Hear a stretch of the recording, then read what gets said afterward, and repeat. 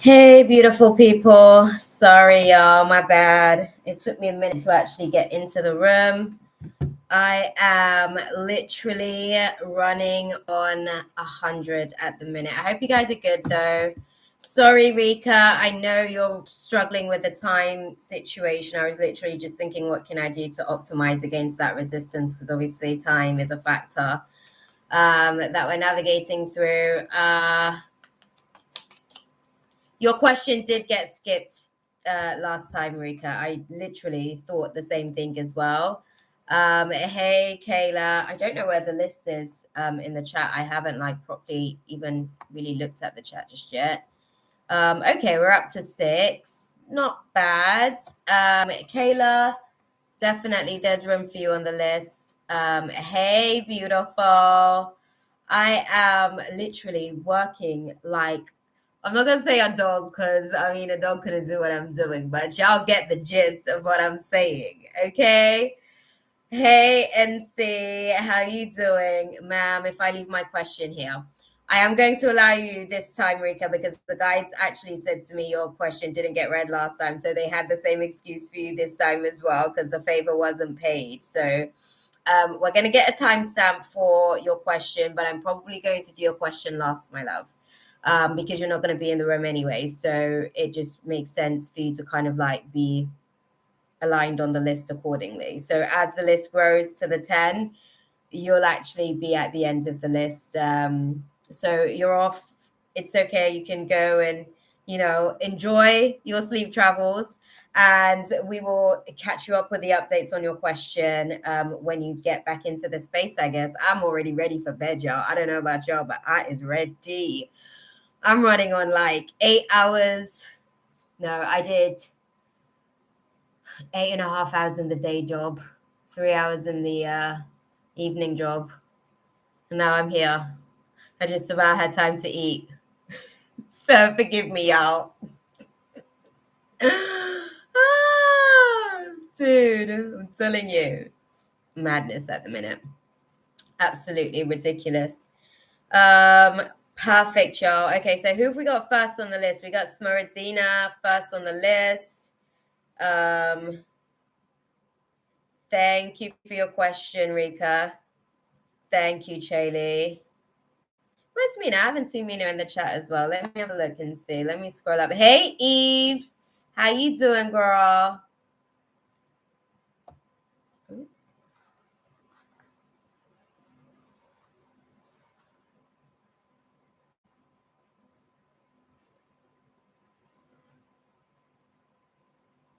Sorry, I'm checking through the chat to see what's going on.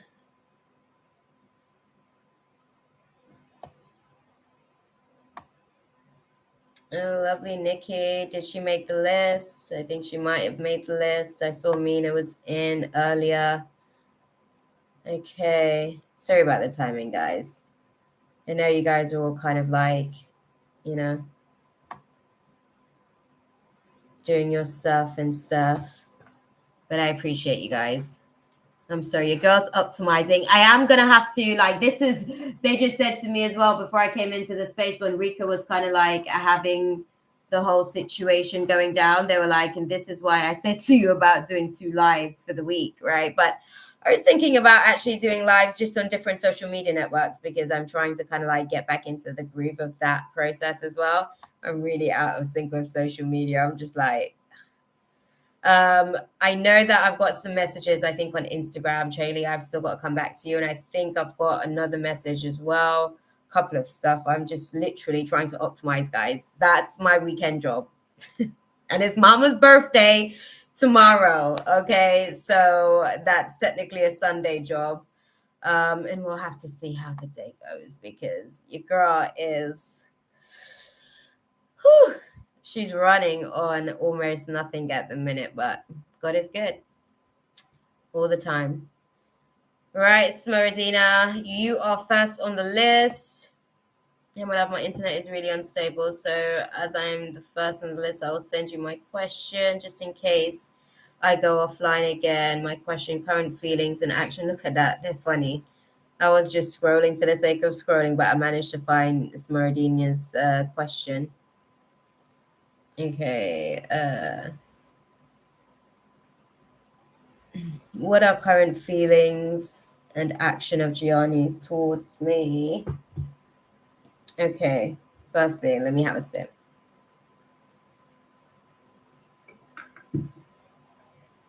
How are you guys doing? Let me scroll down in the chat. I'm gonna copy her message and put that on a notepad so I don't lose it. Because your girl has been out here doing the live stuff, so I'm ready to live. Know what I mean? I'm getting better. She says, hold on, y'all. Let me get down Smoradina's question so I can have it at the ready. Pull that back up because I don't know if she's still in the chat, actually. Let's see, where are we? Hey, I'm here again. I've got some problems with the internet. Yes, I did. The guides brought me to that place in the chat where you put it out there. So once your name got, it's a good job that you put that out there before as well, because they brought my attention right to it, like to be able to answer the question in essence. So thank you for that. Hey, Sammy.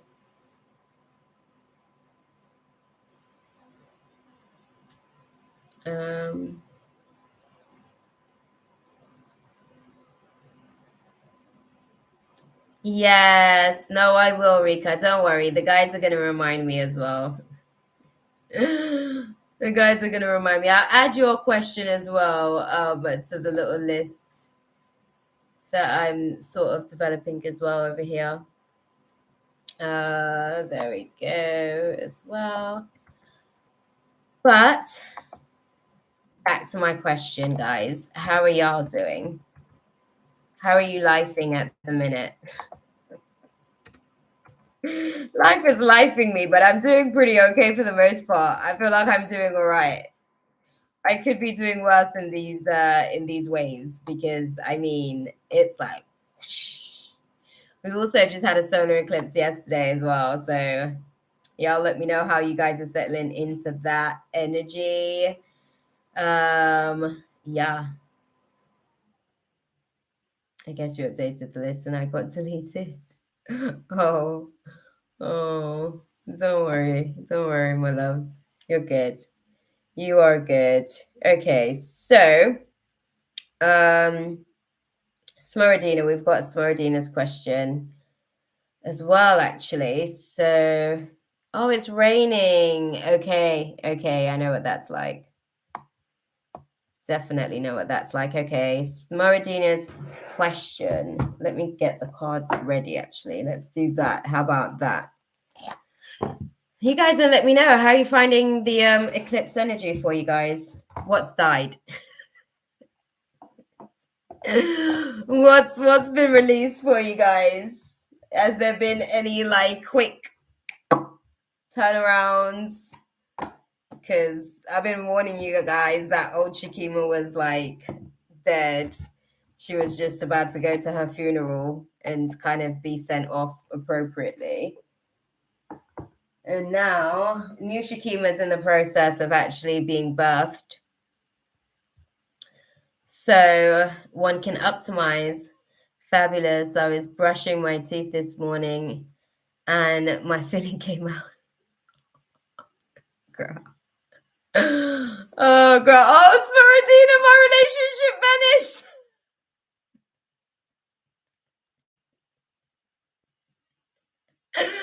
Girl, I'm telling you.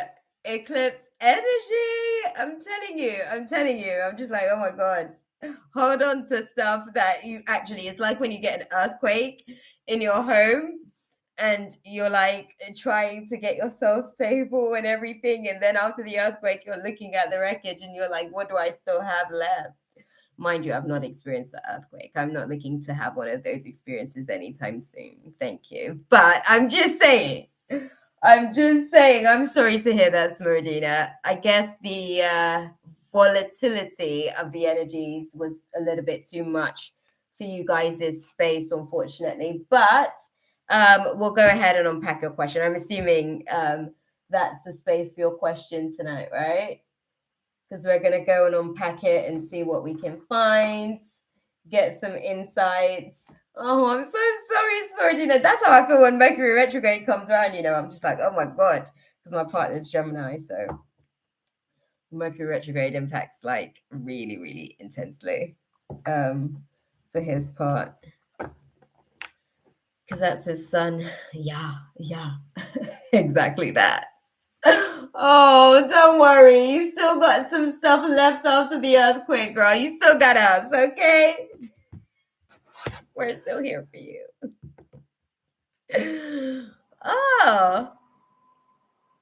Oh, dang. Shaylee said we had a big earthquake here in Utah the same week that COVID hit, but I left the night before it happened. Look at that. Look at your intuitive system. She was like, I ain't trying to be around for this one. Good for you, girl. That part. Okay. That part. That's interesting though. It's always interesting, like when the earth's shifting its ley lines, and then it kind of like, even with the stuff like the natural disasters, that's usually a side effect of like the ley line shifts that are taking place as well. Oh, dude. I was here for a couple of the aftershocks and it was crazy. I woke up literally seconds before they hit. Yeah, because your body's like, oh my God, I need to be up. I can't let it catch me off guard. Oh, I can imagine. Honestly, the human body as well is so fragile. We take it for granted, but it really is just so fragile, isn't it? You think about it. The human's like, I need to be up. I can't afford to not be present in navigating through this situation. I need full cognition. Right, Smurdinia. I've got your question. So I don't know if you wanted to sort of like change the verbiage or anything, but you said current feelings and action of Gianni towards you. Is it over for good? Did we speak about an ending and a I don't know, check out your last reading because I'm sure we had some sort of dialogue about this beforehand. Now I'm getting assignments to do my hair, y'all. I don't know where I'm going to find the time to do all of these domesticated stuff, as well as all of these assignments. But I'm going to have to activate that Virgo rising energy, man, and utilize that Pisces tendency of being a little bit flaky and optimize it, right? Her adaptability. I'm going to need that ish. Definitely going to need it. Right. So, let's have a little look. Let me get the whole, because I need a lot of space to be able to navigate what your girl's trying to do out here. I'm gonna have to keep my voice down, guys. If you guys missed my live on Wednesday, right? My neighbor has been complaining that I'm too loud and I'm on the phone, but obviously he doesn't really know what I do. So I'm going to take the opportunity to kind of respect his need to obviously have his peace. He's like elderly, so I guess he's lived enough like noise of life. But yeah, that's the thing. I'm worried about. Hey, Ariana. We talked after the reading. It didn't go well. Dang. Oh. Sorry to hear, my love. Interesting. I'm worried about you burning yourself out and then being too hard on yourself. Please don't give yourself too much. No, you're good. You're good, beautiful. I'm good too. I'm really just meeting my potential. That's all it is. It would probably be easier. It would probably be easier if I wanted to. Yeah, no, I'm good. I'm good, my love. I'm just doing my Two of Pentacles vibes.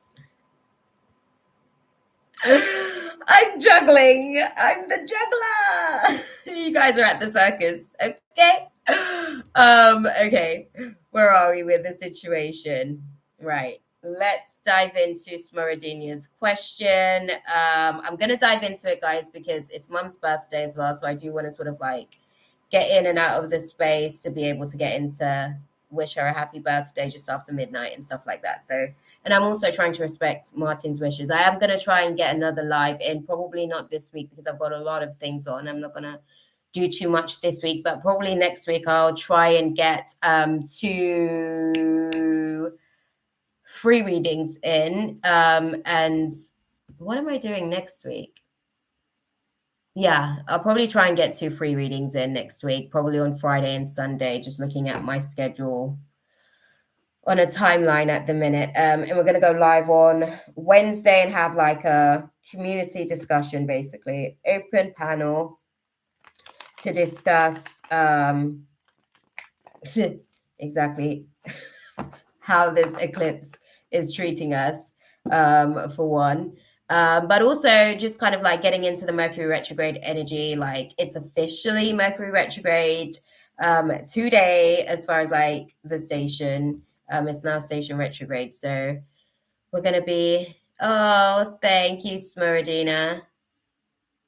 What time is it here? It's just after 10. It's 10:19. So it's already like a little bit late, but it's all good. It's one of those things, you know, we gotta do what we gotta do. It's just one of those things, man. It's not personal though. It's just what it is, unfortunately. Oh, but no, as well, like I've done the whole working 2 jobs and doing the creative thing before, and I did let like both jobs go eventually, because I wanted to just focus on the passion. I didn't want to like it kill my time, but I spent time out of the space of corporate doing stuff in the creative space. So now that I'm optimized in that space, now I can juggle, I guess, bits and pieces of everything all at once. It's just timing. That's the thing that I got to work on, my timekeeping. Okay, so we're going to go into Smoradina's question. First, we're going to start with the feelings, and then we're going to unpack. Okay, we're going to start with the feelings, unpack it with a romance card. So what's Yanni's feelings towards Smoradina at the minute? Okay, thank you. Okay. Sorry, my love, I'm going to tune in to the reading so I don't get distracted too much. Because my lives have been going for like hours and hours and hours, and I understand why Martin's demons are there as well, is to kind of like keep me within my own boundaries as well. And even with what Chaley's sort of like doing, putting her consideration out there, that's why it's like I gotta utilize the pockets of time a little bit more effectively, basically. So my capacity, I've been having conversations with people about my capacity, because my capacity isn't what it once was in a lot of spaces and areas in my life. Romance, family, even this space, guys. Unfortunately, you guys are going to get some of me, but you guys are going to get more of me just in little snippets, because I need to, I guess, get the channel segments going. In terms of my assignments at the minute, clarify and put it into perspective for me. Why is the energy introverted? Okay.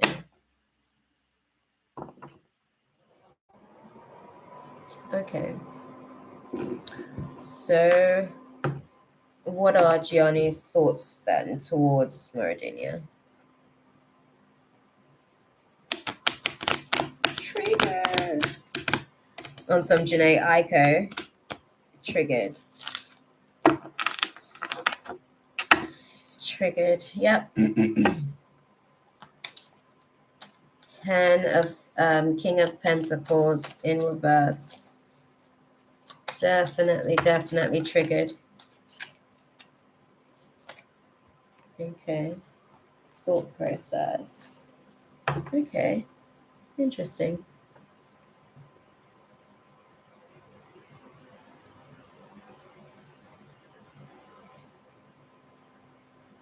Okay.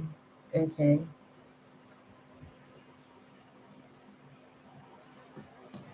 Clarify, what does that mean then? Put that into context for me.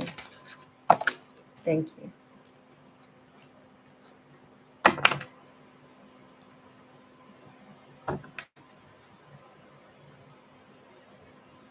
Okay. Interesting. So, answer me this. Sorry, Smaradinia. I'm getting the whole story, girl. Bear with me. Let me just break it all down. Let me chop it up first.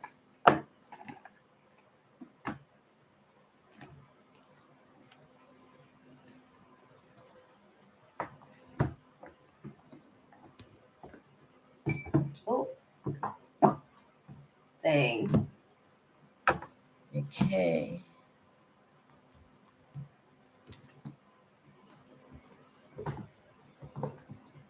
So, uh, ultimately, what will be his decision towards Smaragina?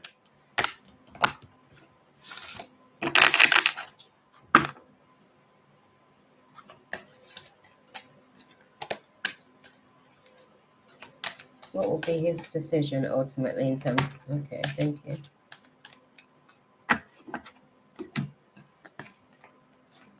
Okay.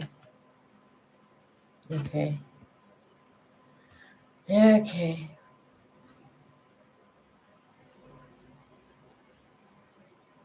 Interesting. Okay, so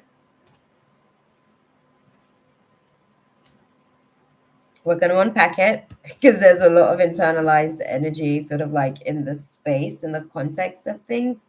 The only thing that isn't necessary, his feelings are internalized, his ability to act is internalized, but his thought process is very effective on the situation. Hey, Victoria. Hey, Ash. Okay, so to answer your question, in terms of his feelings, he's kind of he's not necessarily at a place where he's really taking accountability for the way that he's actually shown up in the situation. It was a moment of passion in terms of the communication that you guys kind of like had when the eruption kind of like occurred. Again, side effects of the eclipse energy. And I think obviously he became a little bit erratic in the presence of all of that passion that he was kind of like being moved by, right? And I think from what I can see in terms of where he's at with the situation, he's kind of putting all of his energy into, I guess, workspace and work situation because there seems to be a little bit of an imbalance in between work and personal life. So he's just kind of trying to, I guess, put his focus and prioritize his timing in that direction because I guess it's a distraction tactic, I guess. It's a diversion tactic for him as well to be able to, you know, not necessarily process what's actually going on in the space as well. I think in terms of his thought process on the situation, from what I can see, um, he is thinking, I guess he's kind of like doing a bit of back and forth on the situation. I guess that's probably the best way that I can put it. He's doing a little bit of back and forth internally on the situation because there isn't really much flirting because there's not really any communication in essence. And I think he's kind of thinking whether or not he wants to be in that page of one's energy where he's just like letting his free spirit, you know, just be out here and be free, if you know what I mean. He's kind of trying to think about whether or not that's something that he really wants or if he really actually does want the whole, you know, home situation, that four of one's energy, that steady, stable, harmonious dynamic where everything just seems to be sort of like falling into place, or at least trying to figure out how to put all the variables together. He's contemplating whether or not he's wanting to do that. I think his free spirit nature is kind of in it's in contemplation about whether or not it's actually wanting to invest, actually whether or not it's wanting to invest. So he's in contemplation mode about the situation. I think in terms of his actions and what he's going to do moving forward on the situation, it seems like he's going to be sitting back in terms of taking action. I don't think he's going to be stepping forward much. I think with the situation, he's kind of, I don't know, it feels like it was a little bit of a nitpicking type situation, if you will. The way that they're putting it across to me, it feels like this has been sort of like a build up for a little bit. I want to say like the last 5 weeks for you guys has been a little bit, it's been a little bit of mm, a steady withdrawal type thing. It's like steady stepping back bit by bit by bit. It's like pulling back bits and pieces of his energy from the space in the last few weeks, anyways, to be fair. There was a little bit of indecisive action taking place, I guess. Hey, Smriti. I don't know if I said that right. I think I said hey to Victoria as well. But yeah, I think he's not necessarily walking away per se. He's not necessarily walking away per se with the situation, but I feel like he's not necessarily going to be coming forward either. I think it's one of those things where he's thinking in his mind whether or not he actually wants to be able to navigate through this space, like if he wants to invest time, if he wants to really be able to kind of put in some effort with the situation, really. So what's he going to do then, guys? Okay.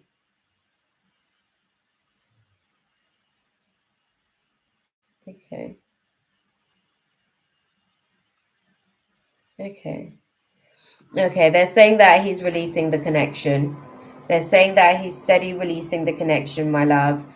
He's kind of getting to a place where he is getting a little bit more optimistic about being outside of the space and what that may mean in terms of options, and a little bit of conversation and dialogue about whether or not he's actually ready to do his Six of Swords journey, that transition, that rite of passage into just that other, like taking all the lessons that he's learned from this situation. I think he feels like it's too hard.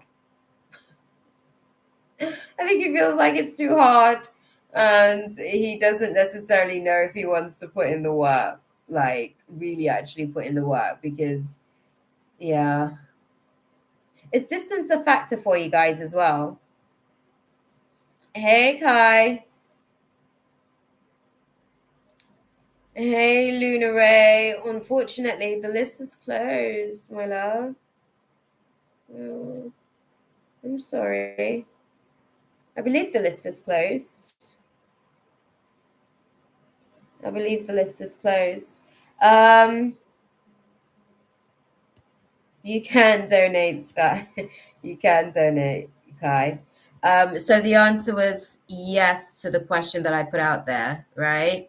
Yeah, no, that's fine, Kai. That's fine. I think the free list is actually closed, unfortunately. Um, yeah, let me have a look at the list. I should probably save that somewhere as well. Yeah, the list is closed, unfortunately. The free list is closed. Okay, thank you. Smeridania, thank you. Okay. I think that's a factor to the situation where he's really kind of considering whether or not he really actually wants to put in that effort. And it's, I think it's one of those things where it's more kind of like 10 of one's energy in reverse, not necessarily wanting to take on the responsibility of like what that role involves and what that entails. And even though he's had the conversations about what he'd be willing to do, you know, as you guys have been navigating through the space, the reality of what is versus a conversation is two completely different things. So I think the reality he's not really accepting too well. I guess he's not really at a place where he's taking heed too well. So I think it's just one of those things, unfortunately. I don't think that he's going to put much effort to come back into the space. I think he's going to distract himself with work. I don't know if he's going to give the relationship much of a chance. I think if she pursues this, what do you see coming from that? What would be the outcome in this space then? Oh, okay, okay, okay, okay. He wants intimacy. He wants to have a more intimate experience with somebody in a relationship. If he's going to be building that four of one's energy with someone, I don't think that I think he's learned from this experience with you that he's not cut out for this significant, like long distance relationship. So he's um,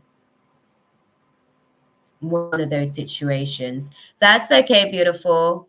I was literally, they were saying to me if I want to like keep the list as well on like a chat, a notepad. So thanks for letting me know. I will definitely do that just so that I can make sure that I'm in the know with everything. We've got 2, 3, 4, 5, 6, 7, 8, 9, 10. Okay, we're good. We're good. So I've copied that as well. You're good, girl. Do your thing. Okay, so um, he's not necessarily looking to come back into this space because he's not willing to work at this capacity with the intimacy being of great importance to him. I think he learned that in this space with you this time. He wants intimacy, but he is here and he didn't meet me. And I get that. I get that. I think he was already, I'm not going to say over it, but I think he was already emotionally detached by then, anyways. Like, that's what I'm saying to you. When was he here? Was that within the last 5 weeks? Because they were saying to me that he's been withdrawing for the last 5 weeks or so, like steady pulling back his energy. That's what we were talking about earlier.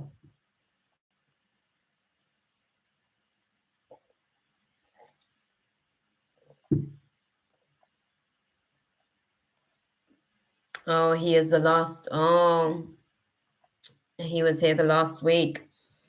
Interesting. Yeah, he's been steady pulling away. This was premeditated to some degree. I think that that was one of the things that they were sort of like saying he was actually just nitpicking, looking for something to kind of like give him an out, basically. And I think he found whatever. What excuse did he use? What was the blow up in the argument, if you don't mind me asking?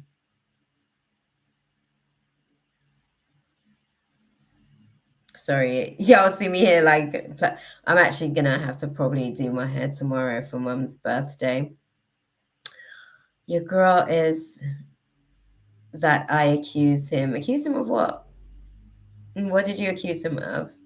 For things? Things like what? Things like things that he's doing? Things like exactly what he's doing in his behavior.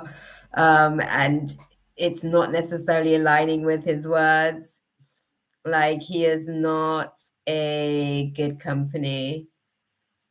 But he's not. He can't even show up. I mean, I get it. Like, they did say, obviously, he got triggered in the space. But yeah, it is what it is, beautiful. I think he wasn't really willing to put in the effort. Anyways, like, I'm just like, when you're putting it out there, I'm like, well, what does he expect you to say? Like, does he expect you to like, did get the actual donation, Kai? Okay. Yeah, I did get the donation. Sorry, I was like lost in the little chat there with Smaradinia with the situation. But yeah. don't sweat yourself on the situation. I know obviously like you felt like you were kind of like investing into the space, but honestly, um he told I did. I never talked to you, never told him that. Okay, you never told him that. He thought I did. Why? Because you're basically telling him all the areas that he needs to optimize, all the areas that are his character flaws, all the areas that he actually needs to work at if you guys are going to actually have a fighting chance at making the relationship work, all of the variables of your incompatibility, that stuff. Because it's so funny how people do that, right? When you state the obvious and they're like, they get all sensitive with it.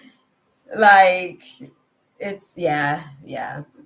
Girl, that's more of a he problem. I'm sorry that obviously I'm not going to say you wasted your time. I think it was a good little opportunity for you to kind of just have that distraction there for yourself as well. But I think that he wasn't necessarily like really actually willing to put in much effort, to be honest with you. I think that because that's what with the eclipses types of energy, right? It's anything that isn't, like how people talk about, oh, I've had this friend for this many years, or I've had this relationship going for that many years. Like, yeah, but is it healthy? Is it good? Is it righteous? Like, are you guys, operating on a frequency where you're actually looking to protect each other's soul as opposed to constantly triggering your demons in the process? And don't get me wrong, the demons have a purpose, okay? Because like depression, we talk about it all the time. It's just an indicator that you're moving into your next sort of level of the ascension. You're actually kind of like, going from, because you're about to grow up, you're about to be Big Mario in Super Mario. Okay, I hope you guys get the game references. You're about to be Big Mario in Super Mario. So it's like you got to realize, firstly, how small you are as small Mario, so that you can actually like decide to go and eat your ass a mushroom so you can actually grow, like that part, right? So it's an optimizing thing. It is over. I think it's been over for a little bit. I think he's contemplating whether or not. I think if you reach out, he's still going to be a little bit defensive, and he's still going to be, unfortunately, a little bit conflicting with the situation. But I think that that might be, now isn't the time to reach out. I think give it some time. Give it some time, because obviously you guys are navigating through. We just spoke about it. Mercury's gone retrograde, so you're going to experience delays anyways in terms of the dialogue, and clearly communication was something that you guys were working on anyways, because distance was a major factor for you guys. So taking all of that into consideration, my love, I think this climate isn't really, the stars aren't really aligning for that. It's whether or not he's actually willing to work. Like, Mercury's retrograde in Taurus at the minute, so it's all about like stabilizing and actually being able to bring some stuff to the table. And also, I will say this, obviously Taurus energy is pretty stubborn. Okay. The retrograde and an eclipse. Okay, let's, girl, and an eclipse. I literally came into the space and asked everyone what vanished for them during the eclipse, and Smoradina said her relationship. That's why we unpacking it, girl. Okay. That part. But yes. I don't think anything good can come from the situation within the next 2 weeks. I think maybe give it some time. What's the advice for Smeradinia, sort of like navigating through the space, guys?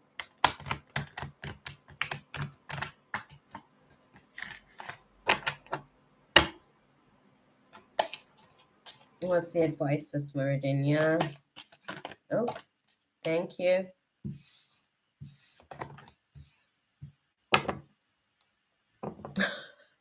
The yes is up to you, because his walls are up.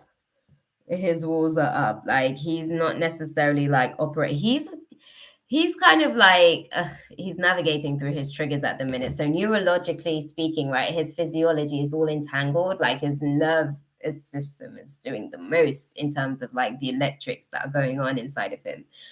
with the situation, because obviously you kind of like you triggered, so his wiring kind of, I don't know how to put it. Like once he got triggered and he got emotionally volatile, it's like his guards went up, all of his wires became crossed, and he's just in this two of swords energy where it's just complete blocked emotions, indecision on the situation, because there's like, if you're not allowing yourself access to your emotions, you're not able to see the full scope of the picture to even make decisions, basically. So a lot of the times the human will shut down in that type of modality because the emotions are shut down, so it will shut you down to the ability to make decisions. So he's not going to be able to sort of step forward on any degree. I guess they're saying it's up to you on this situation if you still feel a yes moving forward into the space. Just know that in the near future, the situation is improving. It's just not necessarily going to be on a timeline that you would have anticipated. You know what I mean? Yeah.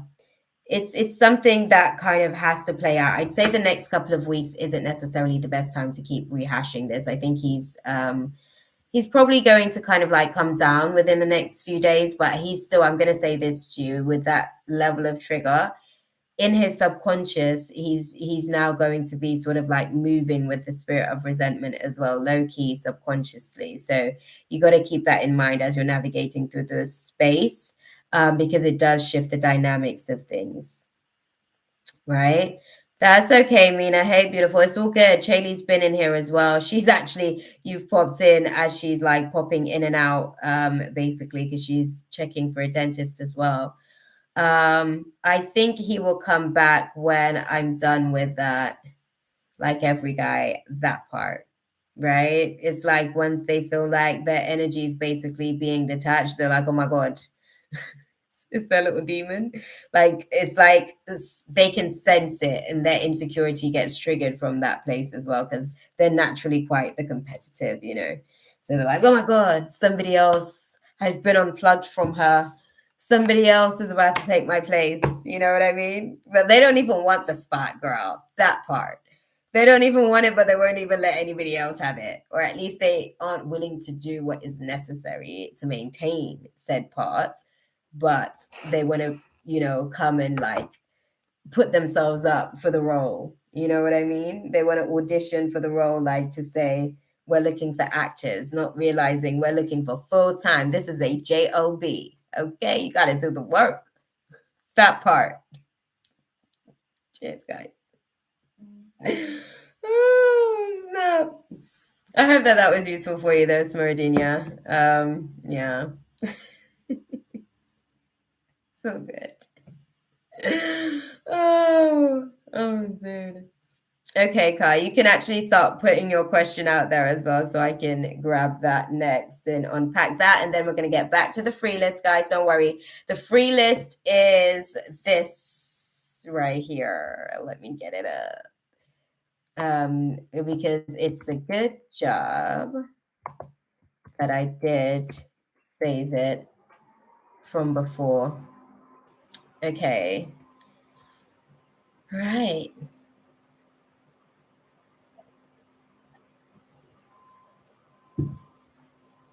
Okay.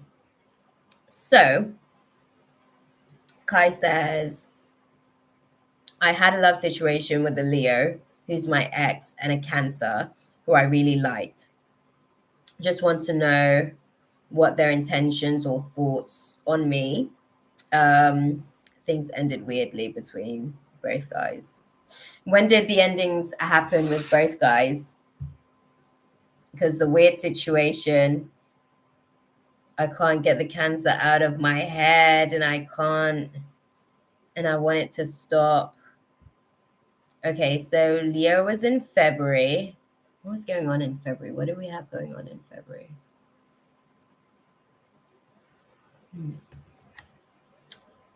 Leo full moon was, I think, in February, my love. Leo full moon was in February, so he was in full like release mode. Hold on, Leo full moon 2023, February 5th. So yeah, that was his release period. That was his ascension point. Okay, and in order for him to ascend, I guess obviously that required the sacrifice, which was you guys. Cool. And the Cancer was October. Okay, we had a lot going on in October. Yeah, that part, girl. That part. OMG, indeed. Okay. Oh, snap. It was on February 5th. Damn, you was the sacrifice. I'm so sorry, girl. He had to loosen the grip. Sorry. Yeah. You couldn't go where he was going, unfortunately. I think the cancer was still in your system, clearly, because you're still thinking about the cancer now. So you actually didn't have the capacity for them as well. So it wasn't necessarily serving you too well. Let's see what we had. Yeah, yeah. Let's see what was going on around about October. I need to get my charts all together as far as like my Excel. I literally usually have my Excel sheets of stuff. Okay. Okay. So, okay. There was the Mars retrograde that kind of occurred in October last year. And that would affect our romance class as well, intensely. Sorry, clairsentient. I'm sensing information. Sorry, I'm about to sneeze. It's tickling my nose. Okay, sorry. They said it's cool. Sorry. Ah, snap. I'm actually sick of thinking about the cancer. I want it to stop. Okay. Let's see. Oh, that was happening in their 12th house if it was in Gemini. That's interesting though. What star sign are you? What star sign are you, Kai?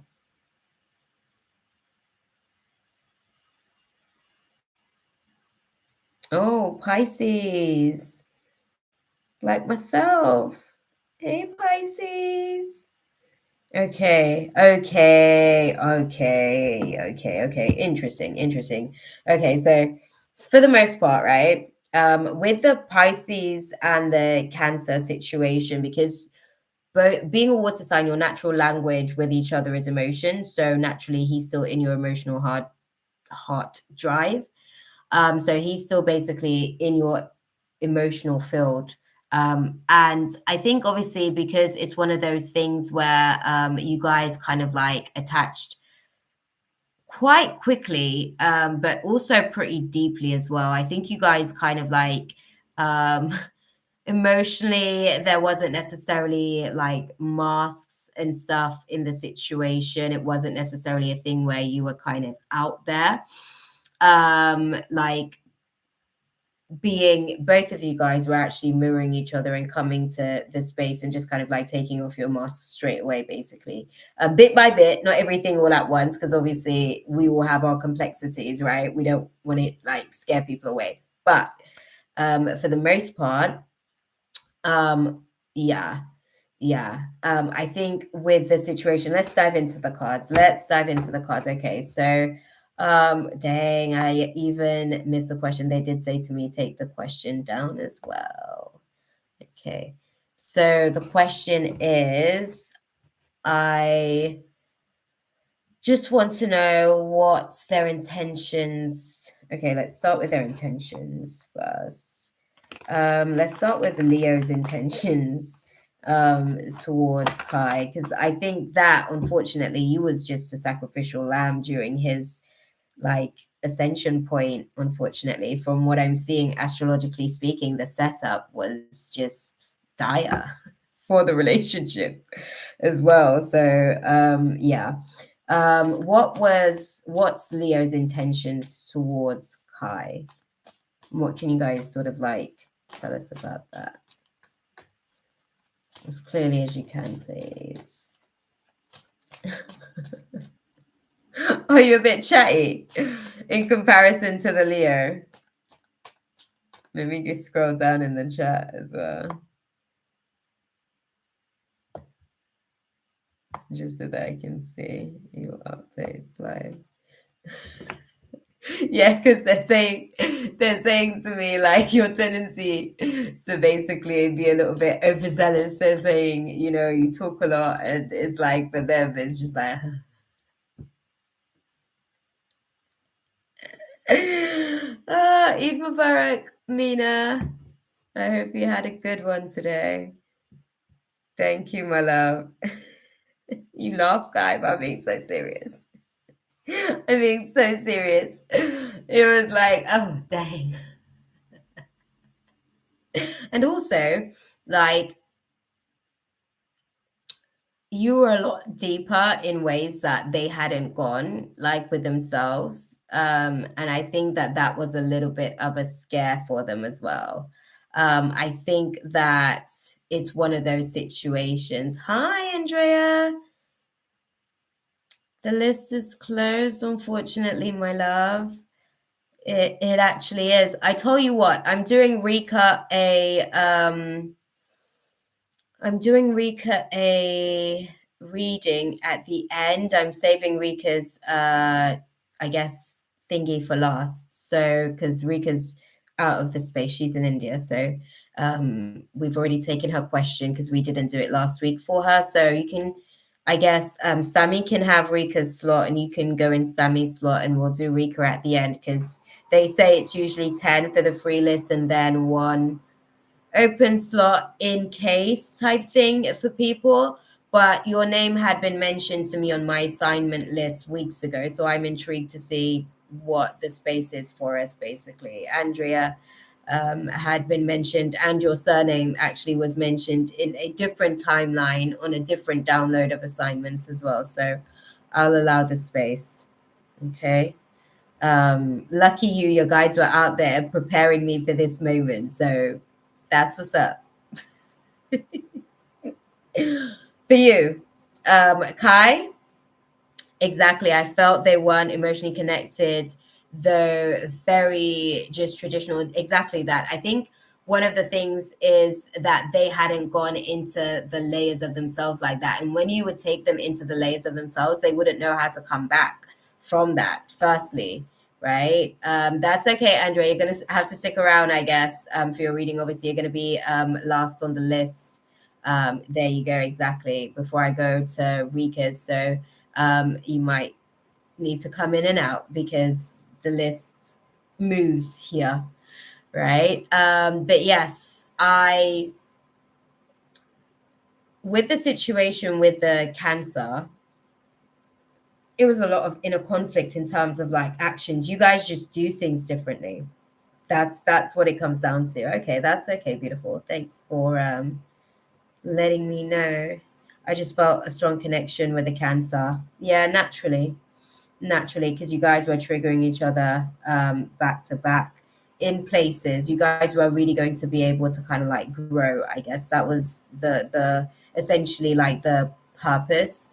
But I don't know what he feels now, etc. Okay, well, starting with the Leo. Okay, so Leo felt like the energy was like very conflicting for them. There was just like a lot of tension, a lot of conflict, I guess, in terms of the way that you guys kind of like do things. And it was always a case of kind of like having to check themselves, like, oh, am I doing the right thing? Or is it just felt like too much work. It felt like too much work in the sense that they weren't necessarily willing to kind of like put in that level of effort with the situation, right?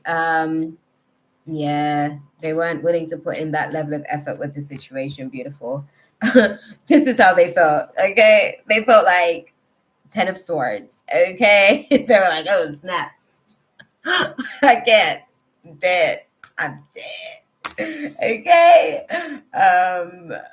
I'm gonna have to try and keep my decibels down because I'm naturally loud and I'm so excitable with you guys as well. It's gonna be difficult, but eventually I think I'm gonna go and like start doing these in the kitchen, because I think Martin's bedroom's like here. I'm gonna have a conversation with him and ask him if he feels like that's a good and feasible compromise, because I could just feel myself like wanting to be like so big with my voice. You know what I mean? Like that's just how I am.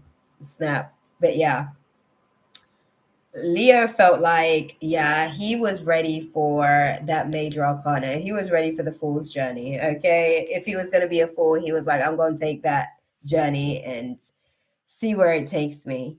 And that's it. That's all. As far as their intentions towards you. Their intention was to basically like just stab you in the back. Was it kind of like an abrupt situation with the Leo? Like caught off guard? How was that situation, the ending of that situation? Yeah, yeah, that was it. Because that was premeditated. Like they were just like, oh my God, I can't. I went on a date with his ex. He went on a date with his ex and lied to me. Oh, backstabbing. Okay. But my best girl knew the ex and she told me everything. Hashtag just don't do it. Okay, just don't do it. I tell people all the time, nothing stays in the dark. And literally, like with all of these retrogrades kind of like moving, it's literally just like festering for the demons to come up and stuff as well. So, yeah. I'm sorry, I'm not laughing at you. I'm laughing at the situation because it's just funny. When people think like the demons think that they're getting away with stuff, they do stuff in the quiet, in the dark, in the shadows, and they think they're getting away with stuff. But it's like God's like, I'm about to put you on blast just because you need to learn and know who I am. Like, you need to know that I see you. Okay, we right here. I think that's so funny. I knew something was up through that too. Yeah. Oh, yep. I also had a dream of him stabbing me on the back and I had blood. Oh, girl, that was the Ten of Swords energy. It was premeditated. It was definitely premeditated. Yeah. I am going to come back to the chat area because I see you're sort of like going off in the chat and stuff, but I'm just trying to, because my readings just get so long because I'm so comfortable in these spaces. But you girls got church in the morning, so I got to wake up. I'm like doing a lot right now. So in terms of the Cancer's intentions towards our girl, Kai, what do you see there?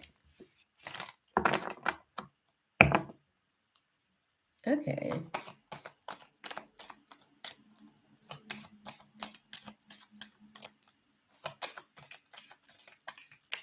What are the Cancer's intentions towards Kai? Thank you. Okay.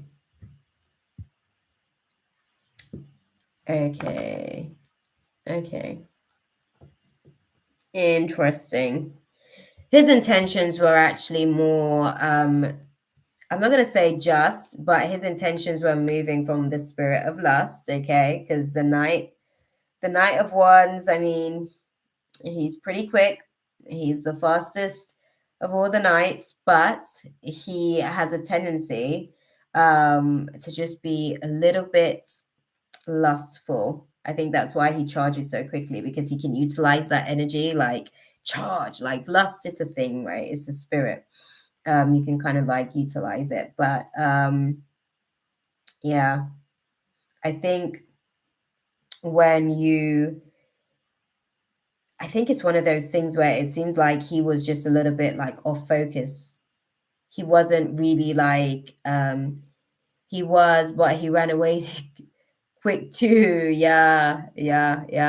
Hasty, right? I just want to know about the Cancer, the one I actually liked. Well, girl, you asked about both, okay? Right, let's go and see what their feelings are now. Let's unpack the feelings on the situation. I think Cancer's thought process was basically like not necessarily lacking, not really having any focus, because they were just being steered by their little head. So The lust factor in the situation was definitely a thing. Let's start with, guys. Let's start with Mr. Leo. In terms of their feelings towards Kai, right? Because we already sort of went there, starting the deck, not necessarily wanting to make an effort. So, what's their feelings towards? Okay.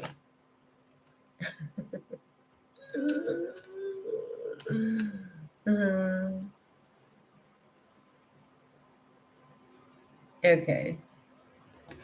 Interesting. Oh. Ah. For the Leo, I just felt like a trophy girlfriend, nothing more. Well, it's interesting because I think one of the things, I guess, in terms of his feelings with the situation was having to let go of his, having to let, interesting. Hear it though. Listen, this was his feelings, babe. He wants you to let go of your control issues about this could be the one. He's not into ones, he's into multiples. Girl, girl. He's like, pay attention to the red flags. Okay, pay attention to the red flags. For him, it's a red flag that it's not a case of actually being in this type of situation where it's like someone even wants to be in this. I'm gonna say this with his ex, him and his ex, they got a whole toxic little situation going on. They do the whole back and forth and, oh, I'm gonna add somebody to the mix because you're irritating me right now type behavior. Like they do all of that. Okay, all of that. So he doesn't even understand you coming into the space and being like, that's a red flag. For him, you was a red flag, girl. Okay, he's like, he's like, he's pulling back. He is pulling back. He's like, nah. I'm gonna have to clean my toxicities up if I have to sit in this class. But no, his intentions basically is really just to kind of like let this situation go. He feels like his directive on the situation is that he doesn't feel like he's a one woman man per se, and he's not necessarily had to be based on the toxicity of his current relationship dynamic, right? That's just what they do. Talk to us about the Cancer though, guys. That's what she's intrigued by, right? She wants to know why that's still so deep in her heart drive. So what's their feelings towards her?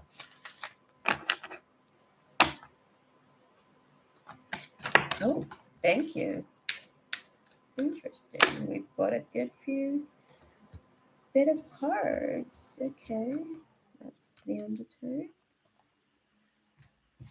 All right, let's get some space going to make all of this fit.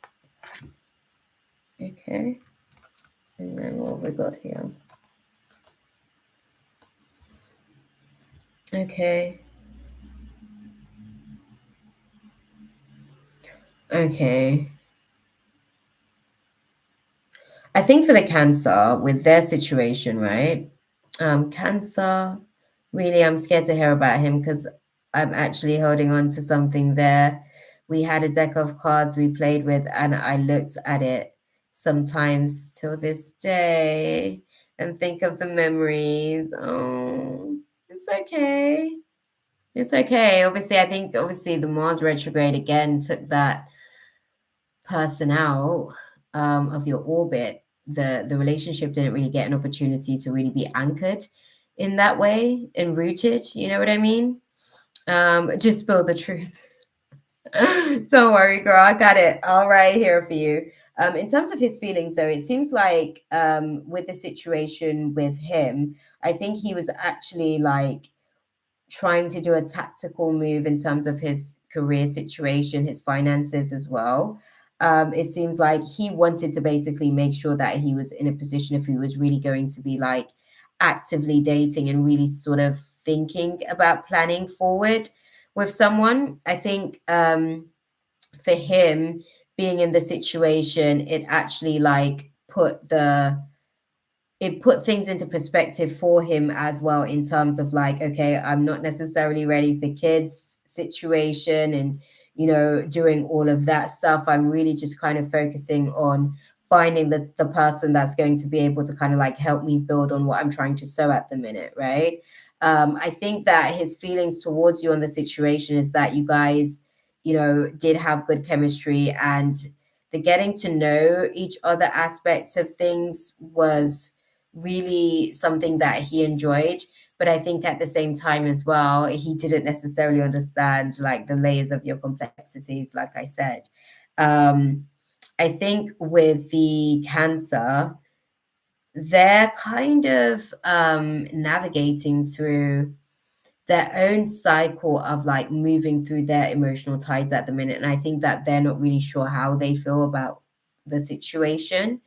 How did things end with the Cancer? Because it feels like with that situation now, it was kind of like a little bit of a love bombing and then silence almost. How did that one end?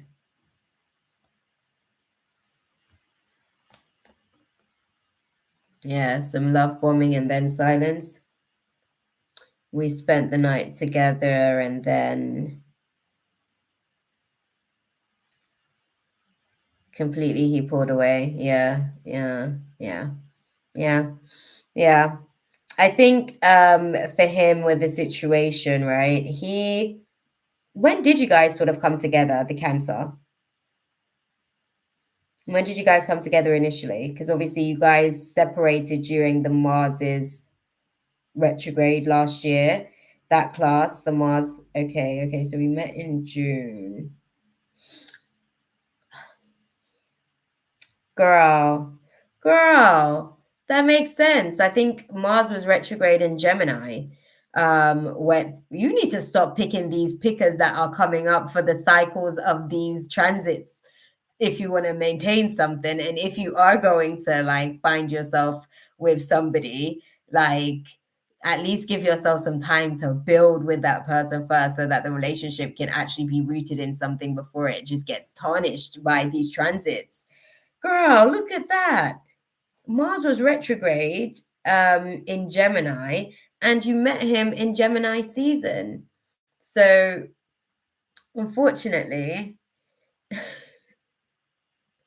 not unlucky, girl. Not unlucky. There's a lesson that you're actually needing to learn. If you can learn the lesson and optimize wherever you need to be in the optimizing process, then that can change. Your luck can change. I think the more you optimize, the more your luck increases as well. Like luck isn't necessarily just something, it's like a pot basically. And the more you put into it, the more you're able to optimize that aspect of self as well. So I think with the Cancer situation, right?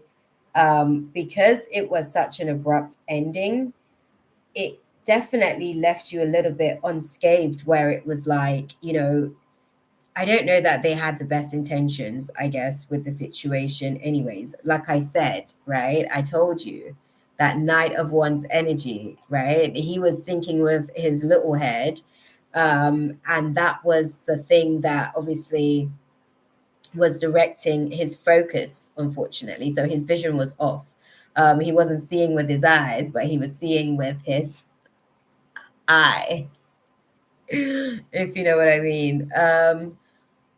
I didn't think neither the Leo or Cancer took me seriously, and you're right, he has a small head for TW and face. It's kind of shocking. Yes, I know, I agree. Okay. What I would say, obviously, the universe is just presenting these options to you. It's whether or not you bite the bait. Okay, so that part as well. When they come in, you don't necessarily listen. Like one of the things that when anybody comes to me about a potential suitor or somebody that's come into their orbit, I'm like, what time were they born. We need their chart. We need to understand their transit, because we need to understand what they're coming in here to learn, and whether or not you have the capacity to teach and become student in those classes with them as well, because there are things that they will need to teach you to be able to optimize themselves as well, right? So that part. When the universe presents the options to you, especially if it's in the season that the universe is in, just take into consideration that once that season ends, you don't know if you would have built a strong enough bond whereby after that season had passed, you guys would be able to really still be in connection after that. Universe sent me a hottie to end me, but learned a lot. I'm not going to lie. Good for you, girl. Because that's what it's all about at the end of the day. We don't want to like learn the lessons and stuff, but the lessons make us better. They make us better people, right? At least we make better decisions. That's the intention, anyways. That's what God's hoping. That's what God's hoping for us. But Abby, I'm assuming that's any. Mercury's in retrograde. But any final advice how to get the guy out my head? Because my delusions are telling me he's thinking of me too, and he probably is with his little head. But because of the way that he treated you in terms of the situation, it's a little bit tricky to just kind of come back into the space without looking too selfish, if you will. So I think it's just one of those things, right? He is thinking with his little head.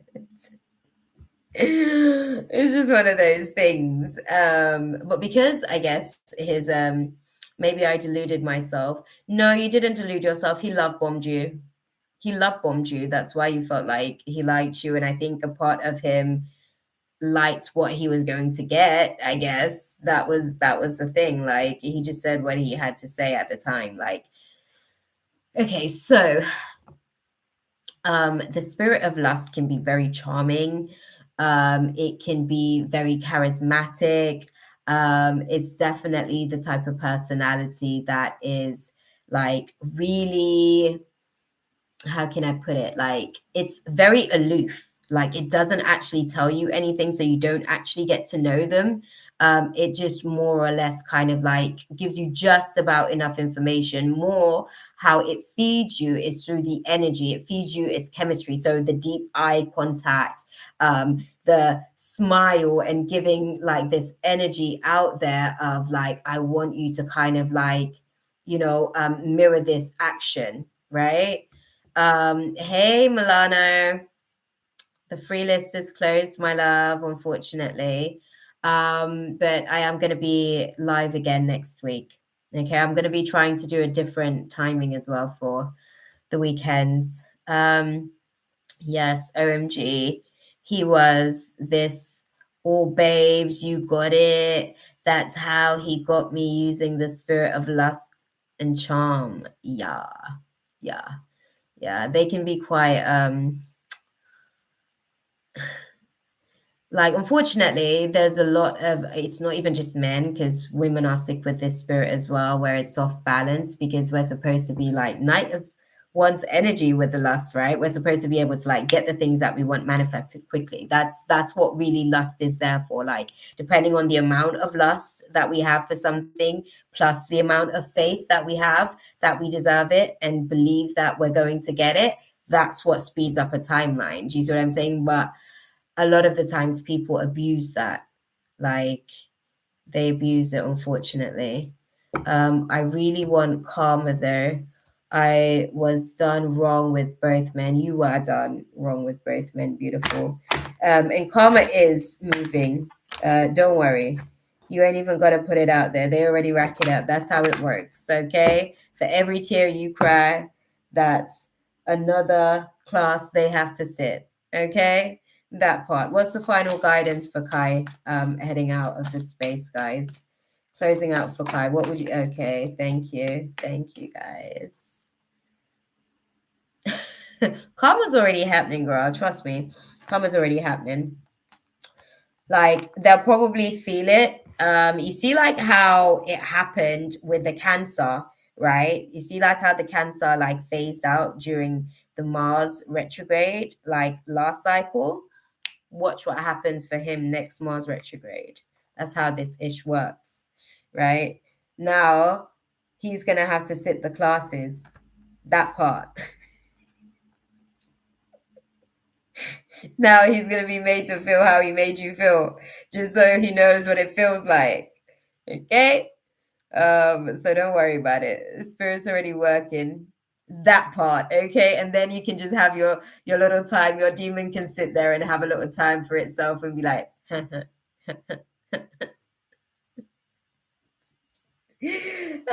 trust me, don't revel in the revenge too much though, to be fair, because what will happen again as well is that like you'll put yourself in a place where somebody who has a vengeful tendency will also be brought into your orbit to be able to kind of seek vengeance as well. So be mindful of that too. Okay, that part. Because like attracts like, okay. The guidance for you on the situation is forgiveness is going to be taking place. You'll be able to forgive the past in the next few weeks. A year from now, the situation will improve, and within the next few months, there's no peaceful resolution to the situation. You just kind of have to wait this one out, but there's no need to worry. Continue to ask your angels and ask for help as and when you feel like, there are changes that are taking place that you're not necessarily fully like you're not fully present in the processing of it, um yeah, just continue to wait. They're saying let go and let God. The situation will be successful in terms of everything that you're praying for with it. It's just going to take some time to kind of unravel itself. Okay, but I hope that that was useful for you, girl. Next Mars retrograde, put it in the chat, beautiful. It's okay. It's okay. You're good. You're good. You are good. It was like a therapy session. I do therapy, to be fair, because I like to talk to people about what spirits they're actually getting into contracts with in certain climates, astrologically speaking. And I'm glad you feel that way because that's the intention, beautiful. So thank you for stopping into this space. I appreciate you. Come and hit us up, man. Come back. Come back soon. We're out here in these YouTube streets, guys. I did say as well that I was going to be announcing like our little name, guys. I used to sort of like go by Life Warriors. It was funny because Mina sort of said the same thing as well, Life Warriors as well. I don't know if you guys saw the poll on the community tab. If you guys want to head over there and pick an option as well, not right now, I guess, like in your spare time, head on over to the channel and actually check that out and give me some feedback in terms of what our little name is going to be. Like Rihanna's got the Navy Squad. For us it's a case of us being able to figure out who we are out here in these YouTube streets, right? We want a name for ourselves as well. Shakima is our therapist for sure at that part, right? Listen, I'm out here doing my therapy for my human. I'm like, guys, this is what I've learned about my human. What are you seeing with yours? Basically, it's a group effort. It's a group effort, which leads me to everything that's actually going to be coming for us, guys. I'm so excited. Like, God is doing so many amazing, amazing things at the minute. Okay, Milana said that they donated, can't see a donation, so I'm gonna go and head on to Ariana's question. Yeah, can't see a donation. I'm gonna go on to, I don't know where you donated, my love. I can't see any notification in the email, so I'm gonna move on to Ariana's question. Thank you, my love, because I'm just moving through tonight. The readings themselves is actually so long. I don't even have time like that to be back and forth with you guys in the chat. And I want to have a conversation with Martin as well before I start doing long, extensive like spaces like this as well. Like, I never really like to know that I'm like feeding anybody to their demons type thing, but you know, we shall see.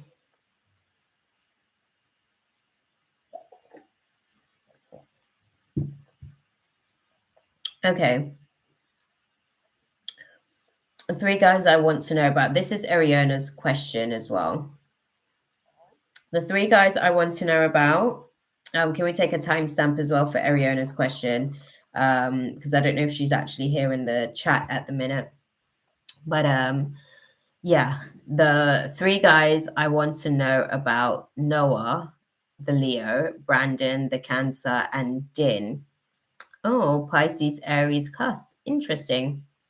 He already has reflections of you naturally, I guess, like just your natural self or natural state, because he's on the cusp, so he'll be able to understand some of your personality quirks as well, because he probably shares a lot of the same I guess abilities. Which one is the best match for me? Okay. Yeah, that's okay. That's okay, beautiful. Thank you. Thank you, my love. Okay. Let me make a note as well, because we're getting so much better, guys. We are getting so good at actually like doing the life stuff. It's been so awesome actually like having to optimize in classes with you guys as well. And I just put that one out there because you guys show up as well, which makes me feel motivated to show up. So I appreciate you guys for that. Even when I don't want to, I can't lie. Like times like today, I was real tired. I'm still real tired, but that's why I'm trying to get in and out and do what I gotta do. Because, yeah. Okay, so Ariona's question is the 3 guys I want to know about is Noah, the Leo, Brandon, the Cancer, and Din, Pisces, Aries cusp. Which one is the best match for me? Thank you, Mina. I appreciate you. Ariana's reading. Okay, so let's start with the Leo, Noah. How do you see that aspect kind of playing out?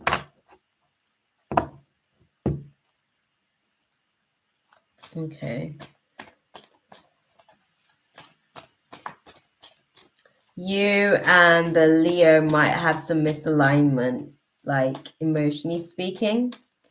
Your value system emotionally may not necessarily sort of be the same in terms of situations that you guys would be navigating through. I think they're the type of person, from what I can see, they're the type of person that's actually okay. You know, like if you send a text message and you don't necessarily get a response in, I guess, a good couple of days, she says, navigating through exactly the same space.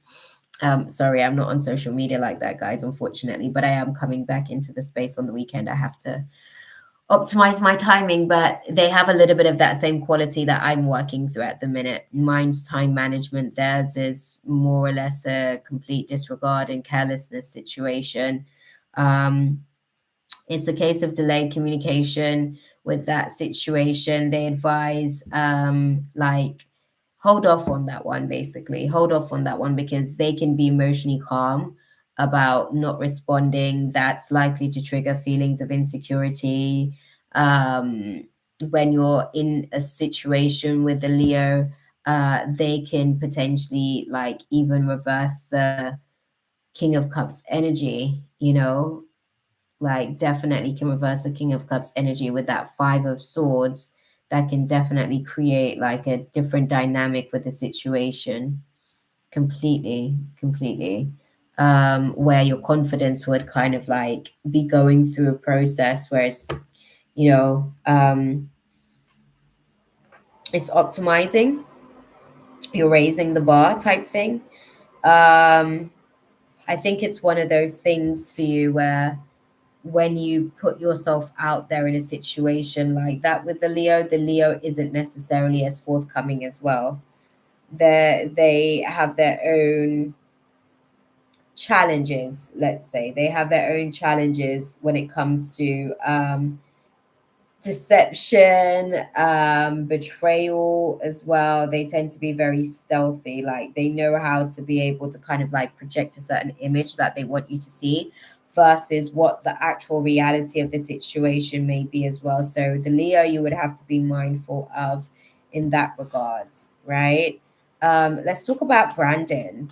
Let's talk about Brandon the Cancer.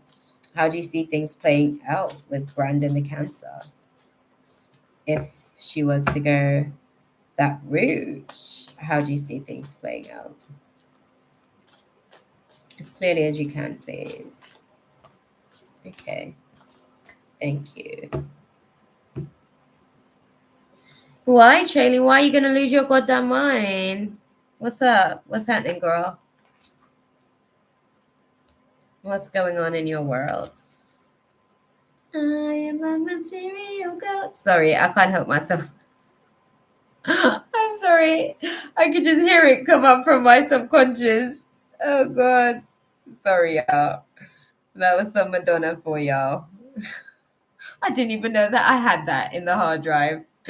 But that was funny. It tickled me. As far as Brandon, that dynamic seems to be a little bit off as well. Brandon would be sort of like a rebirth of a missed opportunity. So I don't know if you and Brandon kind of like went through the possibility, I guess, previously of trying to maybe make something work or trying to actually like figure out if you guys wanted to do something romantically with the connection that you guys have. What they're showing me is that this rebirth, in terms of the dynamics that you guys are navigating through, is actually going to be it's going to be, I don't want to say short-lived.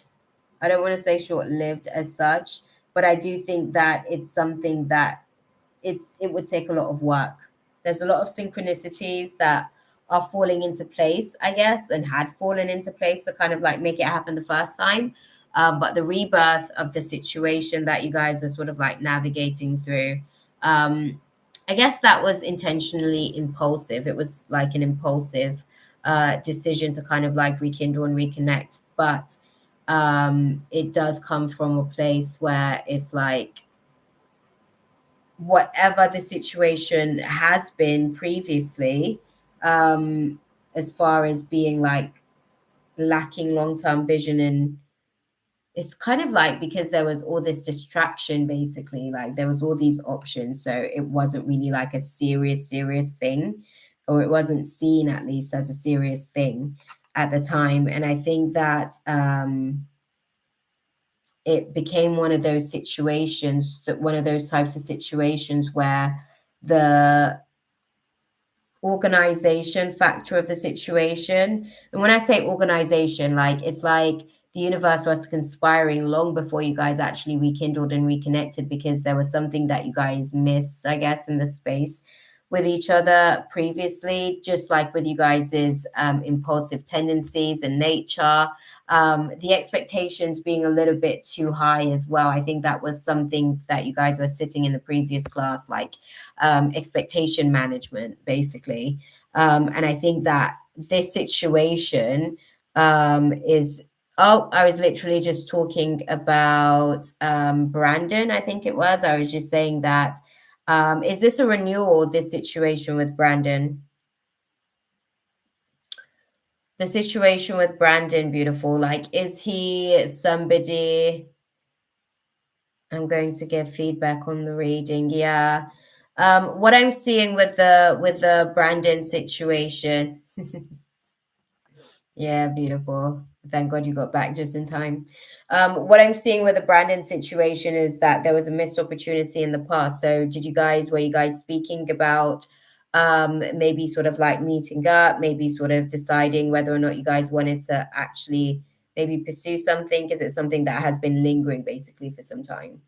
I wanted to get that clarified firstly, because they were showing me a little bit about why this all kind of aligned. It was an impulsive decision to kind of reconnect.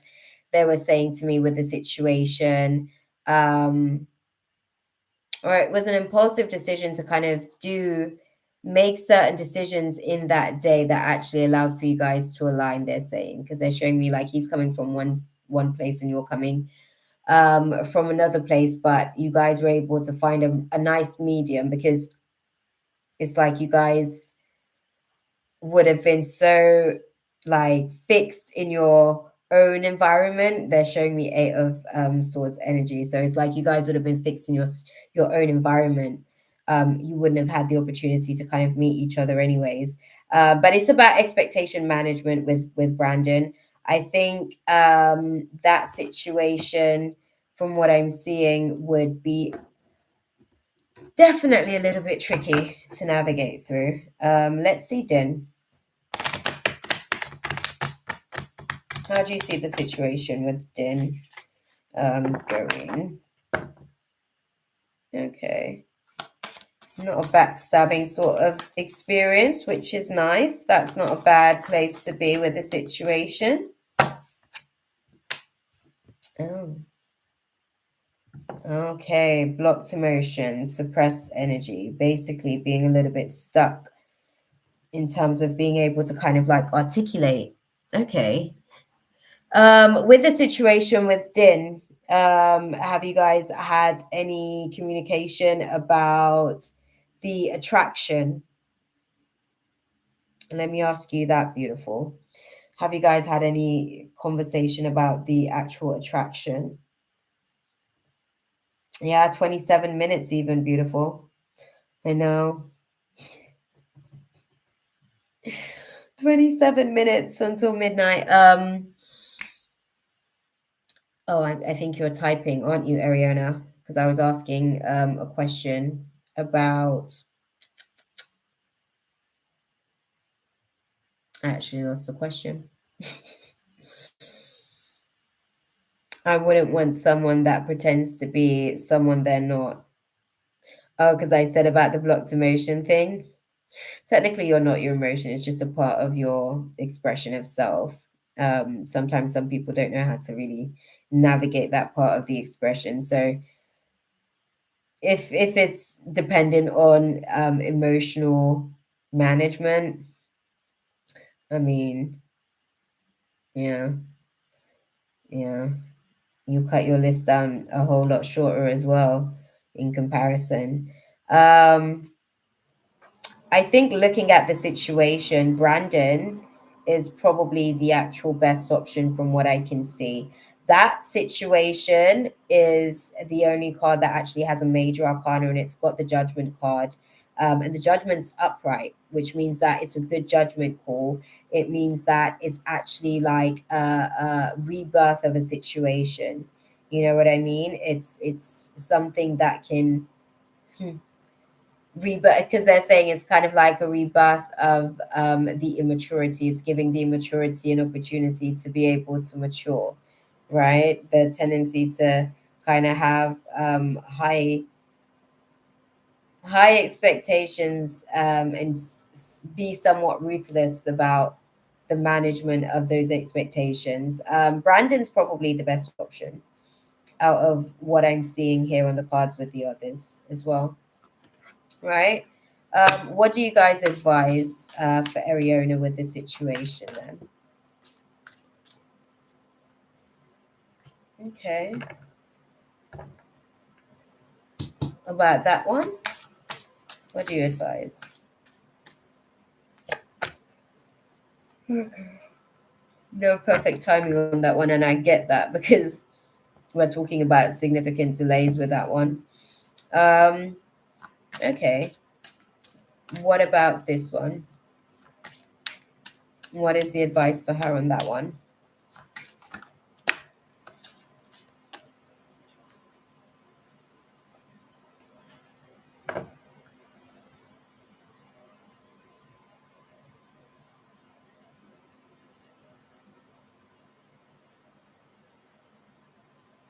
Okay. And what do you think about this one? How do you see that sort of playing out? Oh, oh, that's interesting.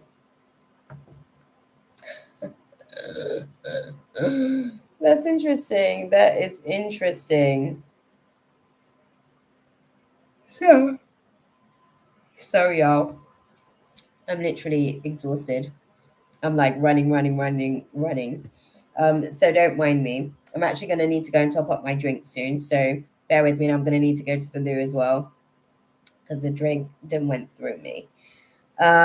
So from what I'm seeing on the cards with the Brandon situation, they're saying there's no perfect timing for that situation. That's just something where you've got to let that one go and sort of like cut your losses with that situation. With Brandon, sorry, not Brandon. What was the first one? Who was the Leo? Who was the Leo? Sorry. Let me go back to the list. Leo Noah. Okay.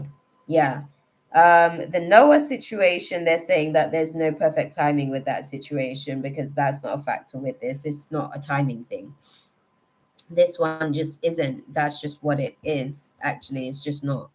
And that's just what the situation is. I think no relationship is perfect. Exactly. Exactly. It's one of those things where you got to work on stuff. Beautiful. I think from what I can see, Brandon seems to be one of the better options. If you go with the if you go with the din person, it would be one of those types of situations where you kind of put yourself. Interesting. Sorry, I'm like looking through the process of what would be to come with that.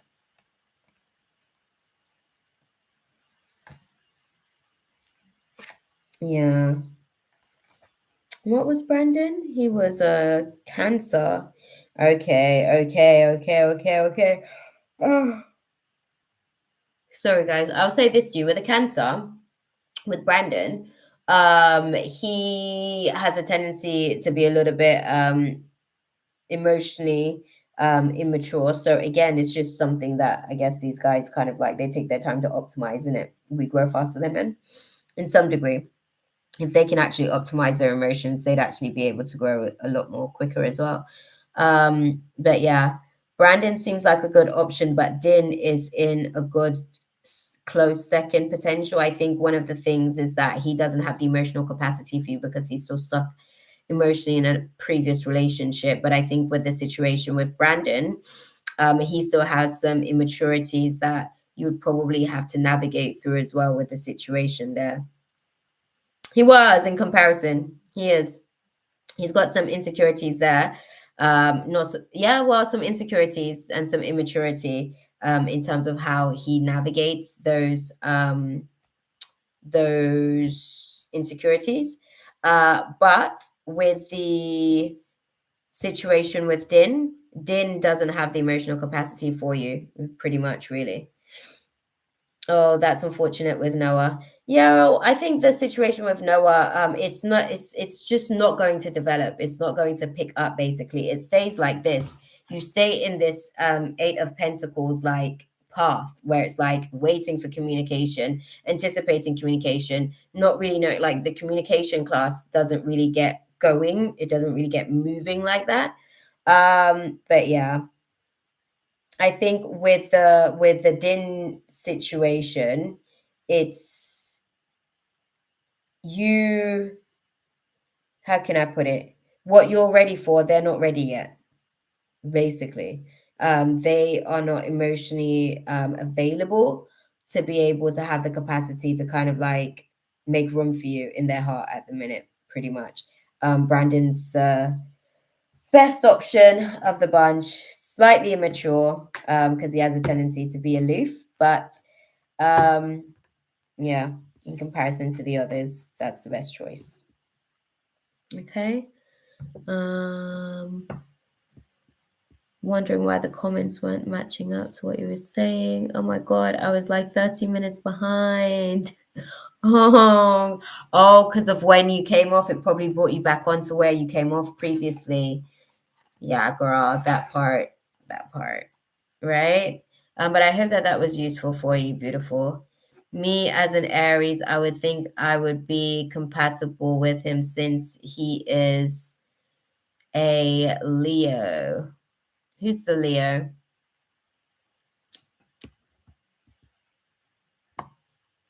Leo. What? Oh, Noah. Noah. Yeah, but communication's a thing. The communication factor with the situation, that's what's going to irritate you. Like doing things on their time, not necessarily like being as present how you would like them to be. Um, yeah, the suns are a small part of the chart. You're right there, Shaylee. You're right there. You're right there. There's so many other aspects to the situation. That's why it's important to understand what planet's doing what and why, really, what it's doing for you. But yeah, what was Brandon? Was Brandon okay? I think Brandon was a Cancer, wasn't he? Let me have a look and see.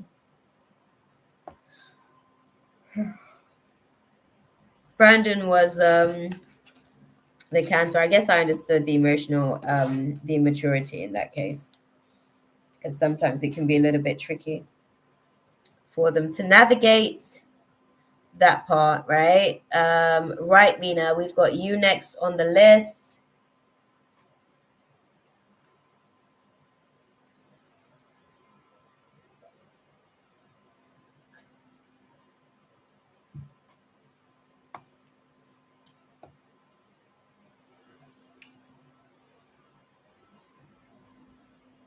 "12 minutes to midnight."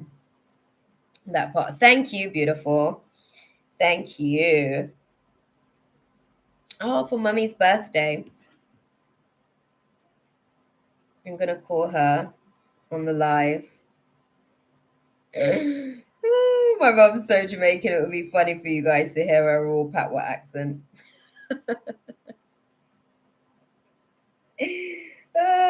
Dude, I'm gonna give her a call at midnight, definitely. Mm.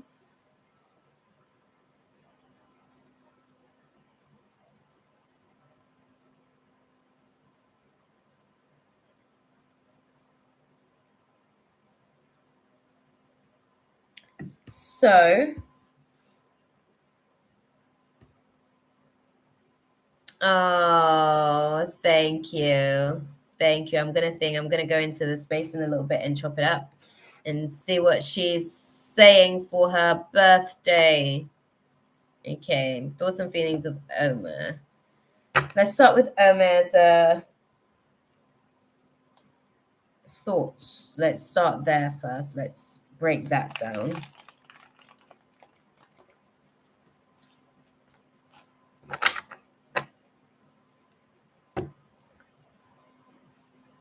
Okay. Okay. They're thinking about communication. Okay.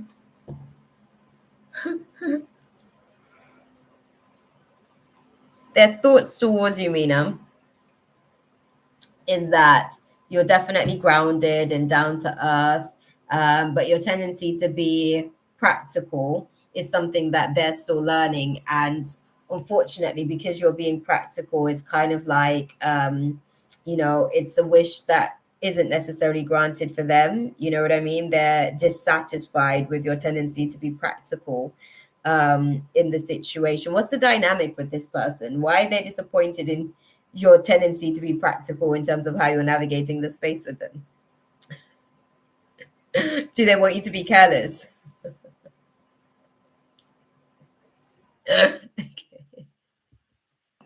Okay, I get it. I get it. I get it. I get it. That's why Nine of Cups energy in reverse, right? No wish fulfillment.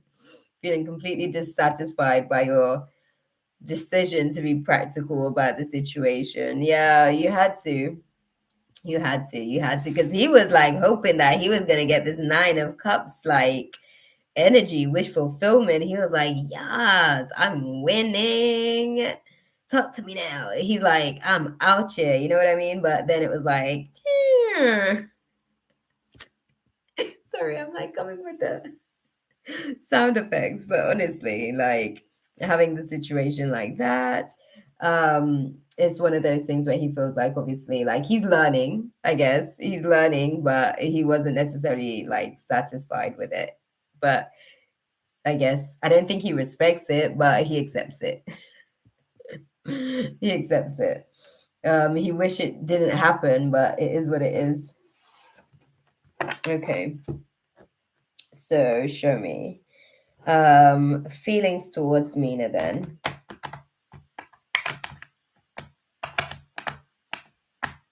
Yeah. Yeah, that part, right? Well, we're not just speaking about the spirit of lust, y'all, right?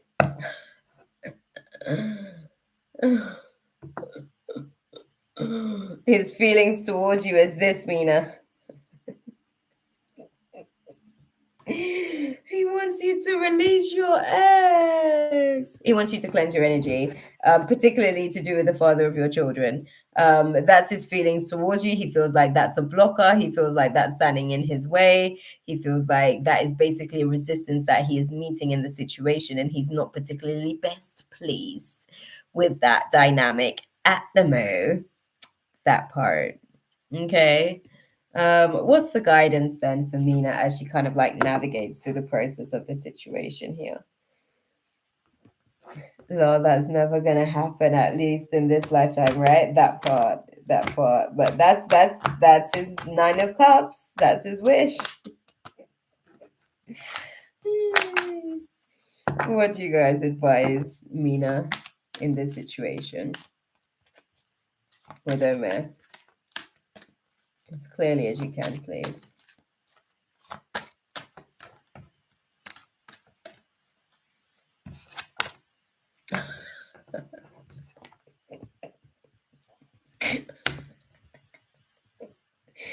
They just call it what it is, man. They just call it what it is. Like, that's it. Plain and simple.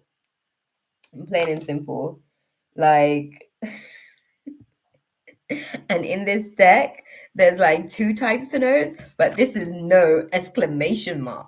Okay, so it's a hard no. This is a hard boundary. So yeah, that's the advice, girl. You doing the right thing. That part. Oh, that's too funny. I love that. That is hilarious. Dude. Right? It's tickling. It's definitely tickling. Okay.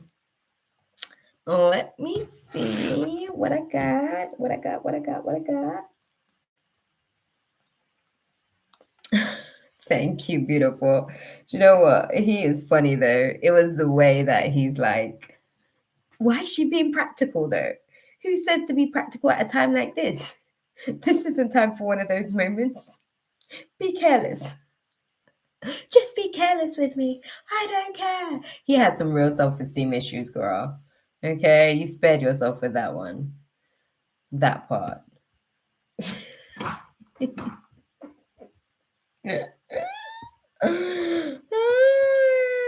Snap. Oh, dude. Yeah. That part. It's funny. It's funny. Sorry, it's tickling me. Ah, dude. Okay. Let's go with this deck. That's how he speaks. Oh my god, so forget. He is that desperate. Like it's a spirit of desperation just moving. He's so insecure. He needs to manage that. He needs to manage his self-worth wound because it's completely like depleted. Like that's not cute. And that's not going to get you what you want. And if it does get you what you want, you should be concerned because you're going to have to keep up that same level of like low vibrating self-worth. Like you can't even optimize because that's the way that you feed a person coming into the situation. Do you know what I mean?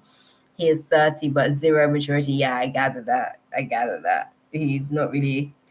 It's just, you're right when you said idiot, and I don't even really like to, but he is dumb. Dumb to certain aspects of reality. Let me put it like that, right? He's just a little bit delusional, and that takes him off track a bit. I don't know. Interesting though, but thank you for the question, beautiful. I hope that that was useful for you nonetheless. NC. So who've we got on the list? We've got NC, Chaley, Lovely Nikki, Love Nikki, sorry, Kayla, Sammy, and Andrea, and we've got Rika at the end. And we'll pull up Rika's question and read that one out, and we're good to go. So NC wants to know, hey Eve. Oh yes, I didn't see you on the. Yes, I'm sorry. My bad, girl. My bad. You are on the list too. It was because like the list started to scroll up, so I missed that line, and I thought that there wasn't anything after Kayla. So apologies. Yeah. No, you're good. You're good. You're behind Kayla. You're behind Kayla. But it's good to know that you're still in the room as well. So that's what's up. We need to optimize and get through this list, guys, right? Because the girl's like taking her sweet time with these channels. NC wants to know who situation as such. My guides don't give that. I'm not gonna lie to you. They'll give me a silhouette. I'll be able to kind of like pick up on details of the person. Names, they tend to sometimes be a little bit sketchy about, but you can ask me questions. I'll ask you questions as well and see. Thank you, Chaley. You get it. You get it. You get it. Because when you ask direct questions, the universe is not actually very direct. And to be direct, there's many paths basically to come to the realization of that definitive direct answer. So when you ask questions like that, usually your guides give you a riddle, because then you have to go and seek the answer, because there's many stages basically to coming to realization. So the best thing is to basically be able to kind of like see what's coming for you in terms of romance. Listen, I love how we're all just kind of like trying our best to navigate class, right? We're like helping each other out in the process as well, man, because we have to. Because romance class seems to be one of the hardest, right? I don't know about you guys, but I find romance class to be challenging. I think that my career class is definitely like super challenging right now. I'll say that much. But romance class amidst that gives anxiety. I'm not gonna lie. So what do we see coming for NC in romance, guys? What do we see coming for NC in romance?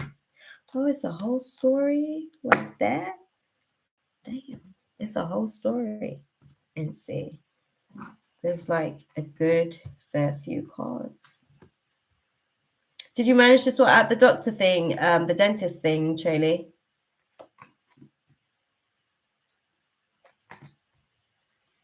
I'm sorry about your feeling as well, beautiful. We are dealing with throat chakra. And these things as well, like they intercept the natural technology of our body. So your body may be rejecting it as a part of this eclipse cycle as well. Okay. Whilst you're activating for your throat chakra.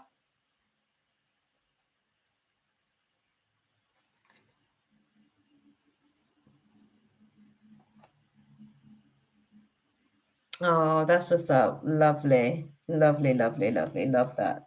At least they're going to get you seen to ASAP.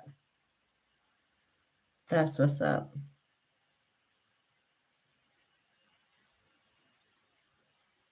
Okay, so sorry, because it's a whole story, NC. I'm still fixing cards. Bear with me.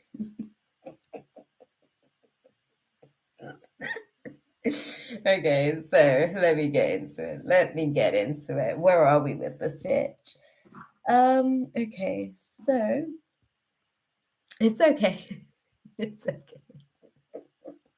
They gotta give it to me raw, you know, so I can kind of like feed it back to you. Okay, so where are we with the okay.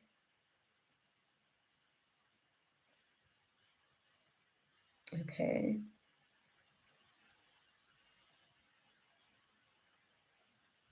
Oh. Hmm. Sorry, I'm like listening to the story.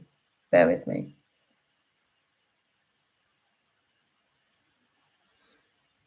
Okay.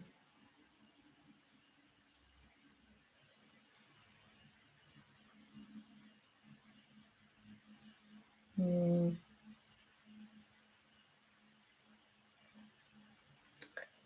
Ah, this is interesting, NC. So what's going on with finance is actually going to be impact. What's going on with romance is going to be impacting finance. So let me give you the tea, girl. What they're saying to me in the context of like what's coming for you in romance, right? They're saying like you've kind of been on this journey where you've closed out certain chapters with, they're showing me, they're showing me the this. It sounds like just so basic and stuff, but they're showing me an air sign and an earth sign as well is in the mix of that. They're saying that like completing the cycle with, or maybe it's yourself that's an air sign and you were with a earth sign or vice versa. But they're showing me that there was a case of kind of like starting a new chapter that felt a little bit lonely, but still being willing to kind of like embrace it and still actually being open to embracing it, like moving forward, right? Um, they're sort of saying to me, thank you, Charlie. They're sort of saying to me with the situation, like you look back at some of your past circumstances and you still hold regret to this day. And I think that one of the things that they're actually trying to sort of like assist you with, why they've, at times like kept you in this position where you're in the hanged man state, right? You're hanging on for something, you're waiting, you're in waiting period, you're in waiting cycle. They're saying that you've kind of been in this position of learning how to let go and learning how to actually sort of like look within yourself as well and do some introspection for yourself as well to see maybe what you did and didn't do in certain situations to manifest the outcomes that you did actually experience in terms of what's caused this illness of these feelings of loneliness, right? Because I have to put it as like illness because they're showing me like obviously it's like a side effect really of other decisions that had been and are being made. Um, they're also showing me that when it comes to like past situations, sometimes you have a tendency to really take a minute and just go into that space and completely pick it apart and just sit in a place of hopelessness from time to time. And when you go into that type of place, you find yourself like vibrating at such a low frequency. And this is something that you're going to have to navigate through, right? You find yourself vibrating at such a low frequency that you struggle to actually be able to keep yourself organized. You struggle to be able to keep yourself organized in your thoughts because your thought process now, because you have a tendency to look back and just kind of like feed the negative, I guess. Maybe when you look back, you can try looking at the situation with more of a, instead of the spirit of pessimism, maybe try the spirit of optimism. And when I say that, obviously, I know that you're probably optimistic for where you're moving forward, and it's a lot harder to kind of like be optimistic about some of like the pains of the traumas of the past. But if you can change the narrative on some of those stories, I think that that would actually be very beneficial to you because they're saying to me that the dark stranger of that demon that's almost haunting you in romance class, unfortunately, is because it's actually trying to activate your motivation. Basically it's actually trying to like force you almost into certain channels in terms of your creative independence, basically, right? That Queen of Swords energy, it's always talking about business as such. It has a tendency to be very perceptive. It has a tendency to be, because that's the thing that you need to be more perceptive in terms of your disorganization, and also um, what happens as a result of your vibration coming down and it causing a little bit of financial disarray.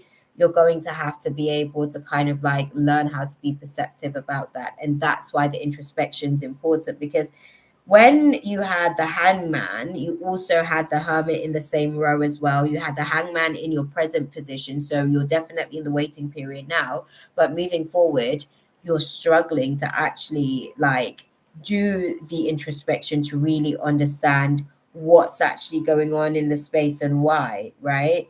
And I think as you continue to like basically not self-examine, moving forward in certain situations, it is really going to be like one of the things where you're the dark stranger, our little demons, right? Because they're here to protect us as well. That's their job, that's their primitive nature. um but the situation, I guess, as far as like past circumstances, there's a feeling of despair and hopelessness based on past situations. So that's something that you're going to have to nurse before you can even think about. You don't want to take that into your next space, beautiful. Like, you don't want to put yourself in a position where you're carrying a lot of the load of your now situation into your next space, and then it kind of manifests the same results as well for you, where it's kind of like going but not really getting anywhere. You know what I mean? Type thing.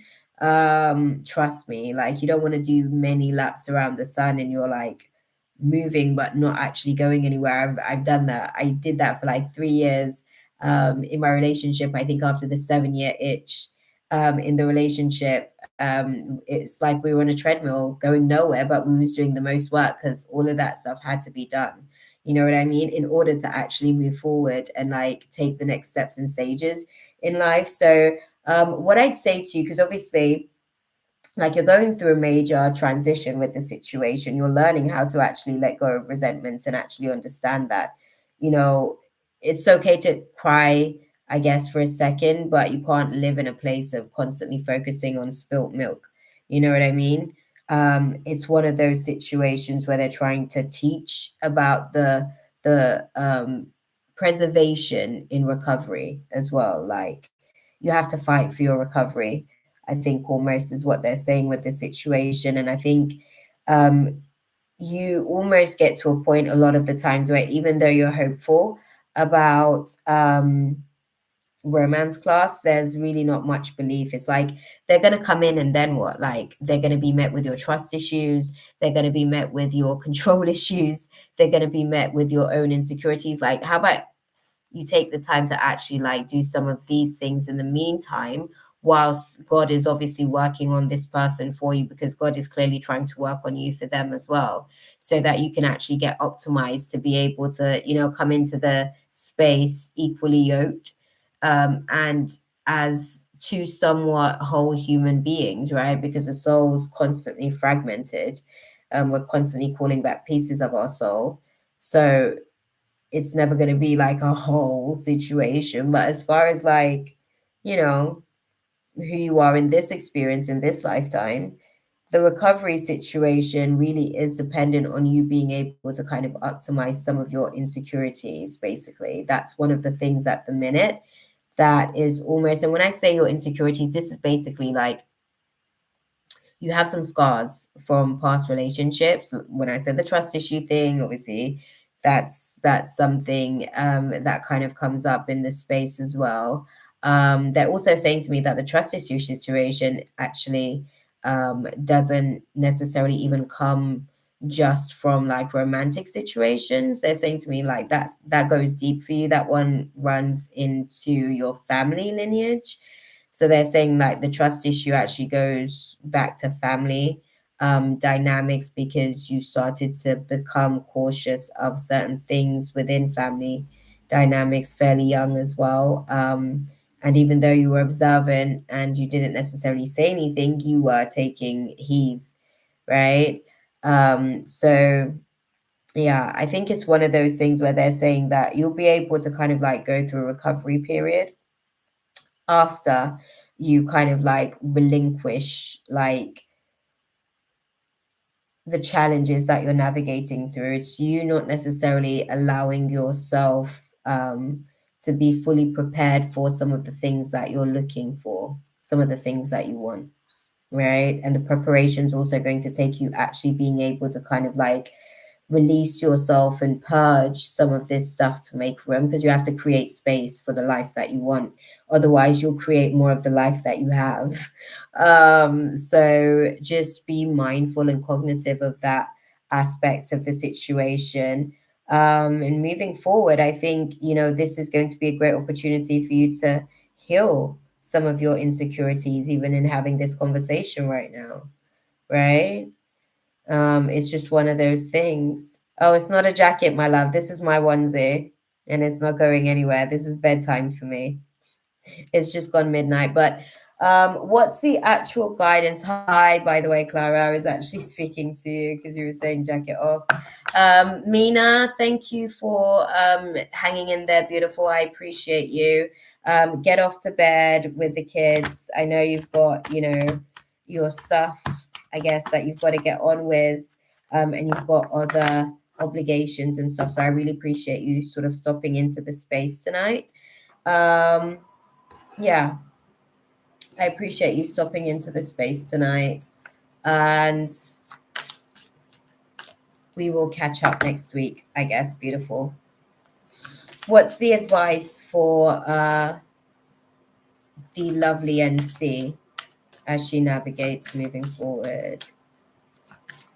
That's okay, beautiful. Thank you for your precious time and energy. Okay. The advice for you is that yes, okay, yes, exclamation point. So this is excitement, right? There's excitement for the yes. There is a peaceful resolution, but it doesn't necessarily mean that are you laughing at my yes? That part. It doesn't necessarily mean that the situation is going to improve in terms of the romance class. They are saying, yes, the peaceful resolution that you may get is going to kind of be better than what you have now, but the circumstances that you have now is the best circumstances for you to kind of be in at the minute, because again, there isn't even any trust in the universe that you're going to get what you deserve as well. Like your belief is all off. Like it's like you're hopeful but not faith filled, and that's a factor to the situation as well in terms of manifesting this partnership that you're looking for as well. In the partnerships that you're looking for moving forward, there won't necessarily have to be so much of a compromise if you're able to kind of optimize in all of these areas of your insecurities and really just allow for yourself to kind of, you know, it's not necessarily about blocking yourself off to anything, but it's about like going into places where, okay, this may not be what I'm used to, but I feel like I deserve it. I'm ready. I'm willing to actually let myself have it this time and not allow fear to allow me to rob myself of this experience that I want so badly romantically, right? They're saying it's not necessarily a case of asking your angels. There's no need to sort of reconsider anything. You actually are struggling with your belief and your belief system around abundance and what abundance means to you, what it looks like to you. A lot of these variables haven't actually been clear to cognition, but in the near future, so usually that's within the next 2 to 2.5 weeks. It's not about remaining positive, and I'm assuming that's because Mercury's in retrograde, so Mercury's going to teach you some stuff about the communication in general, girl. But the health of the situation won't necessarily improve. You may find yourself worrying from time to time, but you don't have to forgive yourself for navigating that 2 to 2.5 week space of, really questioning certain things. Your belief system is basically being optimized. And at that point, it's really about what action you take. That's really going to be the determining factor with the situation. Okay. So yeah, I hope that was useful for you, my love, because there was a lot in there. I don't know how much of that you didn't count. But yeah, I should probably start taking timestamps as well, just so that I can think. Thank you, beautiful. Good stuff. I'm glad you received it, boy. Because sometimes when the channel's just flowing, I'm like, oh, okay. Right. Oh, I'm going to call mommy, guys. Sorry. It's 12:12.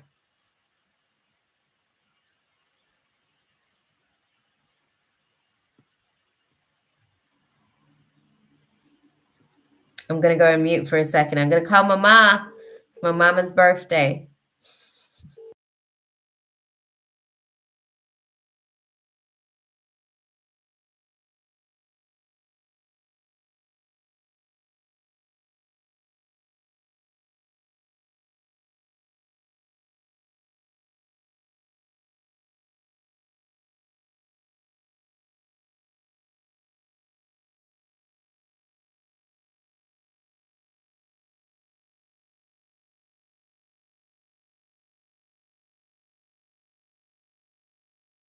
That part, guys. My mom's a Taurus, so she's not a night owl like myself. She's already tucked up in bed. She was asking me if that's what I done called her for to wake her up. And I said that everybody done said, "Hey, happy birthday, mama." She was like, "Okay, thank you. Tell everybody I said thanks." My mom's a Taurus. Like, she's so into stability. Like, I think having a child like myself was probably one of her most challenging tasks yet. Oh, dude, that's too funny. That is hilarious. Oh, dude. Okay. I think, okay, we've got Chaley next up on the list. How many have we got on the list? One. Okay, we're going to do Chaley. So 1, 2, 3, 4, 5. Oh, dang. We're literally only halfway through the list and we're like 2 hours in. Girl. Damn. All right, guys. We're gonna get better because she was like, my mom was like, "Oh, you finished your life early tonight." I'm like, no, we're barely like halfway there. To be fair, but hey, sorry guys.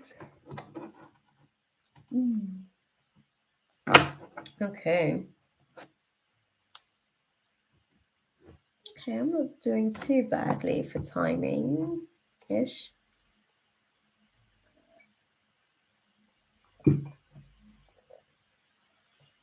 Okay, so I'm assuming your question, beautiful, is about Daniel,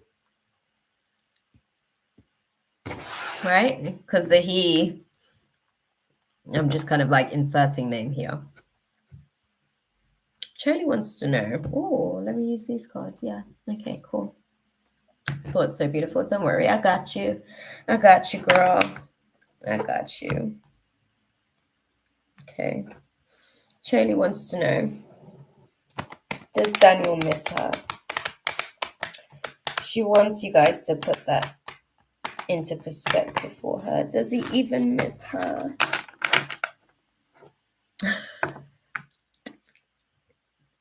Definitely, girl. Definitely. I got you. Snap. Okay. Okay. Oh, thank you. That was a quick one.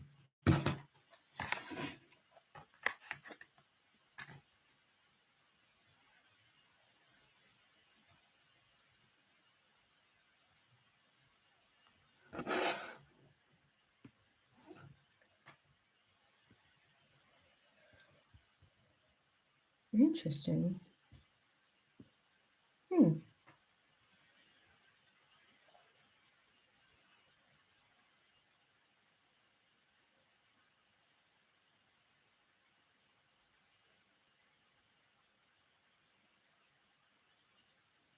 I think he does.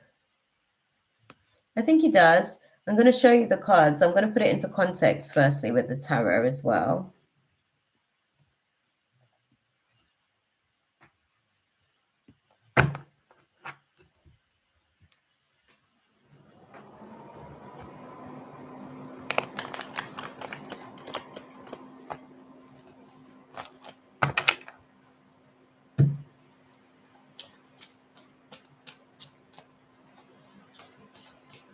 Clarify, guys.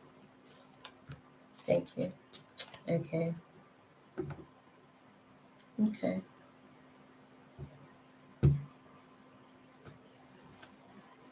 Okay.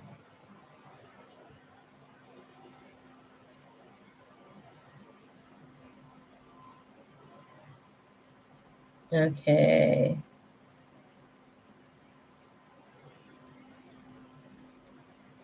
He's navigating through some conflicting feelings. I think that so these are the cards that I've got for you, right? I've got caring connections, I've got deceit, I've got walking away, and I've got the heart chakra, right? And at the bottom of the deck, and these are like similarly to the tarot, basically. In essence, the deceit card would kind of be like the seven of swords, the walking away cards would be like the eight of cups, the heart chakra would be like the actual it would be like the three of swords basically, but in reverse when it's upright for the heart chakra. And then the action cards would actually be more indicative. The caring connections would actually refer to more so like the lovers or the two of cups sort of energy. So I'm just sort of putting this out there to give it to you and put it into context, right? So you gain perspective and understanding. I think what they're saying is that he's conflicted. They're saying that he's kind of like going through a little bit of an internal battle with the situation. There is a competition there, I guess, which is why it's conflicting. I think it's one of those things where he's trying, I guess, to become open and kind of like not be so much in like the eight of swords energy, like upright, like it's actually reverse. That's how it sort of like showed up at the bottom of the deck. So he's actually learning how to be more open, I guess, to new situations or new possibilities with the process. And obviously, when you're learning to be open, it comes with like a release at first. You know, it's like a gate has to be open, basically. But there's definitely competition there as well with the situation. So there is a little bit of inner conflict. And he's trying his best to figure out how to move past it.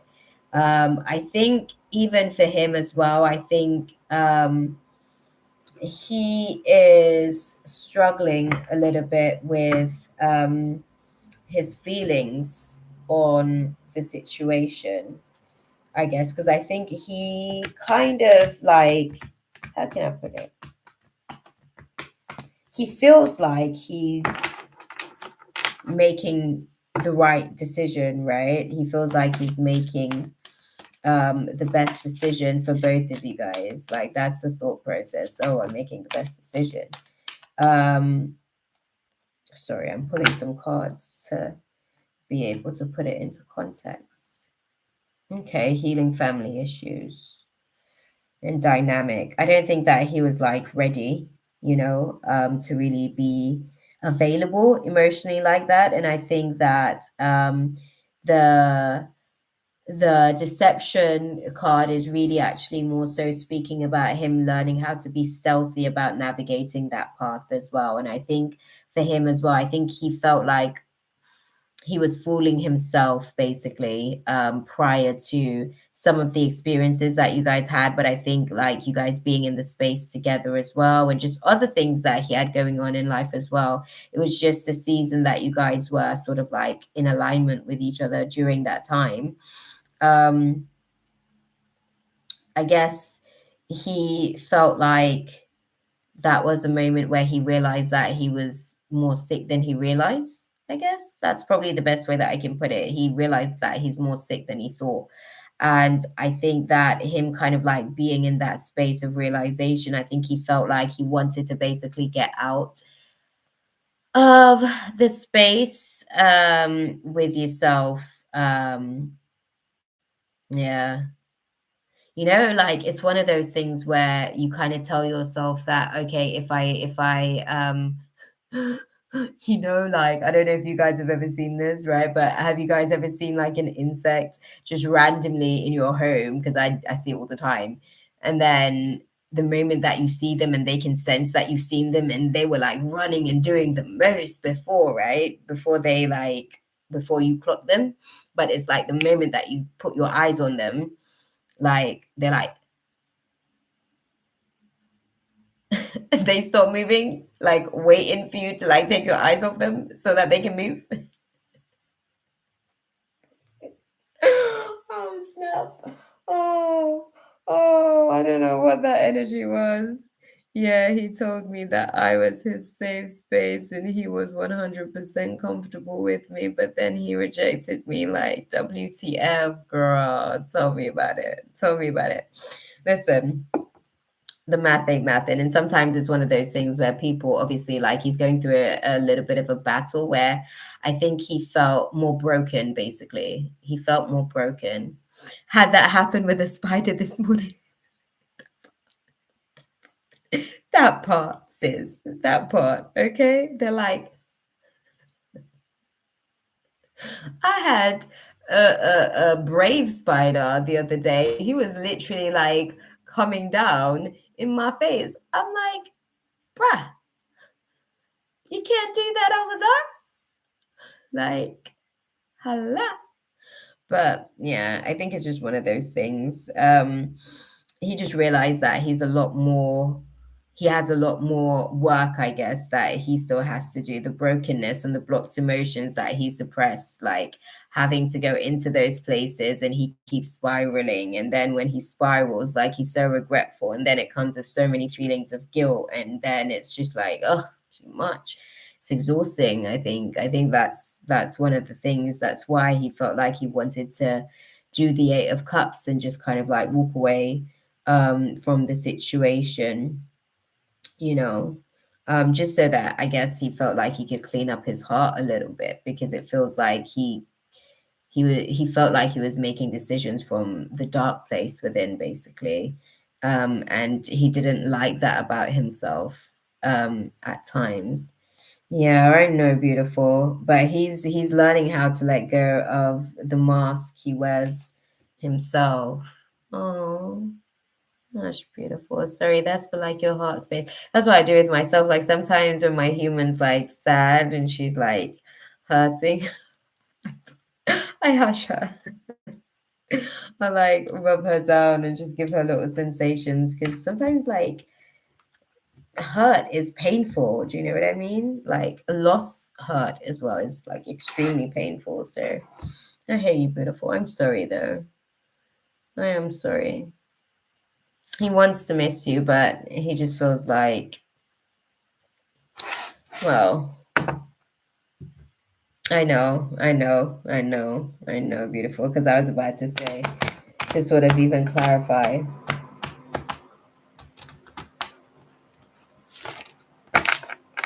am I just meant to have a hurtful connections with love? Definitely not. Definitely not. It's the way. So basically, like I want to have certain types of relationships in romance, right? But it's the way that I pick. Like, is my picking conducive to the results that I want? Not really. So I get the results based on my picking. It's one of those types of situations. And I tell people, like, even with my dynamic with my partner, like I have conversations, and I tell people like I'm still learning how to be his wife, because that's a specific job.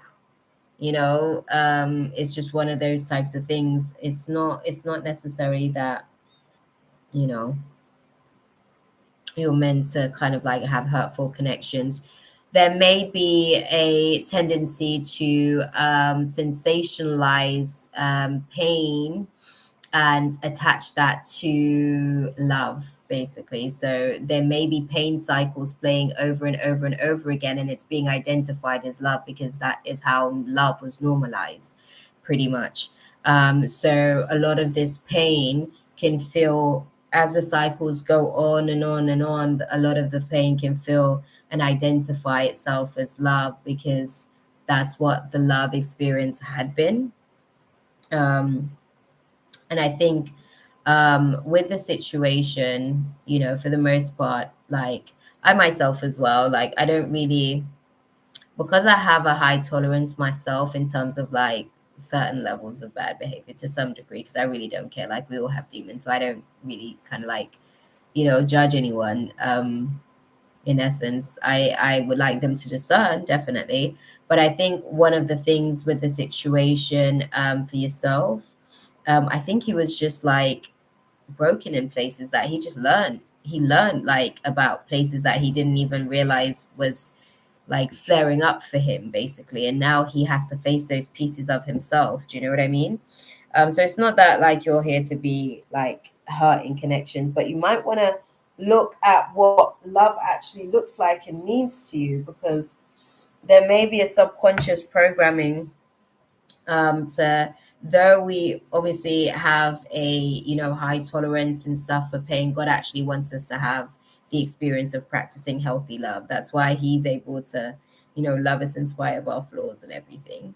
But he wants us to make better decisions for ourselves as well, because there's so many times I've cussed God and I'm like, oh my God, how could you let this happen to me? And then God's like, run the file please. And then we pull back up to the moment where I was like sat there being me, making a careless decision. And then I'm like, oh, forget I said anything. BTW.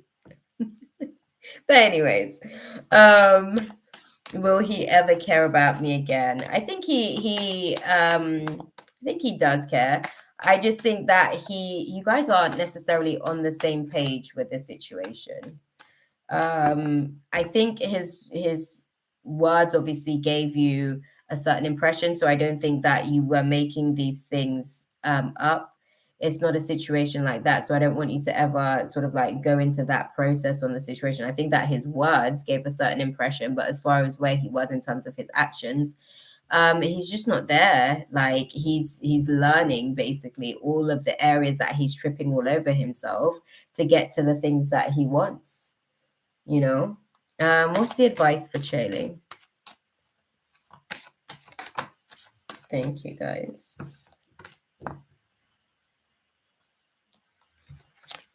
Yes, communicate clearly, right? It's not necessarily the right time per se with the situation, but you don't necessarily have to kind of like let go too much, in terms of,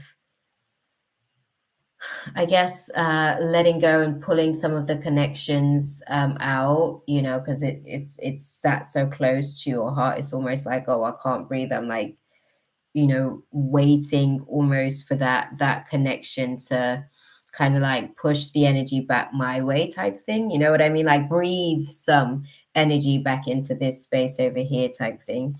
They're saying it's not necessarily a case of having to meditate on the answers for this one. You're actually ready to improve the health of yourself and the situation. There's actually no need to worry. Just don't stop. It won't necessarily look successful. Definitely not necessarily in the next couple of weeks or so, but there are some big happy changes sort of coming in terms of your ability to recover. As long as you're able to remain positive, there won't necessarily be the opportunities that you're hoping for, but if you ask for help from others, abundance will lead you into doorways and windows of opportunities where you can choose a new direction. Ask your angels for some of the clarity that you need in certain situations. You don't have to be assertive with the ask. And you won't even have to wait for your download to come through. It will almost be an instant process, because there's it's kind of like making up for lost time, basically. But you also have to kind of like be willing to take action on the recommendations that you're given as well, because there's a helpful network of people, but you do have to trust how the process unfolds for you with this situation. Don't necessarily constantly just focus on listening to your intuition. There are some compromises that you may need to make with the situation as well, because the no, I guess, in the situation, right? The hard no that is a really big factor to the situation is because of timing, and it's not something that's likely to open up again in the next couple of months, 3, 4, 5 months. It's not like that. But there is something better. You don't necessarily need to get more information on it now, because it would more than likely be a no. So at this point, it's really more or less just up to you to kind of, navigate your way through the next few months and really looking at things that you might need to reobserve, review, and reconsider, because it's all about your belief system and what you're kind of putting out there. Look for the signs of those things coming back into you in terms of your romantic situations, because there is no peaceful resolution. This ultimately is just not a yes, but the situation will improve. Okay, beautiful. I had to like read the whole, I guess, deck to give like full context of the situation, but yeah, it seems like it's just going to be an ongoing thing for the next few months with you guys, and I think obviously it's just something that they're almost asking you to get into a place of acceptance with. And also in terms of being able to manage your expectations, because your decisions aren't aligning with what it is that you want, and the results are what they are. They can't do anything about the results that you're getting, because your free will dictates that you get the option to choose how you choose. And depending on how you choose, if you choose somebody, a primate basically, that has a substantial degree of optimizing that is necessary, it is going to come with certain cycles, like the runner chaser dynamic. We spoke about that previously as well. Like that's a symptom of the abandonment wound when it starts to flare up when a person's triggered. So they're really saying that they want to be able to help you when it comes to the romance stuff, but there isn't really much that they can do. It's all down to your picking, they're saying. It's down to your picking. Sometimes they might advise you on something, but you are resistant, I guess, to the advice. In some cases, they're sort of like saying, like sometimes they'll try and sort of like say they don't think that it's the best idea. But then there's pushback. So what they're saying, like, what are we supposed to do in those types of instances? Like, if we're trying to obviously do our job and guide, you guys are feeling it tonight, aren't you? If we're trying to do our job and guide, and obviously we're being told not to like give any sort of like feedback because it's not welcomed or warranted and it's not received, like what can we do in the situation? So yeah. Yeah.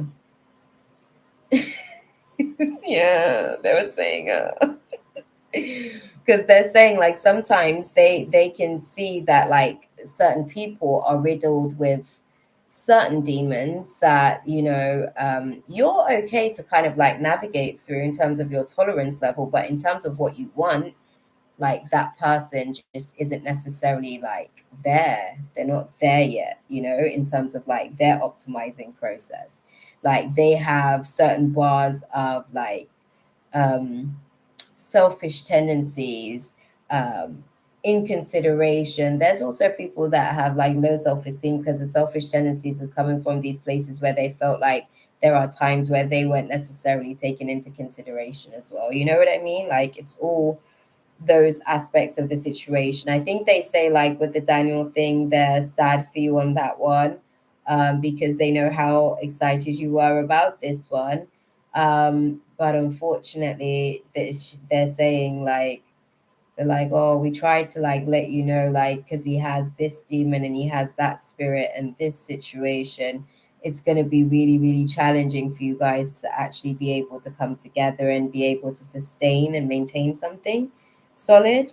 Um, so I think it's just one of those things, my love, unfortunately. Sorry. I feel like I'm not good enough. No, that's not it, beautiful. Will he ever care about me again? We had that conversation as well. I'm sorry. I'm sorry. Like obviously the shutdowns causing, I guess, a little bit of a spike. So anger's kind of showing up. So I just need to get over it and forget him. You need to get past it. I wouldn't say over it because it's going to take some time to get over. It's a pretty big wall. Basically, he put up a pretty big wall, so it comes with like grave impact and consequences for you, basically, with this abandonment wound and how it's flaring up. So you do need to get through it. And what I would say with the situation is not about forgetting him, but it's definitely about learning and taking away the lessons that you've learned from the situation as well, which the main thing that they're still trying to reiterate is that you need to pick according to you're out of alignment basically with your intention. So you're setting goals for them and they're bringing options to be able to say, is this good? Is this good? Is this good? But it's like, you don't necessarily have to take all the options that they're providing or take some of the options or certain options that they're providing. They're just providing those options to see really where you are and what it is that you really actually want based on where you are type thing. So if you feel like you don't necessarily want something, like tell them. That's what they're saying. Just tell me and redefine the goal and I'll go out and get that instead, because you're telling me now that, being in the situation with the Daniel thing, I told you, like, that's how it's coming across. Like I told you before that, like, he struggles with certain things or he's struggling to be able to optimize certain qualities, but your tendency to just be like so open, I guess, to human nature, overrided anything that I had to say. That's how they're giving it to me. Maybe the next one I meet, I will be good enough. Oh, tell them my heart is not a, oh girl. No, it's not, but life certainly is. And life's game, I was literally saying this to a colleague the other day, not even the other day, I think it was the day before yesterday. I was saying to her, like, look, like life is lifing. Life's game is emotions. Like if you learn how to manage your emotions and learn how to align your intentions, not just an emotional plane, but also like in terms of your actions and your belief system, then you can actually get into the game of life. Other than that, like life will play its game with you. Do you know what I mean? It's dreadful. It's dreadful. But just by even the dynamics of the dialects, in terms of the feedback, there's still, places that can be optimized in terms of self-worth. Like that's one of the things that I continue to optimize a lot of the times. I'll tell you what sentence I'm referring to.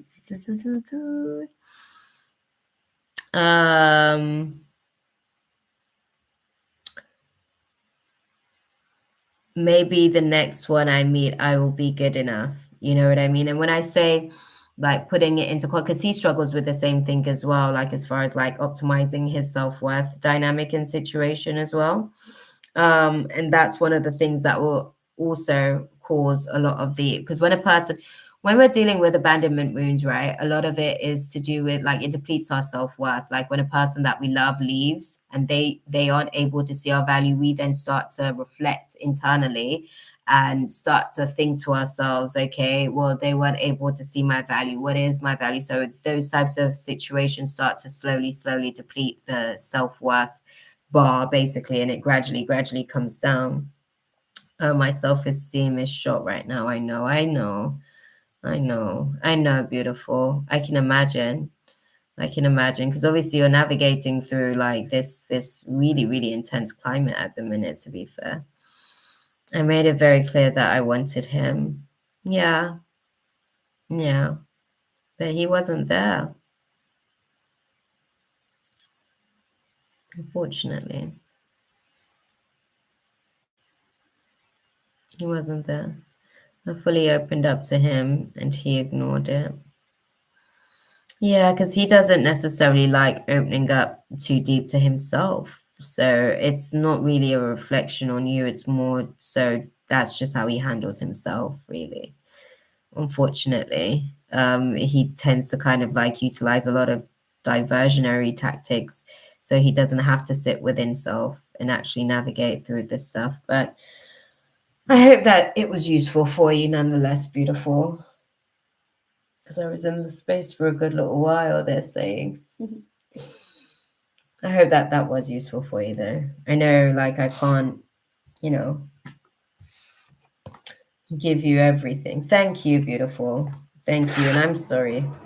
I am. Because I know it's not like an easy time. I know when my abandonment wound flares up, like, it's always very, very challenging for me to have any focus. Whoever has caused, like, whoever's ripped off the band-aid of whatever poor stitch job I'm trying to do to hide my abandonment wound, like my mind just keeps focusing on them, focusing on them, focusing on them, and I can't help it, unfortunately. It gets really bad like that. So I can imagine. I can imagine, beautiful. I can imagine. Give your heart an opportunity to be able to breathe them, my love. Because I know it all kind of like happened like so abruptly, in essence, back and forth. But I do hope that was useful for you. Who have we got? Who have we got in the room, actually, guys? Because I've been going on for a minute. Like that particular reading, I think I took a good 20, maybe 30 minutes in that space. So who have we got in the room at the minute? Because we've got Love, Nikki, Kayla, Eve, Sammy, and Andrea next on the list. Good, Andrea. That's what's up. Good for you. You stay present in the space. Who have we got next on the list? Let me see. We do have Love, Nikki. Are you in the building? Kayla, are you in the building? Oh, thank you, Charlie. I appreciate you. This right here is it. That part, right?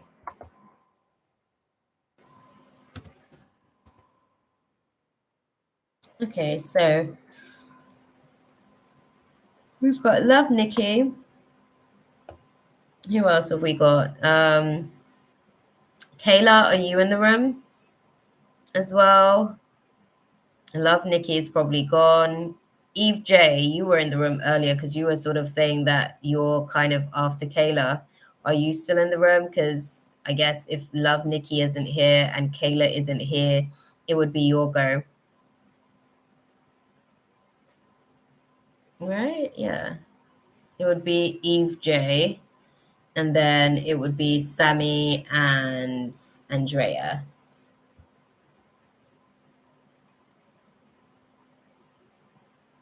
I can actually feel you. I can actually feel you. Because I know what it's like. Definitely. Yay, Eve. That's what's up, beautiful. Good for you.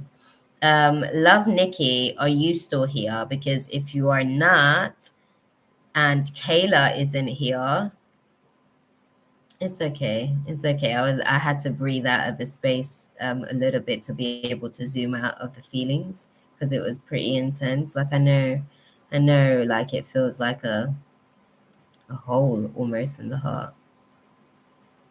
Oh, thanks, Eve. That's so sweet. I don't think Love Nikki is here, and I don't think Kayla is here. I don't even think Sammy's here. I haven't seen Sammy in the chat for ages, but Sammy has a tendency to just sit back and chill and then just kind of like show up in the chat. So if you're here as well, Sammy, do let me know. We're actually going to go on with Eve's reading now then. And then we're probably going to just close it up with Rika's reading, because Rika also left their message, basically their question, right? So we're going to do that. That's what we're going to do with the process. Your girl's going to actually, yay, Eve. Yes, girl. That's what's up.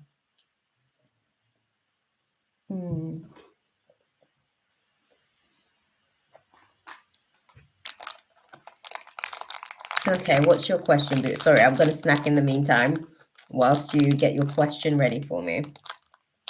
Oh.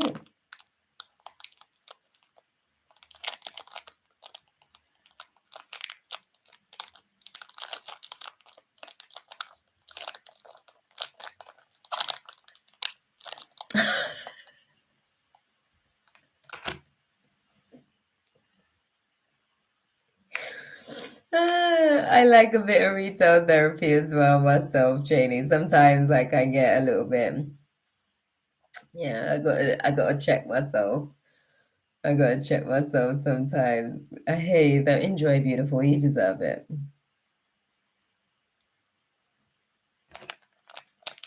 Okay. Okay, Eve. Don't worry, I got you, girl. Mm-hmm.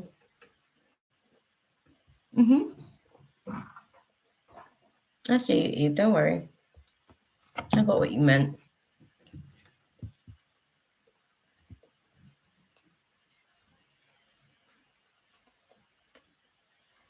No, it does not. It doesn't work. You're absolutely right there, Chaley.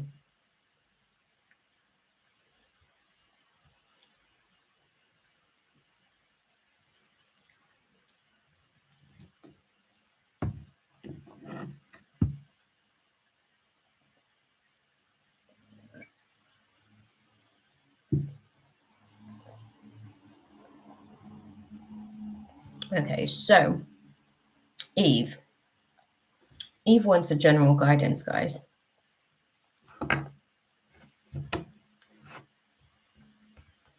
He was a nice guy, but I didn't want him as soon as he got here. Yeah, that part. I know what you mean. I actually do. Okay, Eve wants some general guidance, guys. What's the general guidance for Eve?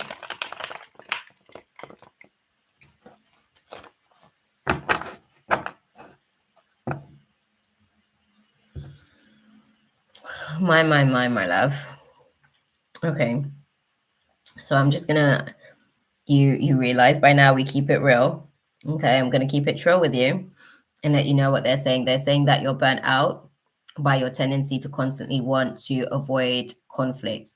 They're saying that conflict is a necessary part of the growing process. And this is really an opportunity for you to learn how to utilize your voice in a way where you can be assertive. It doesn't necessarily require you being aggressive. It doesn't require you having to kind of like come out of character. It's more so a case of you being able to actually kind of like plan and prepare other people on how to be able to manage and handle you. You wanting to avoid conflict constantly in a lot of situations, they're saying, is basically the very thing that's causing a lot of the disagreements, basically. Like, you know, like how you're trying not to do something, but the more you try not to do it, the more you actually find yourself manifesting that very said thing. Funny how that works, right? But let's dive into it. Let's see what the cards have to say. What do you guys want to sort of like let Eve know about in terms of thank you? Let's dive into it.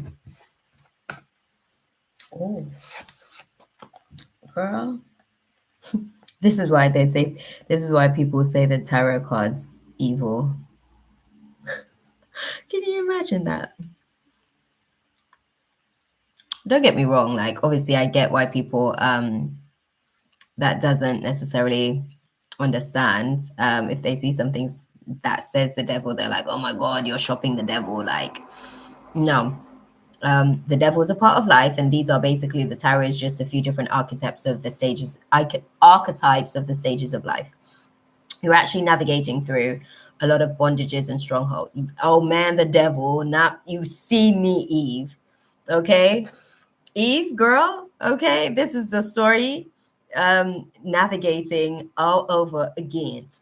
Okay, you know how they talk about Eve done made Adam eat the apple in the garden. Okay, after the devil then came to her, even though I don't think that that's what happened, because I'm sure that Eve would have been like, oh my God, my intuition's picking up on the fact that you may actually be lying to me. Whereas Adam might be like, oh, I want an apple right now. I'll take it. I'm just saying. we did an actual like breaking down of that, a synopsis about that in uni actually, which I thought was really, really funny. About how that may have been like a story derived from a misogynistic perspective. But anywho, the devil. It means that you've got a lot of bondages. It means that you've got a lot of strongholds. You know, like how I was just speaking to you about the conflict avoidance. The people pleasing personality needs to be optimized. I think it was the snake. Exactly that, girl. Exactly that. The serpent. It came to give the impression, you know. But no. You think it was the snake that ate the apple? I just clocked and then blamed it, right? The snake ate the apple and then was like, oh, she did it. That would make sense because the snake's already a deceptive spirit. That part. You know what I mean? You should have been in the uni discussions. That would have been a good talk. But yeah, what I said to you about the conflict avoidance thing, that's your tendency to people please. You're going to need to optimize that. That's not serving you. You put a lot of other people's feelings before your own, and God's not asking you to be selfish, but he is asking you to bring those relationships into a balance that is also going to be serving you, because at the minute you are over serving a lot of other people in terms of the relationship dynamics that you guys are experiencing. Oh yeah, it was a snake who appeared like it was a devil who appeared as a snake. No? That's the whole sort of like concept in essence, in reality. Yeah, I need to put myself first. Well, the situation is the people pleasing personality type. You need to optimize that. You need to basically, when I say optimize, you need to, when we don't have any boundaries, basically we get pushed around, and that's when here in this reality, we get it was Lilith. In this reality, we get right now, I'm single, looking for a job, fighting depression, so things suck. Girl, this is the best position for you to be in.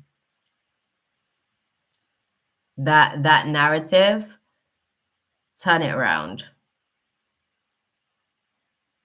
Turn it around. And the reason why I say that, right? Basically everything sucks. Well, you're going to continue to manifest some sucking for yourself. That part. We're living in such a like really, really interesting time at the minute. Like words are manifesting hella quick. So you do have to be mindful of the types of words that you're putting out over your reality. You're basically like scripting your life. Basically, you're writing the scenes for your tomorrow, your day after tomorrow. Like you're basically writing those scripts. And bondages as well can do with a lot of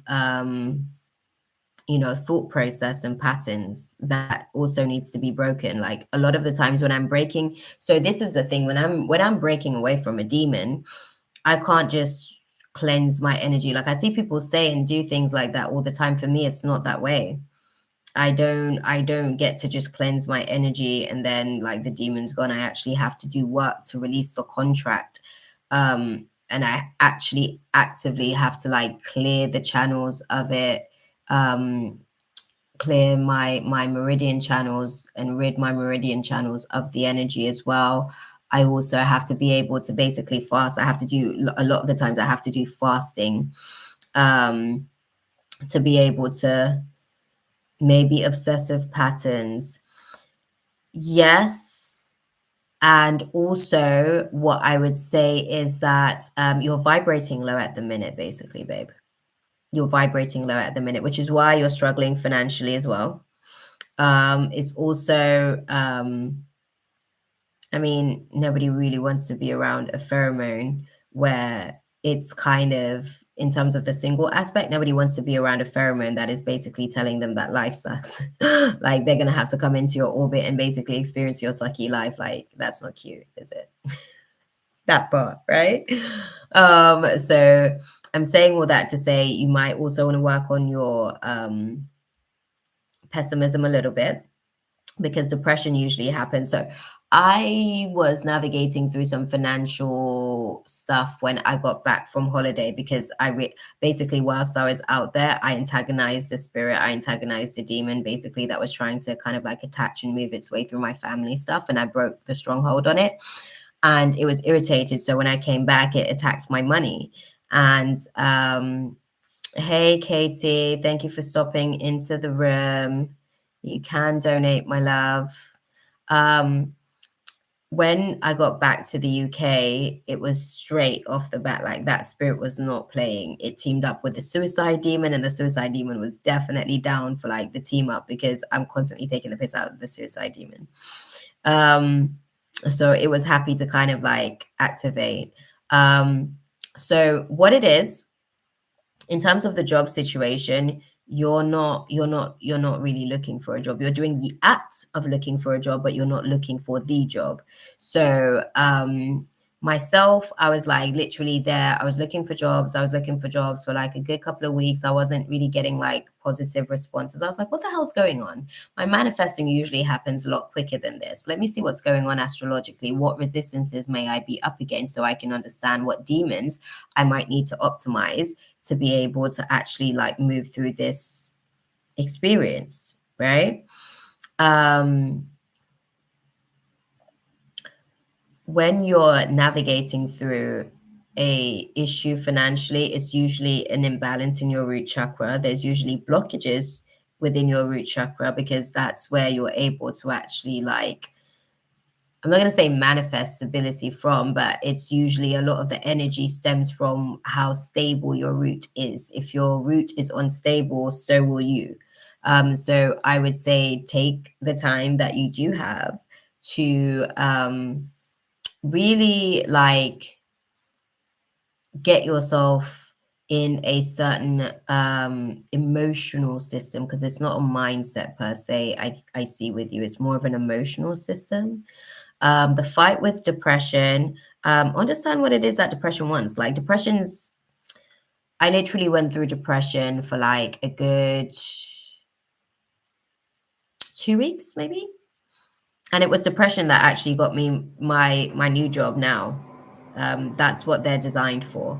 They're actually there as firewalls to actually keep us honest with ourselves, because as human, because we have a tendency to gravitate towards pleasure, we lie to ourselves and we become disillusioned, basically, and we use diversionary tactics and distract ourselves and all of these factors, pretty much. So I need to learn how to manifest better and work on my chakras. I've been told that actually. Yeah, girl. Yeah. So you're manifesting perfectly. You just need to learn how to manifest. You're manifesting perfectly, because the reality that you have right now, you are manifesting. You're manifesting that based on your vibration. If you're not fighting the spirit of depression, your vibration is naturally going to be low. You have to understand what are the factors of the things that are making you depressed. More than likely, I know how depression can be. So more than likely, depression is basically bleeding on your circumstances. Like it's kind of like pushing down on your circumstances, where you're kind of like navigating through finding a job and finding a partner. So now depression's basically telling these stories about you not, and yeah, I'm looking for a job, but deep inside, I'm not in the mood to work, even that part. Like Thank you. Do you understand? Because I had the same thing myself. I had basically one part of myself wanted something, but another part of myself was counter manifesting whilst I was trying to move towards my intention of what I thought I was manifesting. My lazy personality, this is why I had to have the conversation with the guys. I was telling them my lazy personality was basically standing in my way of me being able to get the things that I want. And it is my lazy personality because I can do so much more, and my potential is designed for so much more, right? Um, you're doing good with your manifesting because everything you've got right now, which you feel is nothing, you've manifested. So the beauty about that is that it's all within your control. That's the beauty of that type of situation and dynamic, right? What I would say with the situation that you're navigating through, there's lots and lots of stuff that you're going to need to optimize, my love. I'm not going to lie. There's lots of stuff that you need to optimize. What happens as you kind of like go through the process of clearing the chat? So this is what happens a lot of the times as well, right? Because I see people do this, and then Spirit told me about this the other day, like all these new age, right? These new age these things that we're doing to kind of like optimize the human's process. Like we're basically deleting files. We're like, oh, trauma, go away. We just shut ourselves off from access to those files. Like I see people do a lot of like, and don't get me wrong, like hypnotherapy can be very good and very useful. I do self-hypnosis a lot myself, but I don't just do self-hypnosis. I do a lot of other things because it's not just in my mind. I also need to purge that genetically speaking as well.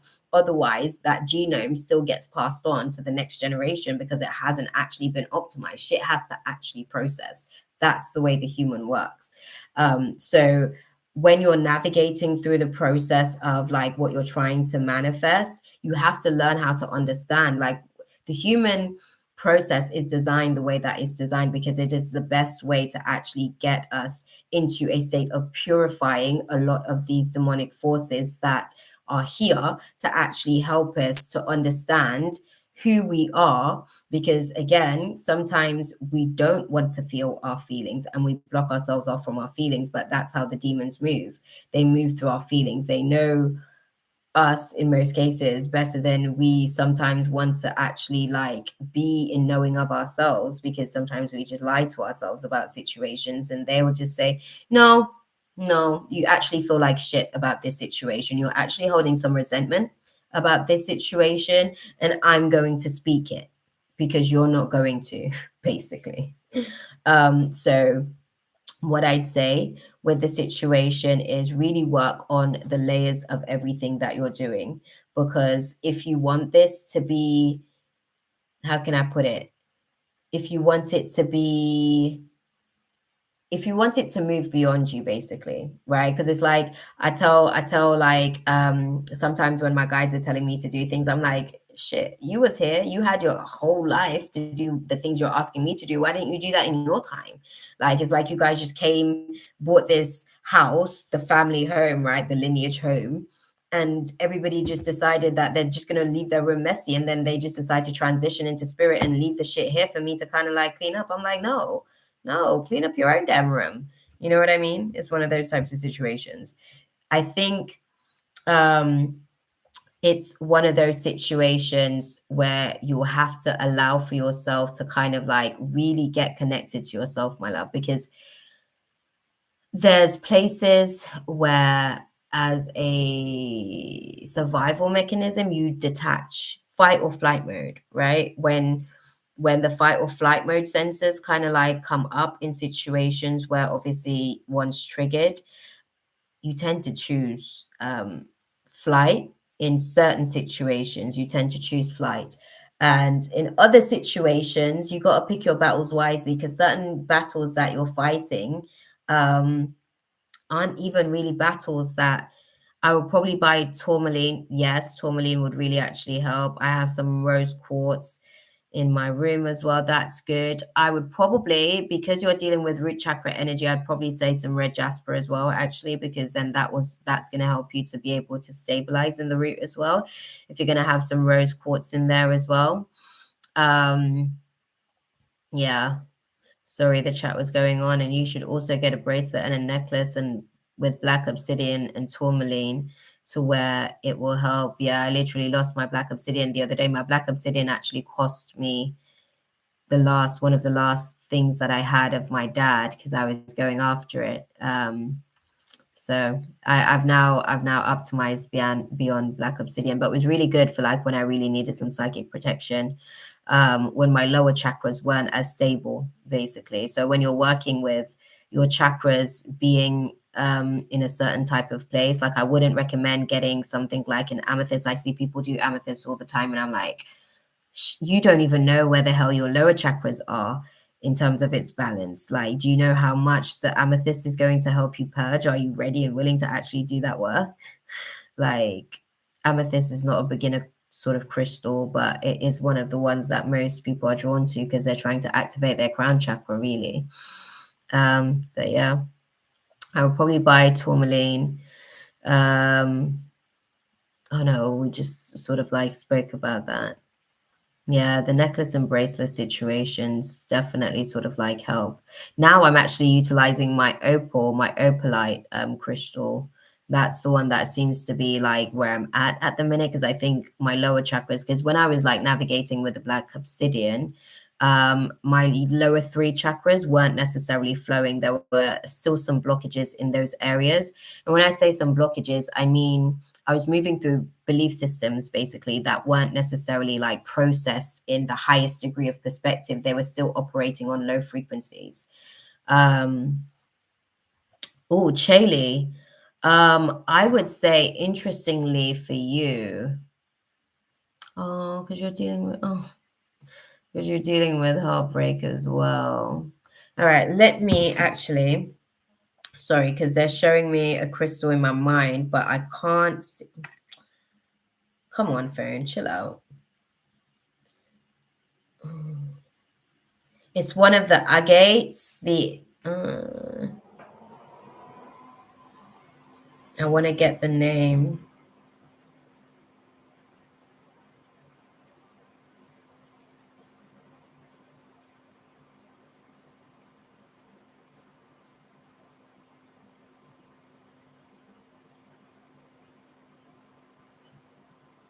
Yeah, I was seeing the green one. I think I was seeing the green one because of the heart chakra thing, but you need the agate crystal in itself because that one is actually going to be able to kind of like assist with certain things in terms of like some of the stuff that's going on in here, like help you process some of the files that's kind of like backed up in here as well, because all that stuff hurts really, really intensely at the minute.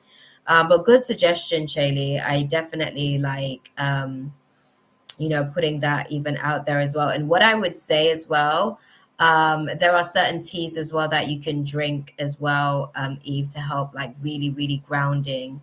Yes, please, beautiful. I think a green agate would really sort of like be beneficial to you, like with this little phase that you're navigating through. It might be able to kind of like ease some of the pressure off here, because every time I tune into your space, I feel like I'm gasping for air, like I really can't breathe, like it's so heavy in here.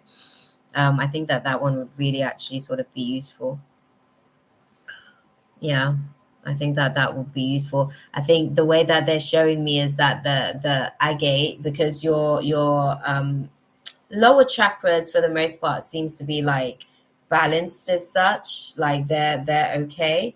But this chakra, obviously, with the what you're processing right now, this is really where you want to start moving the energy through up to the other realms. So yeah, that part, that part.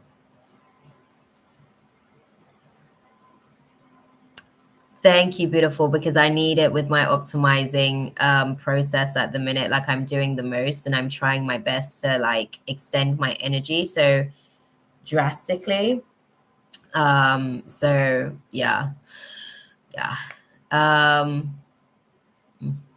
Thank you. Thank you, beautiful. I appreciate it. But I hope that was useful for you, Eve, because like you really did get quite a few. There's some things that you really have to work on though, for real, for real. You see this card? This is no joke. Like when you're dealing with this card, it's basically letting you know that entanglement. Sorry, I can't say the word entanglement without thinking about Jada. Yeah, there's a lot of entanglements in situations.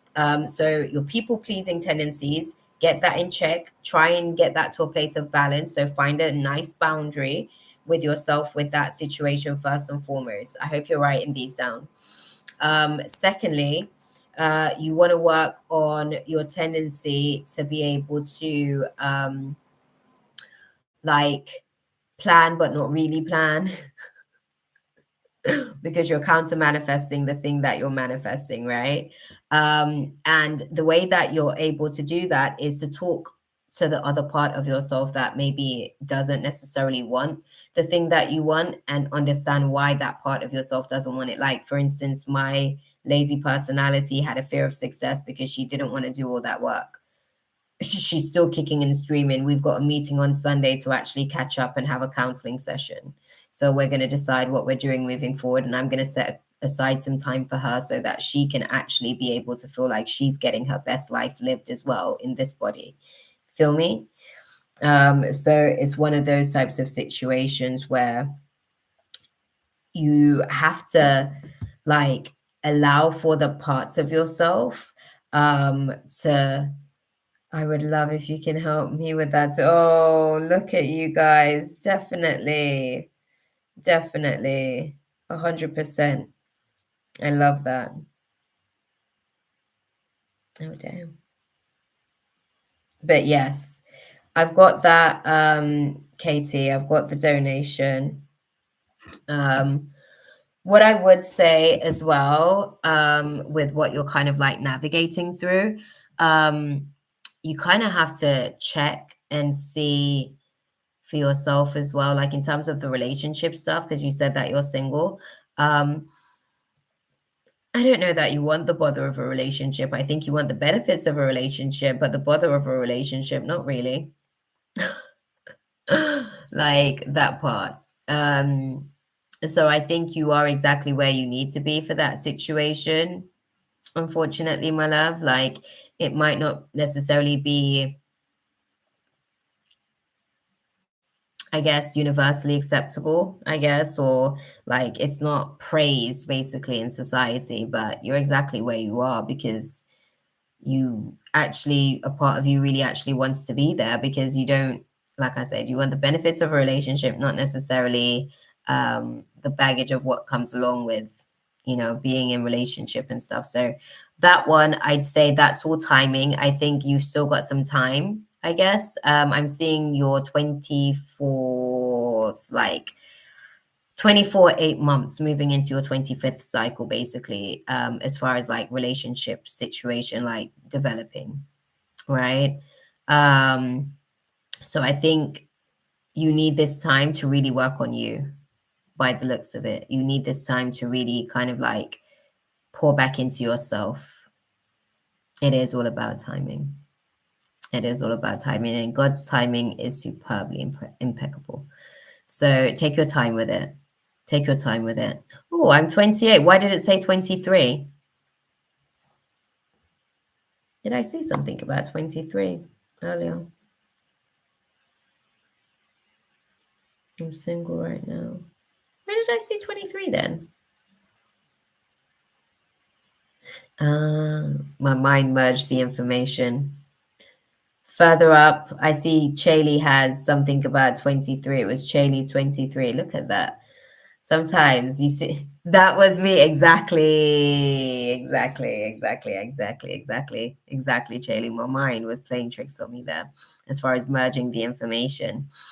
But yeah, in that case, it seems like you've got around about a year, and because they was basically sort of saying if they're 23 now, they basically have a year and about 8 months, I guess, in terms of their timeline towards a relationship situation. So a year and 8 months. You got some stuff you need to clean up, I guess, internally. And I think as you're kind of like getting all of these things cleared up as well, it's about the type of partner that you're going to actually be able to manifest. Like that partner as well is going to be able to mirror you a little bit better. And I think I'm going to say this to you as well, beautiful. As somebody who's gone through my 20s and I'm now experiencing my 30s, I've been with my partner almost like 13 years actually in September, and I feel like I'm still getting to know him. And vice versa, because I'm still getting to know myself. And the more I change every single day, every 2 weeks, I'm like, oh my God, there's been so many downloads. Like, the woman that you've gone has gone through so many layers of shedding. Like, I'm not even that person anymore. Like, keep up with the times. You see what I'm saying? I think in your 20s, what I found from my personal experience is that you go through a lot of unearthing a lot of your traumas. So a lot of the relationships that people get into their 20s isn't necessarily sustainable as well. This is why we have a lot of high divorce rates, because people aren't necessarily taking the appropriate time to get to know themselves. Imagine you go through a lot of trauma in your childhood that you don't even know is trauma. You just know that you feel a certain type of way and you're uncomfortable. You don't even know to identify it as trauma. Then you get into adult life. Adult life starts from around about the age of 18, they say, but then technically you're not actually a fully formed adult until around about 25, because that's actually when the frontal lobe is fully formed and that's when the skull is actually fully closed. So that's when you're a fully complete, like, human adult version of itself, right? And between the time before then, you're literally just kind of figuring out who you are. So your downloads don't actually, like, fully set, I guess, in terms of like remembrance of who you are in this life, because that's what it is. You're going to remember as you kind of go through stuff. That's what deja vu is at the end of the day. But I think for yourself, like, when you're kind of like navigating through things, lately I got the Leo showing up in my dreams again. Do you see anything about it? Maybe. I think with the Leo, that situation, from what they're showing me with that one, it's more of a case of like, there's some emotional attachment. Yeah, I know he's a past person. There's some emotional attachment to what could have been with that situation. And I think there's just a playback basically, in that dynamic about, okay, if I done this differently. So what you're sensing is pretty much his realizations, basically him coming into realizations, because your relationship with him was a crucial learning factor for him in life's game, right? This emotional game that we play, that is life.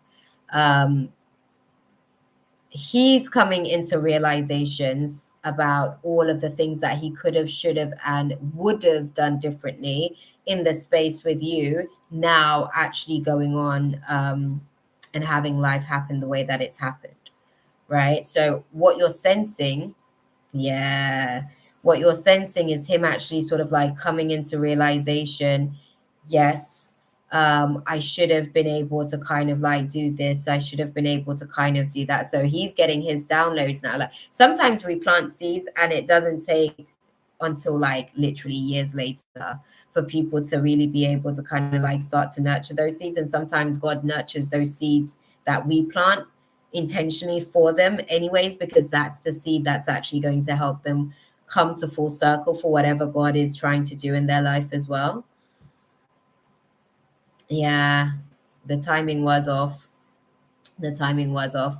I think with that situation, what they're saying is that he's actually still kind of like navigating through his own belief systems. And I think he has some restrictions. So he may be in a situation himself, because I think he's actually, like I said, I think that he's learning about, it's complicated, the situation that he's in. It's not like smooth, I guess, which is why you probably feel him tugging on your energy, because he's like, oh, now I appreciate this quality of Eve's or that quality of Eve's. Do you understand? So it's like that internal dialogue that he's kind of like having out there, I guess, kind of getting this level of appreciation that he didn't necessarily have whilst you guys were actually sort of like in this space together. Yeah, because there's still an emotional attachment on your part as well. There's still an emotional attachment on your part as well. There's still some sort of love or care there. That's the only way that people can actually access each other's hard drives, basically, and send thoughts telepathically. Like, care has to be this. Care is a determining factor as to whether or not a person actually receives whatever it is that you're sending. If they don't care, it doesn't compute. It doesn't land, basically. Right. You wouldn't be next, unfortunately, Andrea. I think Katie did do a donation, so she would actually be next. But then it's you, and then I'm going to do Rika. Okay. Even when I dream about him, we don't speak. He is so far away and distant. That's precisely it, because he's in another situation.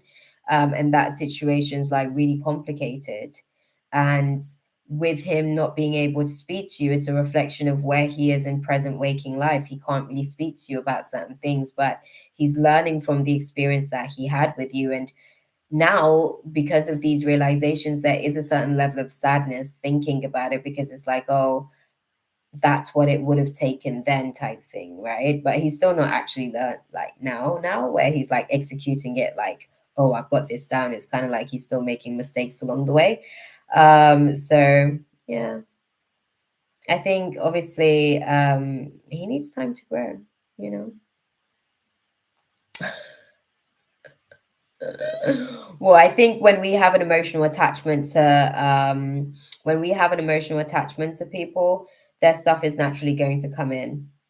Like, I've literally had to shut a few people off, basically, like access to my mind space, and really just clean up my heart space and like release them with love. But I can't really keep you in my heart anymore because it's not safe. Like, you're really just extending and exerting my energy into like places that I can't afford to have my energy, because I need it completely focused and concentrated into what I'm trying to manifest. So really, the reason why you're picking up on certain things is because you still actually have an emotional attachment, which is why you're actually open, basically, through your presence or cognition of curiosity. It's your curiosity that's allowing for an incoming communication, basically, because there's a care factor. So if you want the sharing of the files to stop, you got to process your feelings on the situation, process your feelings towards this person, and take it from there. That's the best I can kind of. Funny, I actually ran into him after 3 years. Yeah, because he's probably like really, really getting an opportunity to kind of learn now. Okay. How long were you guys together for? Can I ask, Eve? Katie, you're next as well, beautiful. I don't know if you want to start putting your question out there as well, because I'm going to wrap up the space for Eve. Sorry, guys.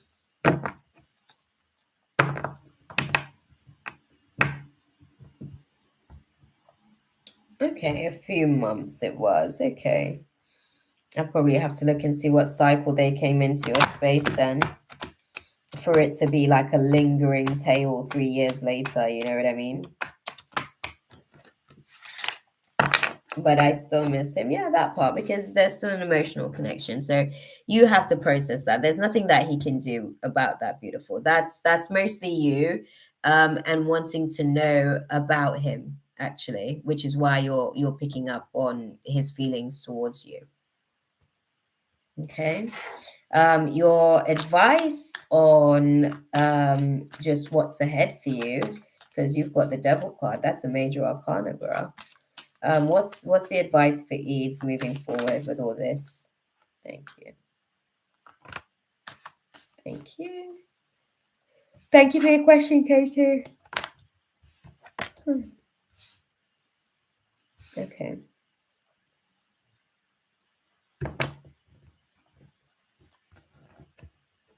Okay. The advice for you on the situation is that there is something better than the past experiences that you've had in terms of like this romantic situation. That's not as good as life was ever going to get for you. That was just a tasting of what was possible in life, is what they're saying to me. There's opportunities sort of like happening for you presently. You don't necessarily have to ask your angels. It's already been given to you that this isn't necessarily your season for your big, happy, like shifts and changes that's going to see you kind of like have your fairy tale ending, because there isn't really any peaceful resolution to the situations that you're navigating through. It's not a yes right now, because it's not necessarily the right time, but the situation as far as romance class for you will improve as long as you're able to kind of move with the tides and learn to trust the process, not necessarily listening to your intuition in the next couple of weeks, but more so compromising with learning when and where you need to say no. Okay. Um, there isn't necessarily going to be a perfect timing with the situation. It's not going to be like a year from now that, you're going to be sitting this hard boundary, no class. It's actually going to be something that you're going to be learning how to find the balance in your yeses, checking in with your body and seeing, okay, if you're asked to do something or someone's asking something of you, does your being feel like it's computing and it's actually like wanting and willing to do that? You don't necessarily have to get more information or ask for help about like having to dictate and delegate your no's. Just know that it's actually up to you. All you got to do is really sort of like decide what part of yourself is really speaking up, and let that part of yourself be able to kind of like express that, people don't necessarily have the same access or capacity for you as you once had for people. You're going to have to sort of like reconsider some things and refine the way that you're moving with situations, because there's no recovery for you in this type of climate, because you will struggle to find the positives in the experience that you're sort of like navigating at the minute. Not necessarily in the next few months, I guess, but don't stop. There is definitely success for you. It's more a case of you not necessarily being assertive, not waiting for too long, or communicating at times when you're not necessarily in the best of place to speak on certain things. Um, just meditate on the answers instead sometimes before you kind of like react to what's going on in your environment. Okay, my love? But I hope that that was useful for you, because when we're dealing with the devil card, that means you got contracts upon contracts of demons, beautiful. I'm not going to lie to you. That means you're with this harem.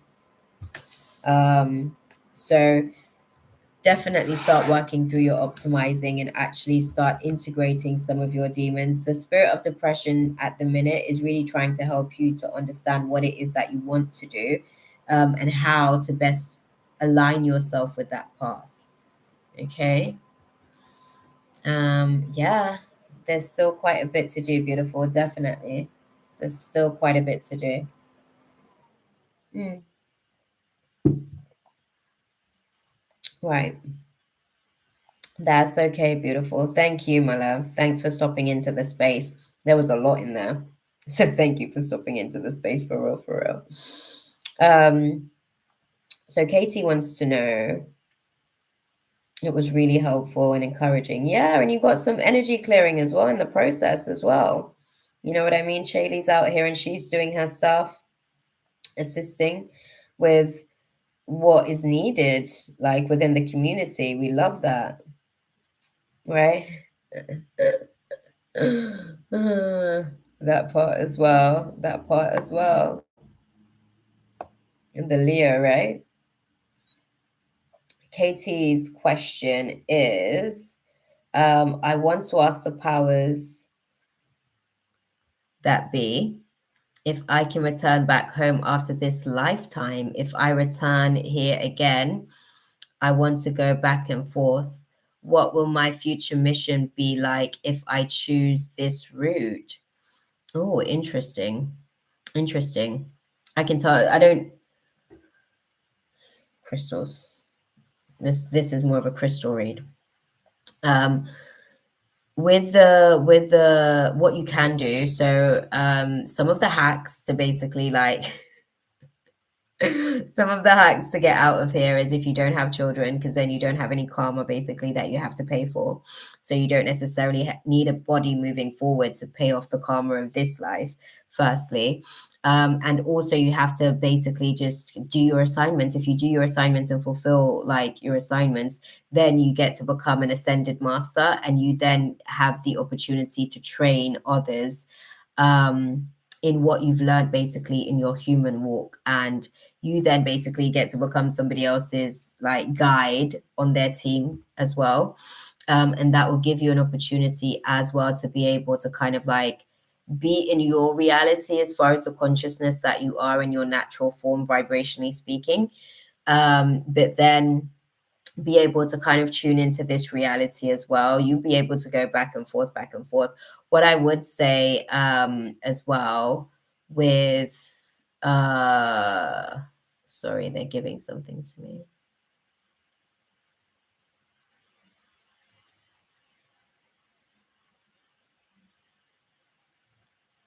Okay.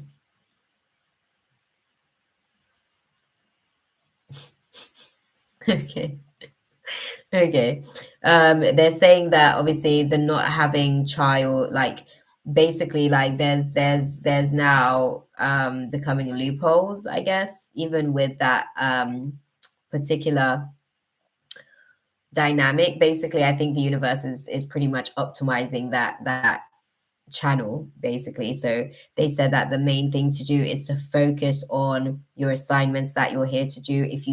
If you're able to execute those, because we come here for the most part because our soul could still learn a few things. There's things that we could still actually like adapt and optimize, and there's, even though we have the potential for so much, sometimes we kind of like get into these situations where we actually don't allow for ourselves to be able to kind of like meet that potential because we're held back by lack of inspiration or fear of our power, or like not actually even having the desire to meet the potential. You know what I mean? And I think for yourself, they're saying like if you focus on the assignments that you're doing, like your lineage assignments, you also have assignments within the collective, and your main assignment is to basically keep the state of your avatar as purely as you can at all times, so that you can be utilized for when spirit is moving through you, right? What will my future mission be like if I choose this route? So if you choose this route, you'll get at least 4 families like after this life, if you're able to do what you need to do, right? If you're able to do, and when I say what you need to do, if you're able to keep on your assignments and not let your bad behaviors basically get in the way, you can actually tune out of this like body, this physical state, this physical like perception of yourself, and you can actually like basically be your other version of your consciousness for like 4 generations at a time, and then you'll go back and forth like that. You go back and forth like that, right? So you'll spend 4 generations in that space. And then when you come back in this space as well, you may spend 4 generations, not gonna lie, you may spend 4 generations as far as like, in this body, you're having that situation if you have kids in that space, because this is why they were telling me about the kid situation, saying that the universe is optimizing that hack basically within the metrics of the universal laws, because a lot of people are basically like getting themselves out and their service is needed for the collective that is still here, that is still trying to grow and everything like that. So yeah, it's one of those things, I believe. Hold on. Okay, sorry. I'm trying to fulfill this assignment this lifetime. Yeah, that's what's up. Then I guess I should be focusing on how to fulfill my mission this lifetime so I don't have to return.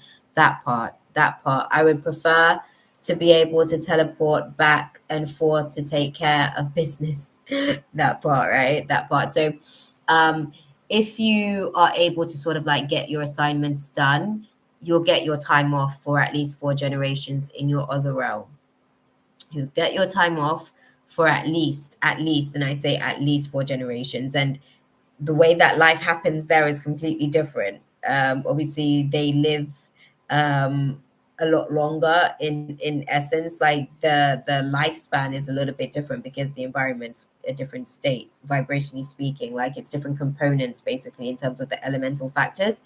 But I think if you get the assignments done, you'll be able to be back in that realm for at least, like I said, 4 generations. And then you'll be able to kind of like do some ascended. It depends as well how well you do over there with those 4 generations. If you do well over there as well afterwards with those 4 generations, because again, the universe is just seeking to be able to optimize itself. Love, we talk about love, but as a vibration, like before love was, it was chaos, right? So the like love is seeking to basically like organize the chaos so that it looks and experiences itself, i.e., life, as the experience of love. So if you can do well on the other side as well, like as far as like your other reality of self, you'll also be able to sort of just be an ascended master for maybe double the time, like up to 8 generations basically here, before you would have to be asked to sort of like, utilize a body. You may even be able to sort of like come back as a familiar instead of an actual like human body, basically. And when I say familiar, I'm speaking about like a cat or a dog. The snap pigs are actually like getting into the familiar game now as well. I see that that's becoming a thing, which is so funny. But hey, each to their own, you know. Every animal sort of like reflects their pet owners as best vibrationally speaking. So yeah, if you can do that, beautiful, then you'll get like, you finish up your assignment here, you get 4 generations over there, which feels like a time off from here, and then minimum 4 generations. And then when you kind of like, you know, are having or being asked to sort of sit back into this space as well, you'll actually sort of be able to kind of like, yeah, do the telepathic downloads and communication to the body, teaching people about all the stuff that you learn, about the stuff that you're here to do, like money matters, like learning how to juggle and balance certain things, prioritizing, the manifesting of things based on the power, like literally there's so many tools and skill sets that you've actually like optimized as well. You being in a position, God could really utilize you as an agent, sorry, to be able to, see a few generations through. I think when you get the family, it would actually be a one family thing, like a one family. God would have you see through that whole family for up to 8 generations. So you wouldn't have to like go and get a new like student each time to tutor. Um, but yeah, sorry, my audience senses are turning up. But yeah, do that. Do that, beautiful. Finish up your assignments here. You get 4 years. Well, I say 4 years, 4 generations. Sorry, my bad. 4 generations on that side, up to 8 generations on this side, depending on how well you do on that side. Yeah. What was the other part of the question as well? Sorry. Let me go back to that as well. What will my future mission look like if I choose this route? So yeah, future mission, right? On the other side, like in your own, I guess, cognition and reality, um, there's also challenges there as well. There's also like a war that's taking place there as well, in terms of this battle, this inner battle between light and darkness that's actually taking place. So your role, I guess, in that there as well is to be able to be a guiding force, is to be able to actually like, you're a little bit of a general actually in that battle, which is why like all of the stuff that you're here to learn now is really going to be useful for you when you sort of like go back, because then you can actually like, how can I put it, you know so much about physiology, you learn, like that's the thing, like if you get into a human, you learn a lot of ish really really quickly in terms of like science and pseudoscience, right? Because you're living in the biology of life itself. So what I would say is the more that you actually sort of learn here, the more you can take back and the more you can utilize. And that's one of the things that's going to be really, really beneficial to you, like as you kind of like move back and forth. You know what I mean? As you move back and forth. Yeah. Sorry, I'm getting a download on something.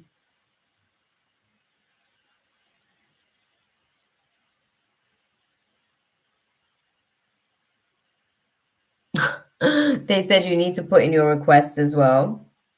They said you need to put in your request because at the minute there's so many people that's really like struggling, I guess, at this level of optimization that the universe is requesting, that they're actually like putting in a lot of requests at the minute, which is why the suicide demon's actually like just moving the way that he's moving as well at the minute, because he's been given the green light to some degree, because obviously like God has this like feral dogs on leashes basically, and he unleashes them based on whatever needs to be taught at the time. Basically this is when we're having to get like tough love lessons pretty much, but they can only do what they have. um it's one of those things. Sorry, I'm like picking up, my channels are getting like intercepted. I'm getting sorry, I this is why I try not to focus on the chat, because sometimes it intercepts my channels as well. I literally just felt a spasm there because my channel just shifted into another perspective, which is weird because I literally, like, anything that happens to my human, I'm like literally here just like narrating the whole thing. Yes, look at that. I thought of putting in a request before I pass, which is no time soon. Yeah, put in the request now. Put in babe, put in the request now, because then you're basically going into negotiation. So if you put in the request now, so basically it's like setting yourself up for retirement. Right? So consider it your pension, basically. Consider it your pension. So consider like your kind of, like putting into your pension pot all of the stuff that you're doing this lifetime, which you're going to be able to reap for your next lifetime. So putting the request from now, because if you do it basically by the time you're kind of like on your way out into transition and all that good stuff, basically that's going to come at a price. But if you start putting it in from now, then you can already start paying the price off. Do you see what I'm saying? You can already start paying off the price, which is obviously to be able to execute your assignments. You know that you're already doing that and all of that kind of stuff. I figured I could choose not to return. I thought of putting listen, I figured I could choose not to return. Listen, have you seen some of those babies that come through and they look so pissed that they're here?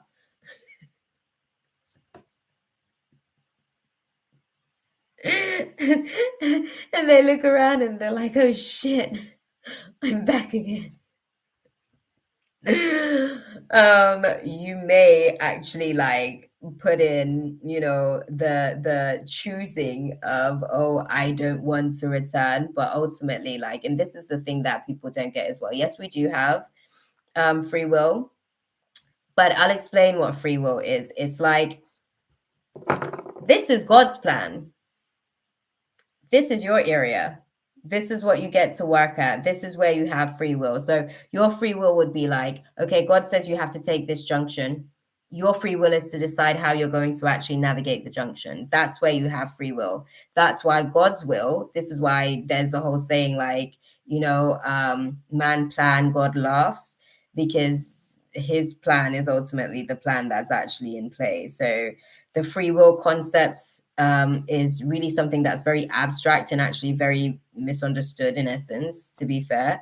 But what I will say is, if you can put in your request and actually start working off the price that is going to cost you for that request, then at least by the time you come to the point of your transition, your debt's cleared. Do you see what I'm saying?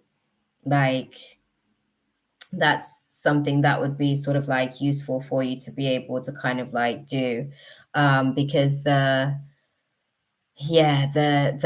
debt situation, as far as like the price that it's going to cost, is probably going to be something that is going to be needed like for a whole lifetime. Do you see what I'm saying? So you're going to be called to service to do this and do that and have this assignment and that, like, so you're going to have to pay the price. And obviously everything's going to be kept on record. You know how this goes. It's going to be in the Akasha after you sort of leave.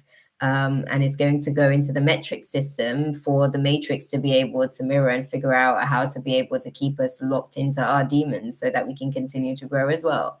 So, yeah, I think the situation with, yeah, that part. Exactly, girl.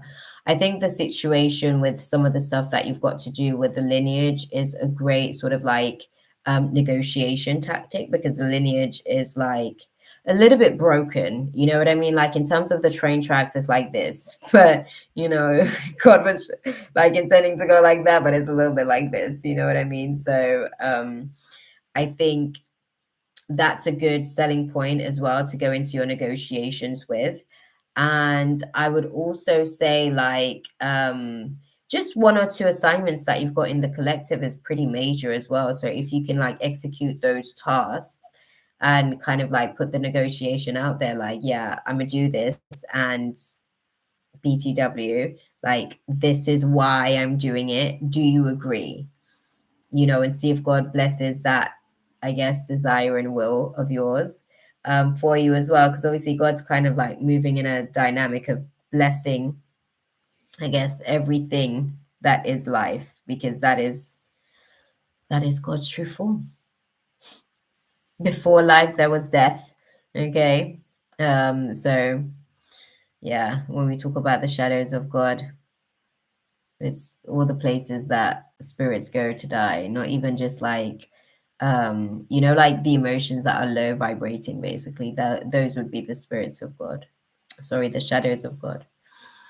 But I hope that that was useful for you, beautiful. I think like where you're going, you kind of have to be clear in directing, like, okay, this is where I'm going, this is what I'm doing, like all of that good stuff, you know. But yeah, I hope that that was useful for you. What's the guidance then for KT with this situation? Like, what do you guys advise? Oh, thank you.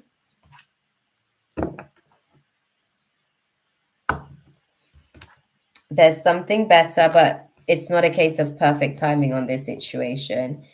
There's no big happy changes sort of like coming in your way in a perfect timing. It's not necessarily a yes situation. It's just pure not necessarily the right time, but you're releasing that so that you can get to a place where the situation will be able to improve, and you'll be able to see the improvements if you can trust the process. Don't just listen to your intuition within the next couple of weeks. Compromise at times as well on certain no's, certain hard boundaries for you personally. They're saying that you need to find a right balance with those situations because they're not allowing you to be able to recover in the way that you're hoping to, because you're not able to optimize your positivity as a result. And you'll struggle to over the course of the next few months with the levels of assignments that you may have coming for this year, to the point where you may actually feel like you want to quit, but success is definitely there for you. You know, you just kind of have to fall a few times to see what it looks like in essence. Okay. But I hope that that was useful for you, beautiful. Andrea, you are the last person closing out the space, my love. I'm gonna do Rika. Oh, that's what's up. Oh, Amber, we're actually finishing up, my love. We're finishing up. Tune in next Friday. Next week, I'm going to be live for free readings twice. Okay. maybe subscribe and hit the notification bell so you know when we're going live, because I'm optimizing at the minute. I'm still figuring out how to have a like capacity to do all of this stuff. Have a good weekend as well, Katie. Thank you. But yeah, I'm usually live in the YouTube streets like on Fridays, and I'm hoping to do Sundays as well. Next Wednesday, we're actually coming to have a chit chat about how the solar eclipse is actually like taking things away from us, okay, that we weren't prepared to lose, especially during the Mercury retrograde climate as well, really helping us to stabilize. So maybe join us for that as well. That's on Wednesday next week. So Andrea wants to know, what does Spirit want me to know about my relationship with my Leo boyfriend? And what is the outcome? Okay, interesting. Okay. Oh, you guys are navigating through some hostilities. Beautiful. Differences in communication at the minute. What differences in opinion that is impacting you guys' ability to communicate at the minute. Definitely hostile energy. You guys are like navigating through that. Sometimes the attitude can be a real big factor, they're saying. And those are some of the things that kind of like impacts the way that things are able to kind of like unfold as well. So you got to be mindful of that. Okay. Ooh, interesting. What do you guys want Andrea to know about her relationship with her boyfriend? What do you guys want her to know about her relationship with her boyfriend? Oh, lots of jumpers. There's so much going on with the energy, right? Thank you. Okay.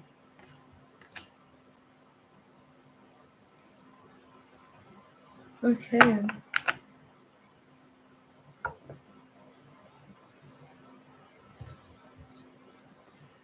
Interesting.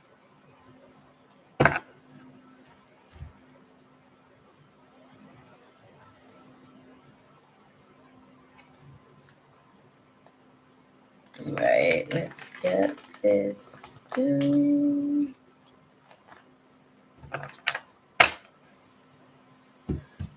Okay, please clarify what. Okay, thank you. Okay, interesting.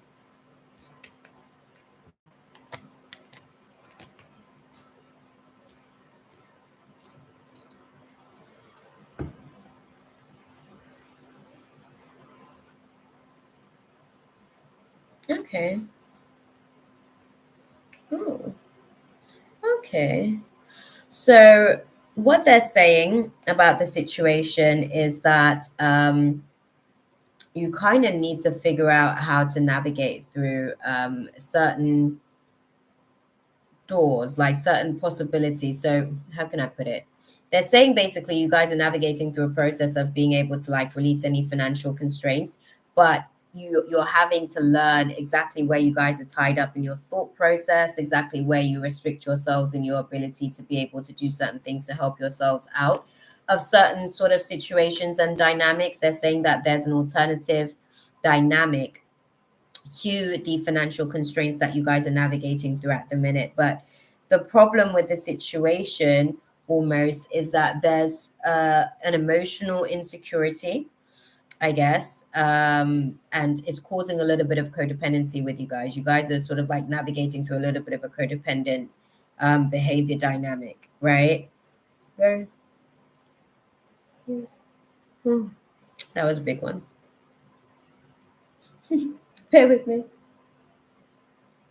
Hmm. Sorry, they're saying to eat something and sort myself out because my body's shutting down, so I need some sugar.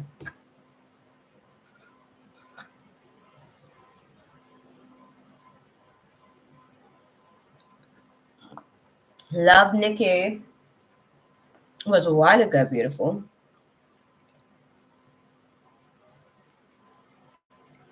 A while ago. She wasn't here at the time either. No, she wasn't. I think we went on to, who did we go on to? Eve.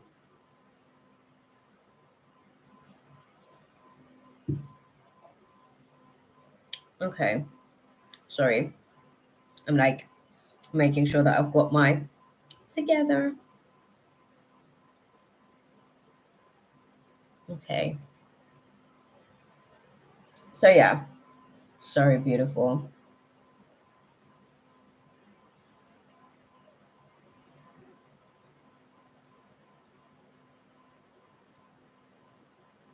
Oh, that's a good thing, Kayla. Don't be a listen. That is what it is. You know what I mean? Don't be absurd. Um, yeah, it is what it is. You're kind of sort of in there. Maybe when I'm finished with Andrea, we'll see where I'm at in terms of like feeling because I am getting a little bit tired now, I guess. And my body's starting to because my usual time of the night is usually around about 2, 3. That's kind of like the my body's it knows basically. It knows what time it is. Um yeah, all good. Yeah, so with the situation, Andrea, hmm, it's interesting because he's actually dealing with the insecurity. You know how I spoke about like the emotional insecurity thing? That's what that is. That's manifesting the looking at the Facebook and the group messages. Why is he insecure? Talk to me about that. Because usually that's flaring up for other factors as well.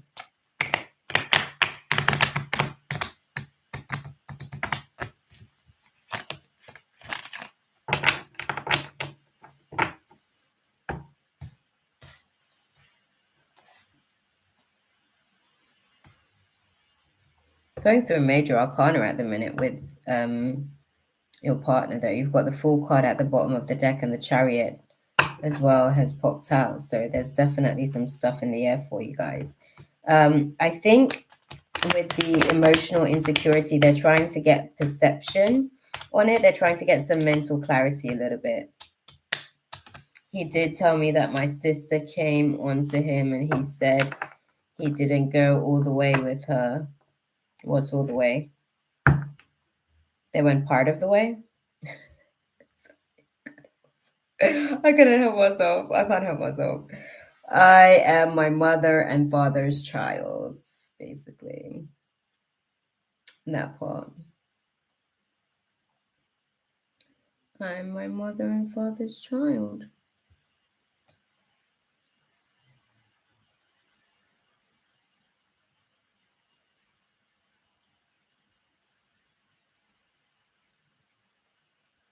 Sorry. So, um,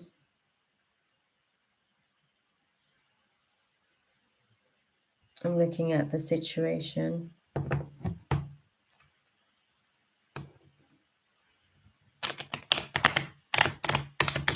Why is he? Because I was going to ask you why is he so insecure on the space, but it seems like there may be some, and it's still saying that lack of closure about what? Well, what lack of closure about what?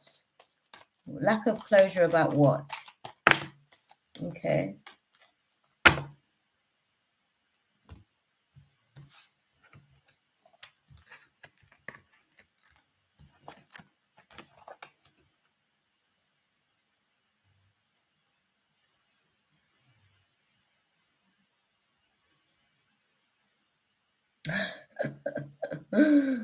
Oh, Kayla, girl. Okay. Mm,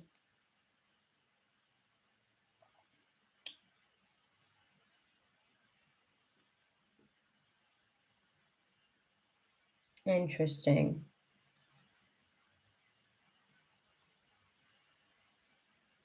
Clarify for me. Sorry. I want to get like the full perspective on the situation because what I'm seeing is like, so just to sort of like put it into context, when I asked about, oh, let me move these actually. when I asked about like why is there insecurity, it's about like pretty much, sorry, let me move the cards around. The shadow side, like the shit that was being kept in the dark, kind of like being forced to come to surface to be purged. Right. It's kind of coming to the surface to be purged, and it seems as though like the insecurity is actually coming from this place where he's basically made cold-hearted decisions, and he's trying to find the balance within that. There's more to the story than that, girl. You're gonna have to get to the bottom of that story. Did you have a conversation with your sister about the situation as well?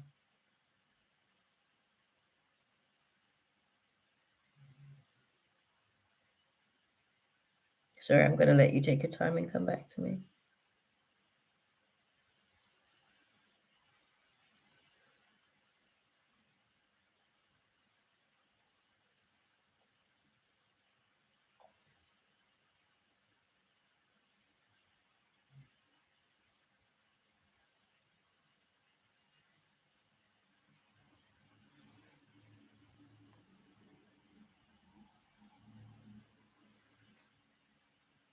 I did kick her out the same day. Oh, she denied it. You're right to kick her out because she doesn't even have the decency to just own it and actually like give you guys an opportunity to work through the situation. I know that obviously she was like in a primitive mode, activated, thinking, oh, if I speak up, I'm going to lose everything. But you not speaking and telling the truth, in essence, was also going to cost you everything. So that was like, you know, a deceptive spirit, basically, that lied to her. Um, there's more to the story, my love. I'm not going to lie to you. There's more to the story. I don't know what all the way means, but find out which part of the way he done went. If it's something that is bothering you like that, the fact that you've brought it out here, clearly it's something that is actually internalized. It's an internalized burden. Yeah, I think like with the situation, from what I'm seeing, the insecurity comes from how he feels about the cold-hearted decisions he made to juggle situations and to actually like have this competition thing going on, basically.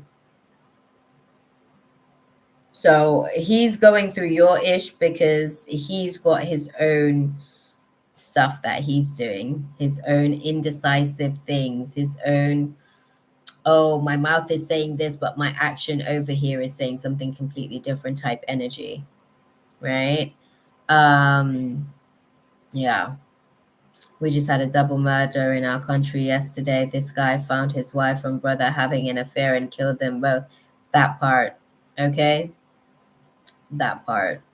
Demon time out here. Like people keep like disrespecting people and kind of like pushing their boundaries, and you can't tell somebody how to manage their demon once you've done triggered their demon, because it was your demon that triggered their demon in the first place, because it had to have been a demon to trigger a demon, because it's mirror reflecting mirror. So yeah, there's more to the story, girl. I think that you don't have all the facts on the situation. I believe that he's still guilty to this day. And I don't know fully if he's learned his lesson. Has he learned, guys?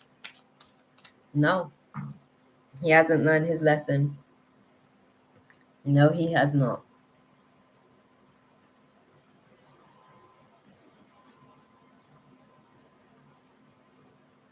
Yeah, yeah.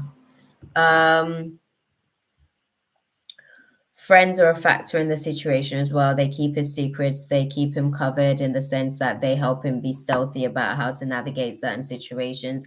I think your sister was a tip of the iceberg. I believe that that was just a pattern that he exhibited in other areas as well, a lot more subtly, because the sister was a different situation and dynamic.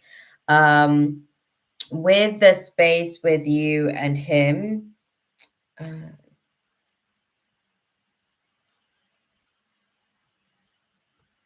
it's going to require a lot of work.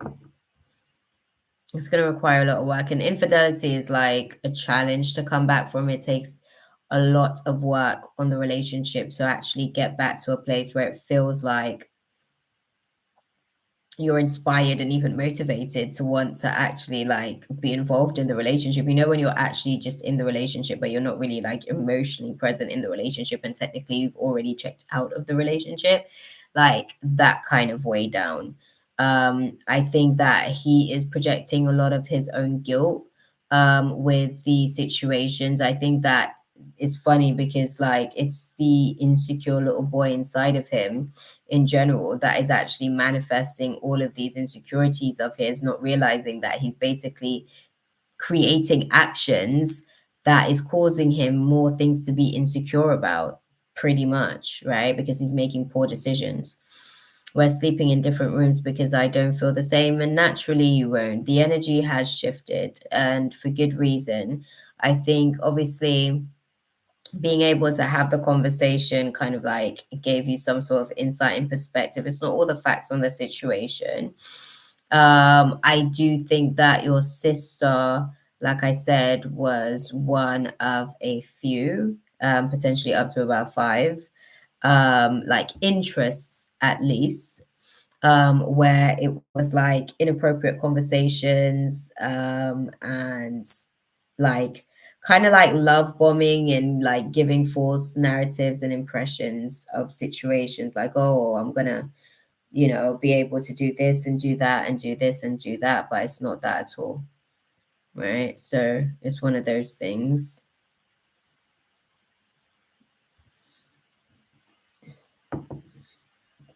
Yeah, he came clean. When did he come clean?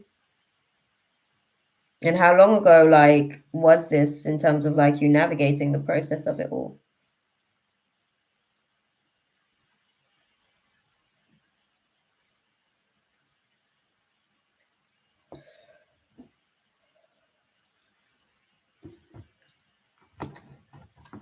Okay, what is the guidance then for Andrea in navigating the situation, guys?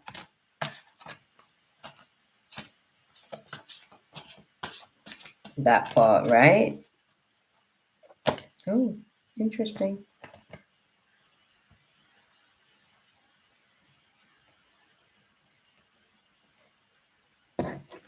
They're saying that there's no peaceful resolution with the situation. This isn't a yes. It's not an easy breezy, beautiful cover girl. Okay. Sorry, I couldn't help myself.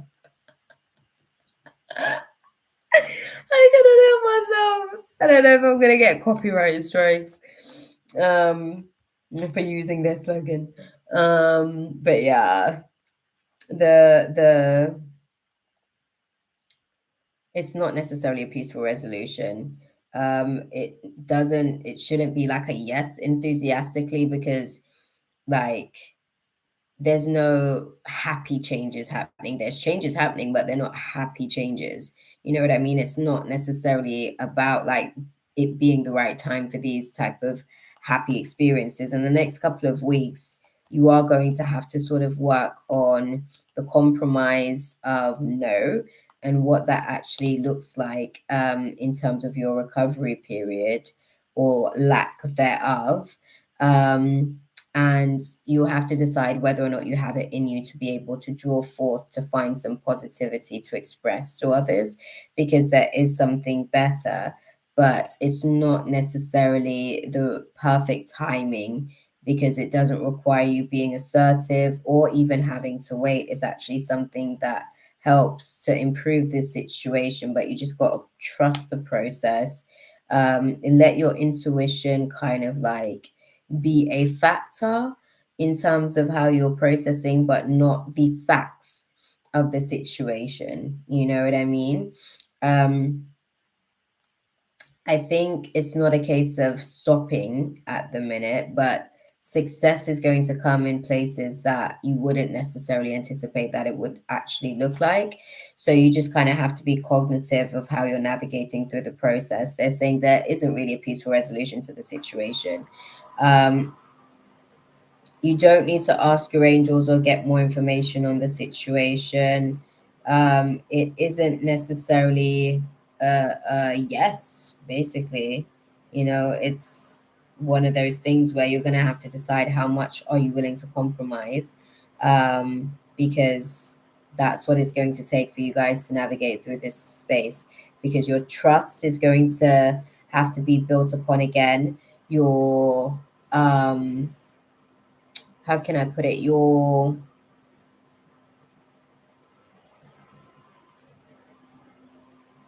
Oh, it's not even just about your trust. It's also like your confidence has been knocked with the process as well. Hey, Cora, unfortunately, the list is closed, my love.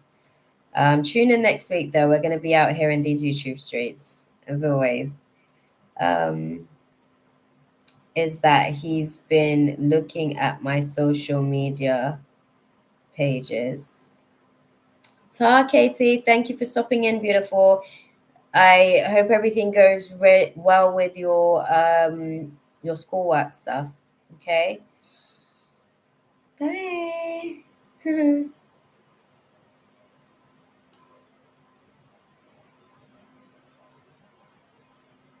Yeah. I think is that why he's been looking at my social media page? Well, yeah, because obviously now he's guilty. Now he's in fear of losing you. Now it's one of those situations where he doesn't feel deserving of having you. So now he's got a new insecurity that he's having to navigate through. Like, it just doesn't make any sense sometimes the way that we like make decisions, or the things or the energy that we use to allow us to kind of like back ourselves into certain corners to make certain decisions. But they're saying there's no peaceful resolution on the situation. It's going to take some actual hard work, um, and it's whether or not he's actually willing to do the work as well, because him looking at your phone isn't going to bring him any peace, and it's not going to help you to kind of go through the process of forgiving him. Now he's just scared that he's going to lose you, because his bad behavior and his self-sabotaging nature has basically put you in a position where he could very easily understand if you did say no tomorrow, and he can't really contest it. It's just one of those types of things, and he's a little bit on edge, I guess, about that aspect of the situation as well, right? But yeah, I hope that that was useful for you. Beautiful. I don't even know what you got from that. To be fair, I don't even know what you got from that, to be honest, my love. But they're saying like no compromising, or sorry, find yourself the right compromise for yourself, basically, right? Find yourself the right compromise for yourself. He's the one that's messed up. If you allow this behavior to continue as well, do you trust and believe that it can bleed out very toxically, and all of the guilt that he feels can potentially now start to manifest as self-hate projected at you. So he starts telling you hateful things because he hates himself for the decision that he made and the results that is basically causing. But instead of being able to take accountability and responsibility, because the pain of it all is so traumatic, the projection basically helps him to offset, like lightening his load, basically. That's the best way that I can put it, lightening his burdens. But yeah, I hope that that was useful for you, beautiful. I'm going to do Rika's question quickly, and then I'm going to head out of this space. Kayla also wants a question as well, so I'm going to answer your question actually first, Kayla. Let me answer your question first, and then I'm going to tune out and answer Rika's question. So what's your question, Kayla? Okay, I'm going to make this one a little quick one. If you don't mind as well, I'm going to make Rika's a little quick one as well, right? So we're going to do that. Okay, we're going to do that.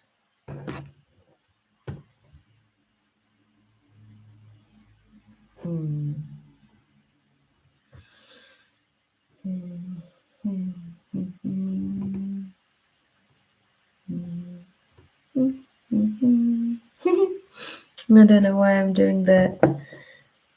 He wanted me to find out so he can have an excuse to break up. Ready? Oh, bless you guys. Right, that part, Kayla. No, it wasn't like intentional. I think he did it basically in a foolish, like, he thought with his little head, basically. Okay, spirit of lust moving out here. We don't know how to manage it just yet. We're still struggling with that force. But it's actually a really, really good, I guess, spirit connected to the sacral chakra to allow us to be able to like really create. But yeah, I don't think he did it on purpose cognitively, but I think he did like the responses that you're getting at the minute. That's intentional because he's actually so scared now that he's going to get the same karma, the same fate, like given back to him. So he shooketh, right? He shooketh. But let's start with B's current feelings. What are B's current feelings towards Kayla?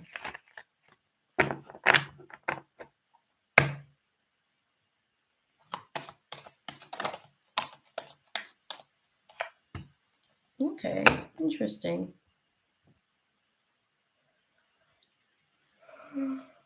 Sorry. Current feelings is a bit of emotional volatility or planning ahead about the emotional volatility that you guys are navigating through. Are things a little bit on its head at the minute in terms of the feelings, Kayla?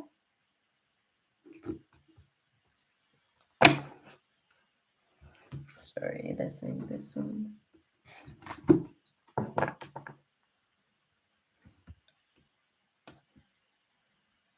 Okay.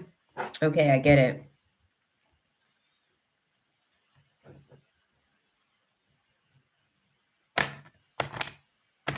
Oh, sorry.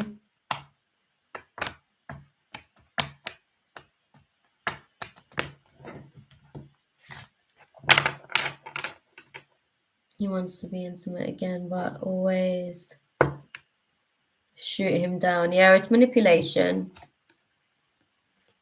King of Cups energy in reverse. So there's a lot of manipulation involved in the process. So it can be very volatile. Okay, that's their feelings. Clarified. Put that into perspective. Thank you. Okay, he wants it to be very soon. Okay. So he's manipulating the timeline, basically. It's a timeline thing. Like he's pushing and forcing and trying to like, you know, make it out like, yeah, I'm ready now type thing. He's not there yet, to be fair. Like you guys aren't even like aligned in terms of the things that you guys are looking for, to be fair, at the minute. Okay. So sorry. Let me see then, guys. What are his thoughts towards Kayla then?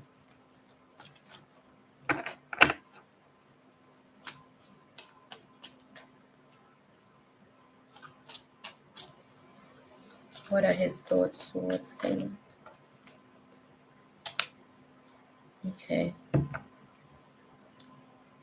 You want to hang out? Do you think I should go? I told him nothing sexual, anything of that sort, though. Girl, please. Please. He's just wanting to be, he's going to say yes, yes, yes, just so that he can have you in the room. That's the whole point. Once you're in the room and he's in your space and vicinity, then all bets are off. It's one of those types of dynamics, basically. So his thought process towards you, interestingly enough, is accepting. Sorry, guys. It's almost about like accepting responsibility of the injustice, basically. Yeah. Accepting that, it is very sort of like stressful as far as the environment and navigating through it. You've got the justice card in reverse, so this is definitely like a big transit for him, in particular in terms of like him being able to kind of identify his feelings in the space and owning said feelings and doing what's necessary to kind of like nurture those feelings into developing into a full grown like adult mature reflection of a spirit. Okay. Clarify.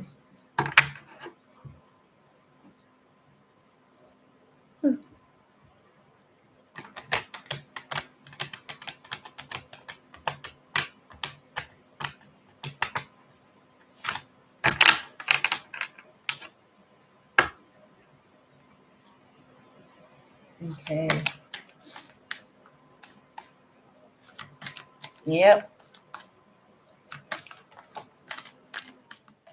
The thinking man. He's not necessarily like all the way pleased with your he's not necessarily pleased with your decision. But he's really just trying to be strategical about the situation, to be honest with you, my love. It's like I said to you before.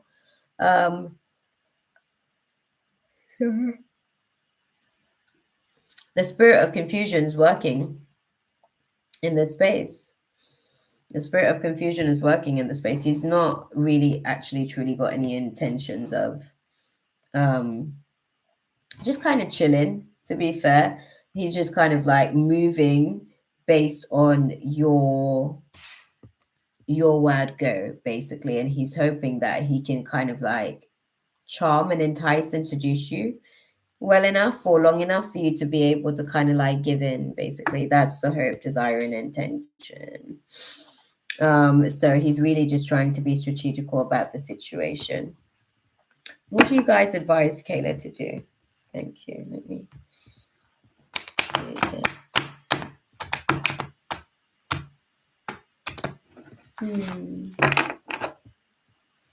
He better think again, that part, girl.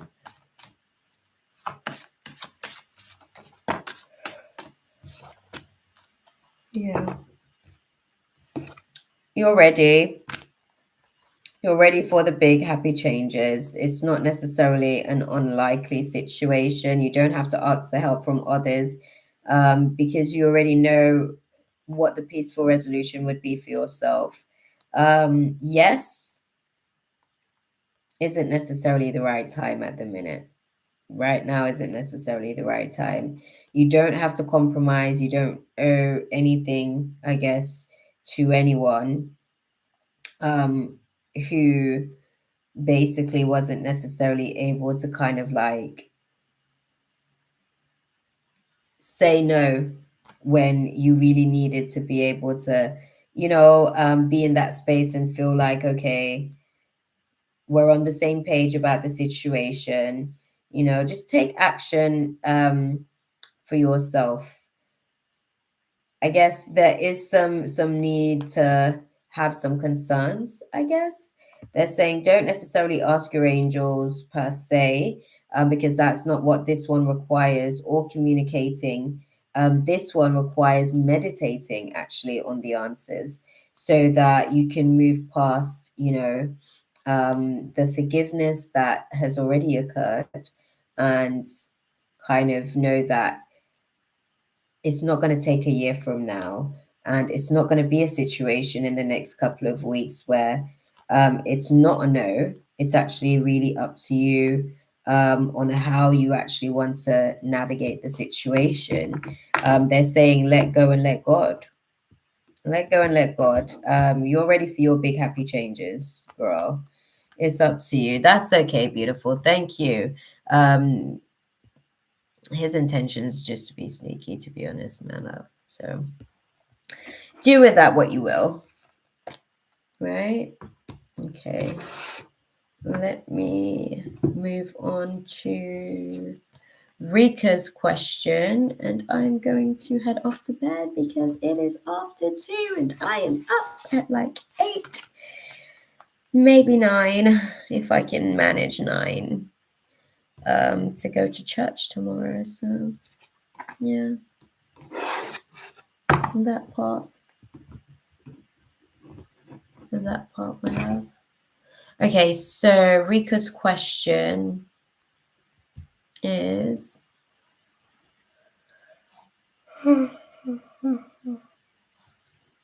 how will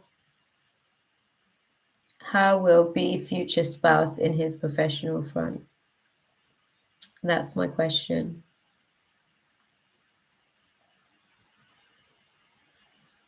Okay.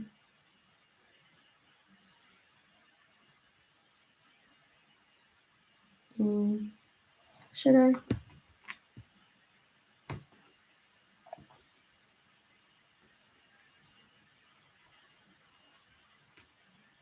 Sorry. I'm trying to understand if I want to kind of like read the question now or if I want to but the question is one of those types of questions basically where it's thing.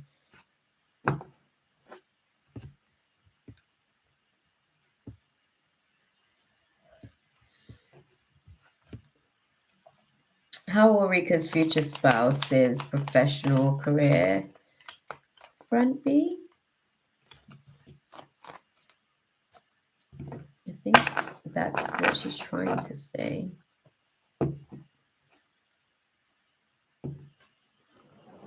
How will the future spouse's professional front be? Firstly, avoid taking on too much responsibility.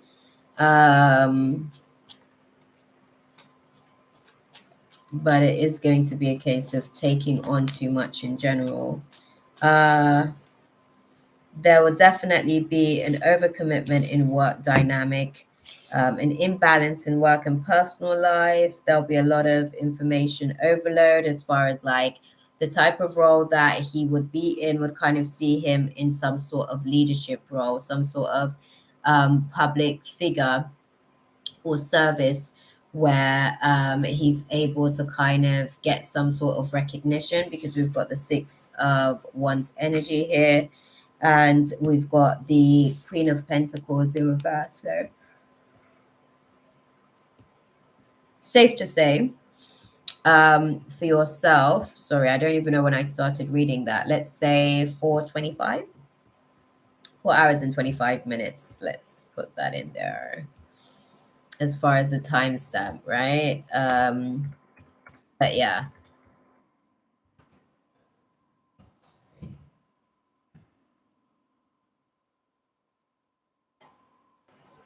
So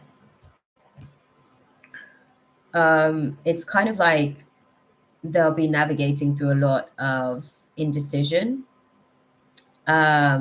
with the thank you, beautiful. Thank you. That's what's up, because I couldn't see. I actually had the notepad up on the screen. So I couldn't see the time. I didn't clock until afterwards. Great stuff. Thank you, beautiful. I appreciate you. Okay, so with the kind of like it's interesting. There may be some sort of politics involved with the situation. So there may be sort of like in some sort of business where their role is very instrumental on governmental policies as well. And they themselves will be very much in high demand. And a lot of the things that you'll be doing is definitely going to be a challenge in terms of you being able to kind of like keep your emotional, wits about you, because the imbalance in the work and personal life may be likely to sort of trigger certain things as well, where you sort of sit in that Four of Cups energy where you're kind of contemplating and reevaluating exactly what you've manifested and whether or not you're actually sort of like content with the financial opportunity, because of the overinvestment in work and the actual like financial, well, you question it because it was the financial setbacks that kind of like brought you to this place where you feel like it was a necessity to have somebody that had a certain caliber in terms of the societal viewpoints or how they're received by society. But the overinvestment in work, you're not necessarily really feeling it. And that's a lot of the conflict and disagreements and tension that you guys actually have within the dynamics that you guys are navigating through a lot of the times in that space, because they're never really present. They go out to be able to make all this money, but they're not present to be able to spend any of it with you. So you're not getting necessarily time or money sort of spent in the way that you would actually like, right? Hey TT, unfortunately, my love, the list is closed. I've been out here for like 4 hours in these YouTube streets, but join me next week. I'm usually here on a weekly basis. Okay. So yeah, when you're navigating through that type of dynamic, you'll actually find that you start to question whether or not, you're happy with the rewards, or if the investment like is, thank you, TT, if the investment is actually like worth it at the end of the day. Like, how much effort are you willing to sort of continue to give to this person and put into this person? I think that the financial situation, right, it's actually going to be one of the factors in your relationship that is going to cause, as much as you would think that them having um a good situation financially is going to be beneficial to you, it actually comes with its own cons. And I think that because of the sacrifices that comes along with the situation, you'll probably find yourself actually navigating through irritation more than you would like to with the dynamics. So I would say they are going to be some sort of public figure, and they are decision maker definitively. I think they might be in law.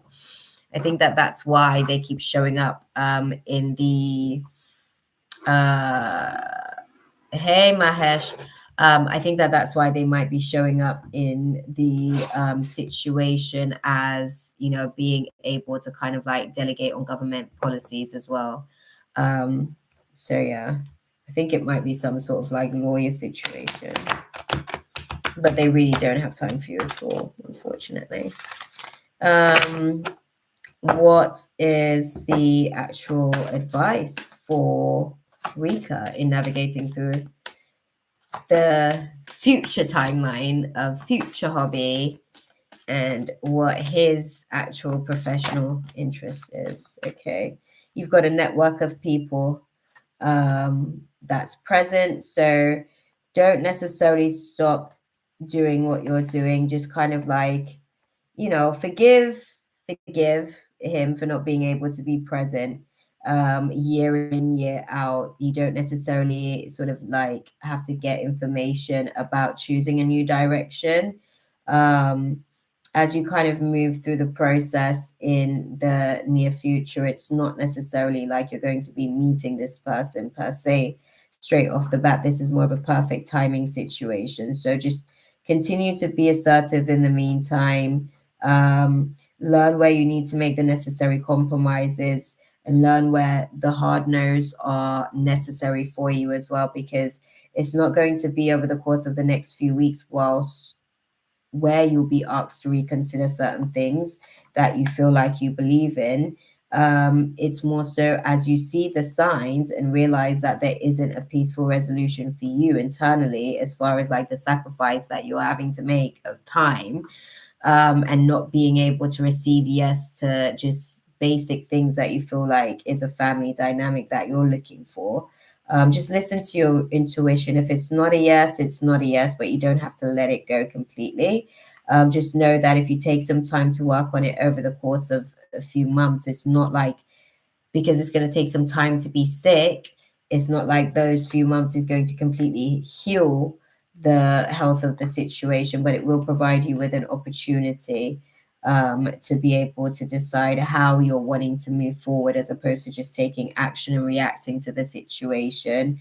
There's no need to worry. You're not ready just yet anyway. So there's no big happy changes that are sort of like, prevalent right about now. But you are navigating through the unlikely air, right? And it's a case of like knowing when to ask for help. Unfortunately, Mahesh, we're finished. The list is closed for the actual night. Shaylee did put out a memo in the group chat as well. Tune in next week. I've been in here for 4 hours, my love. My channels are getting weary, so you wouldn't even get as optimized of a channel to your questions at the minute, to be fair, because my human is now phasing down to my channels. But it's not necessarily up to you per se as well. It's about the abundance of the situation, what you wanting to give to your children, what you felt you didn't necessarily have, and you being able to kind of like go through this recovery period and feeling like, okay, I have been able to give my children what it is that I didn't necessarily have. But it's not something that happened overnight, and at points you probably will navigate through not necessarily trusting the process. But you just kind of have to wait. The situation won't necessarily improve, and there isn't necessarily something better per se. But if you ask your guides for help and communicate clearly, you won't necessarily need to meditate on the answers, because all will be revealed to you. So there's no need to worry. Okay, my love. I hope that was useful for you. On that note, I am going to go and make love to my pillow. Okay? I'm gonna go make love to my pillow with my face. I'm tired. I'm literally sort of running on yes, beautiful, go for it. I'm running on a few hours sleep. So I am exhausted coming into the space, unfortunately. I'm surprised I was able to sort of like get it done.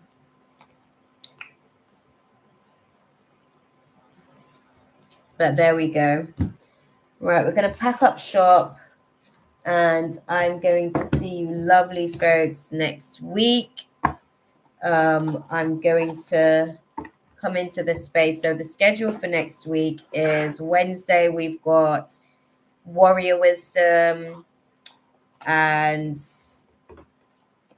Friday we've got free readings, and Sunday we've got free readings again. I was actually going to do those readings on TikTok, because I'm trying to kind of like integrate into the TikTok space, because it's one of the apps, it's one of the social medias I never really got into, to be honest. I'm not really into social media like that.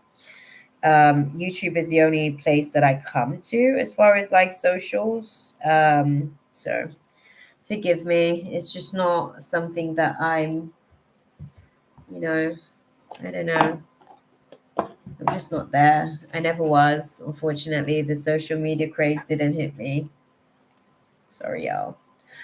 But I'm learning how to like utilize it to be able to fulfill assignments, because I know I refuse to use TikTok, girl. I can imagine. I'm like literally trying to I guess wrap my head around it. Why did you refuse to use TikTok?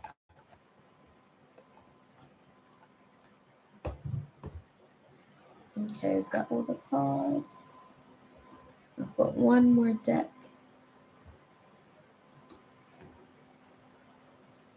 One more deck.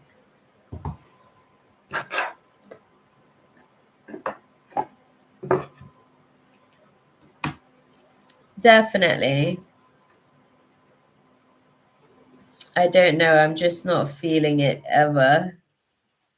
No, I hear you. I hear you on the TikTok situation. I'm just not really a social media. Like I literally, even when social media was becoming a thing, I was just like, I didn't really get it per se. I'm not really one for photos.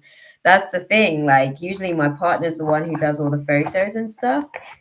Um, so if he's not around, I'm usually just going around taking mental snapshots, and I'm like, ugh, I mean, I can try and share those files, which I can, but it's whether or not they'll pick it up. You know what I mean?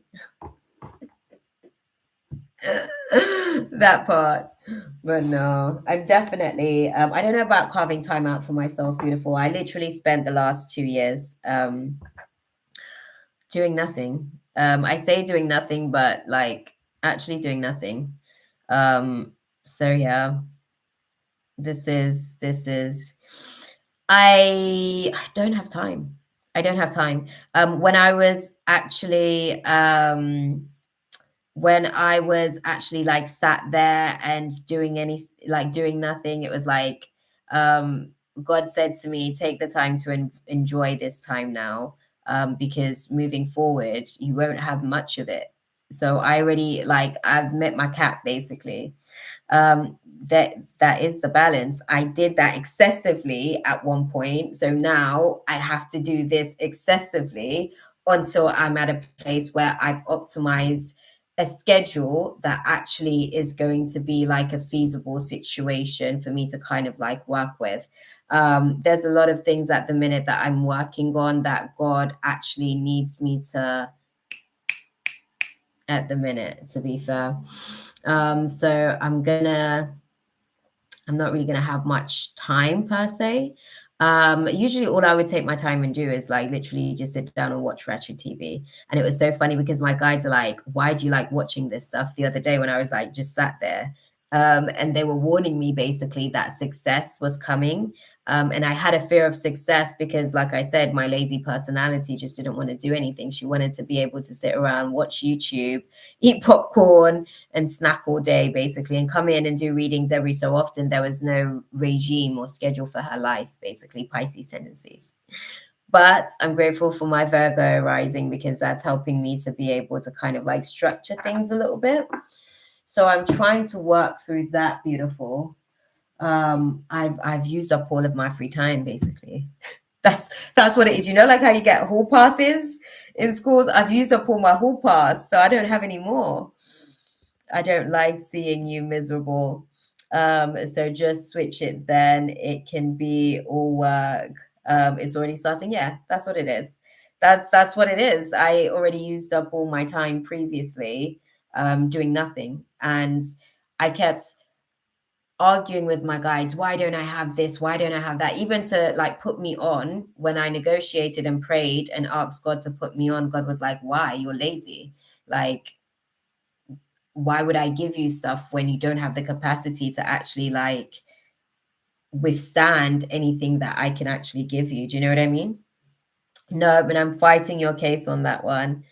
No, definitely, definitely. I understand and I get it, because my human was having some difficulties in accepting that this is what we're doing, sort of like moving forward. But I let her sit for like 2, 3 years, Shaylee. She's just delaying my timelines towards success. It's not that I'm not going to have no free time. It's just I'm really not going to have like Shakima time like that. Like right now, it's 3 a.m. I'll probably have like an hour where I decompress basically from this space. I go to bed and I'm up in like 5 hours basically because it takes my body about 5 hours sleep to be able to optimize and come back. And then that's it. Like I'm literally going to be basically making up for 2 years, not even 2 years, because I've been getting my downloads since 2018. I've literally got like assignment upon assignment upon assignment upon assignment, which I kept asking God to basically like let me do certain things. But I understand now, like I really wasn't ready. And I wouldn't have been able to do anything with what he was giving me. Why? Because I would have wanted to do it on my terms. And if I want to execute and manifest what he's got in mind for me, I do have to do it on his terms. And that was the tough lesson for me. And when I say do it on his terms, God designed my avatar for a particular purpose and reason. When he had the thought of Shikima and why he needed a Shikima in the world and what he was going to do with the Shikima. Um, there was an intention there. And it's up to me to be able to kind of either align with that intention or fall out of alignment with that intention and then kind of like deal with the consequences of such, right? But I actually really like doing all this stuff. And I freaking love that onesie. Girl, it's my favorite. Okay. And the weather here is weird as well because sometimes, like even today, I think it was raining, but it was cold, but it was kind of hot. I don't know. You hear people talk about British weather all the time. It's a real thing. So I don't know what kind. So as I go to sleep and it starts to get warm, like whilst I'm on the duvets, I'll like I'll take an arm out. I'll take it down and I start stripping basically because sometimes it gets real hot actually. But yes, you guys shall see my onesie very often because I've only got one of it. Okay. The weather needs well put that part, especially the UK weather, because we have some, I don't know what it is over here, but it seems like we can have like literally like 5 different seasons in one day. I literally drove from my house to South London and experienced at least 3 seasons in one day, where it was sunny, it was raining, then it was hailstones, and then it was just cloudy. So that's like 4 actually. Yeah, it's funny though. But no, thank you for your concerns and consideration as well. I think my human's going to take it into, my human appreciates it. She does appreciate it because she's been navigating through, I guess, her own process for some time. But I really like if I dive into like my story with you, you'll understand the timeline as to why this is now. I literally just unearthed like one of the biggest generational demons on my lineage back in March when I did go to Jamaica. So now that's why I'm actually like having the capacity to be able to do all of these things as well. The same as you told me last week, girl. I'm telling you, 100%, 100%. I think it's with me, with my situation, with my human. That's why I'm saying like I'm having the conversation with my human about what we're going to be doing and why we're going to be doing it because I was excessive with what I was doing before. I really was just lazy.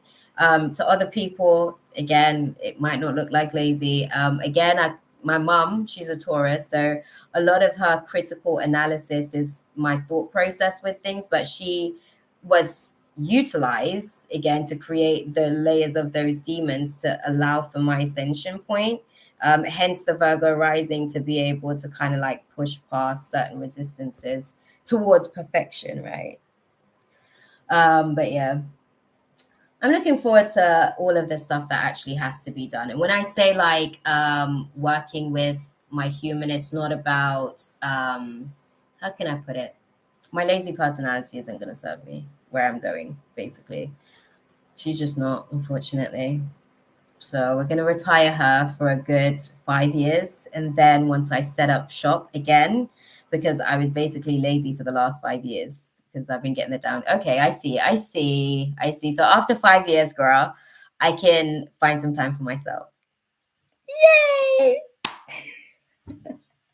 I've got a whole bunch of assignments to sort of get on with. I'm actually sort of like going out to Jamaica to sort out retreats and stuff like that. And I'm going to be doing a weed cafe out there and stuff like that as well, like generational wealth and stuff like that. So I really don't have time. Right? You should come and meet me out there and we can like blow one together. Okay. That part. Oh, dude, it's going to be fun. Yeah. Yeah. Okay. Come and meet me out there. Okay. And we will go and do some steaming together. We will bong together because we're going to have a bong room.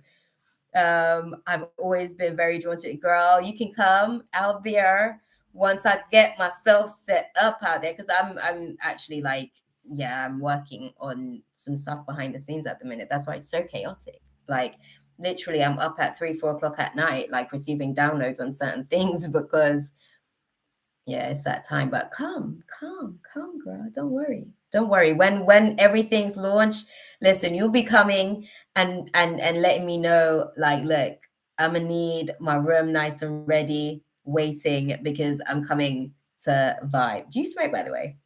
Let me ask that question because I'm like being I'm being assumptive. I'm being presumptuous. Okay. Bonging? Okay. Yeah, that's what my dad says as well. He was tempted, but he didn't. He was good. He was good. He was good. It mentally messes with me now. I can imagine. I can imagine because it's so much like wiring and unwiring with that kind of process. I'm fully supportive of it though. No, definitely. Because I'm actually going to be utilizing it to teach people about how to utilize weed to activate their cannabinoid systems to actually activate their downloads. Because a lot of the times, yeah, a lot of the times it gets a bad rep, but that's because people actually don't know how to use it. It's one of those vices that I don't know. New sub, it is a good medicine. I mean, the side effects are hungry, happy, sleepy, and you can't overdose. So, but I'm going to be utilizing it for medicinal purposes and actually teaching people how to utilize it for different mental illnesses, different emotional illnesses. I'm actually going out there next year to kind of get the license together for the farm.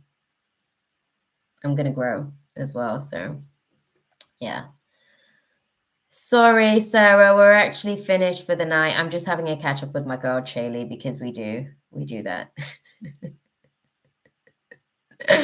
Right? That part, Chaylee, that part. But I also want to be able to kind of like what's it called? I want to sort of devise like a structure as well because I think sometimes astrologically speaking, I want to do different strains basically for different astrological transits because different transits you don't compute the same way smoking the same thing in the same transits all the time because these are different vibrations basically like these are different vibrations basically of beings that are obviously vibrating so sometimes like you can't necessarily do an indica in a period where it's like an intense retrograde, for instance, like a Saturn retrograde. You might need some sativa. Depending on how much processing you have done. And also, I want to be able to teach people how to be able to utilize it to access their subconscious files without actually suppressing. Because what happens is obviously weed is a natural suppressant, but if you know how to access your subconscious files, what it's supposed to do is shut the actual like body down and put you into the semi-conscious layer of the mind so that you can observe your demons as opposed to constantly basically just giving into them. No, unfortunately, Victoria, we're actually finished. Looks like it's closed based on the chat. Yeah, we're actually finished. I'm sorry, beautiful. I'm actually just catching up with Chaylee because she's like one of our, like she's on job, she's here, and she's a moderator as well. So I was just catching her up. I had friends who grew in Oregon. Okay. The soil must be really good out there then. Yes, high CBD is one I would like to see more of, honestly. Well, I'm also thinking about being able to. So, one of the things that I do with my Reiki as well, sometimes I will utilize cannabinoid, cannabinoid. I would utilize cannabis oil basically. So I would utilize CBD oil that I create myself basically. And I utilize that in teas. And then because sometimes it's hard for them to actually access their subconscious and let me in as well. Sometimes their firewalls are so far up. I do actually need the addition of them being able to kind of like deactivate their avatar so that they can let me in, especially when I'm doing Reiki where it's like deep generational demons as well. It rains 9 months out of the year. Interesting. Yeah, it's a really good spot to grow. That's interesting. That means you get like 3 months of like really, really okay. It's interesting. I'd be intrigued to see how the budding is with that type of environment. I was about to say, girl, like 9 months out of the year, like snap. Mind you, I'm thinking about the UK. We're not that bad. I don't think it's like 9 months. I never got used to it even after 15 years. I can imagine. I can imagine every time that season sets around, your body's like, who wants to do that, right? Nobody wants to do that at all. At all, at all. But tomorrow, I'm gonna listen to your voice notes as well. And I'm gonna come back to you as well. I have been putting all of my social media stuff to the weekend. So I'm looking forward to actually getting some other stuff done because I was optimizing with like the new job situation during the week as well. But I'm gonna be exhausted. I'm not gonna lie to you. It's because I overdid all of the hall passes that I had, unfortunately.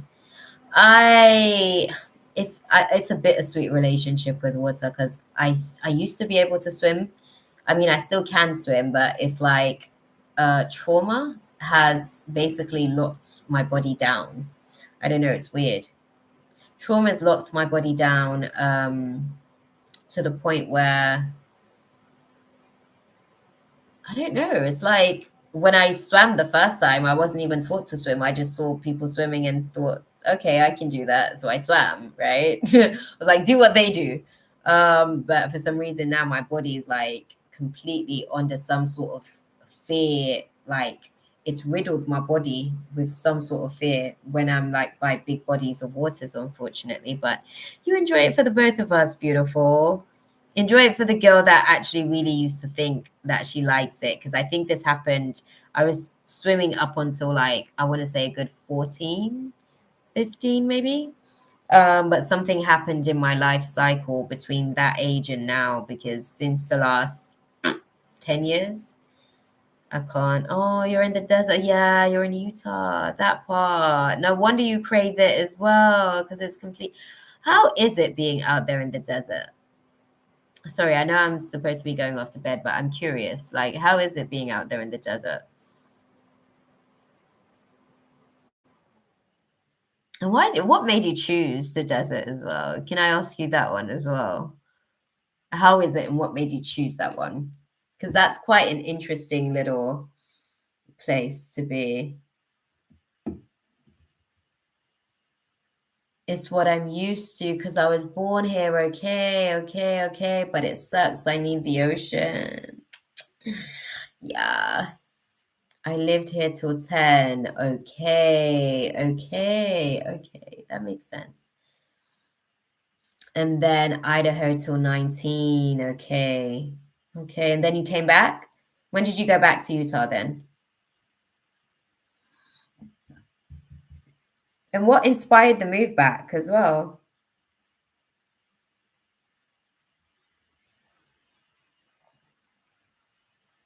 Interesting. You came back at 33. I went back to Jamaica for the first time after leaving there when I was 12 to have my 33rd birthday. So symmetry's there, beautiful. I feel you on that one. I needed to get away from my son's dad, okay? And my mom was there as well. She moved back. Okay, so she moved back from Oregon.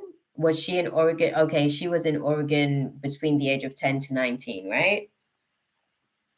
Oh no, Idaho. Idaho, sorry. Now they all left to take. Okay. Okay, so it's just you alone out there in Utah then. Okay, okay, okay. Huh. They followed you to Oregon. Why?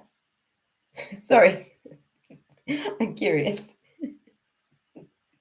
I know I said I was going to go, but I am going. It's just my curiosity has a tendency to do that.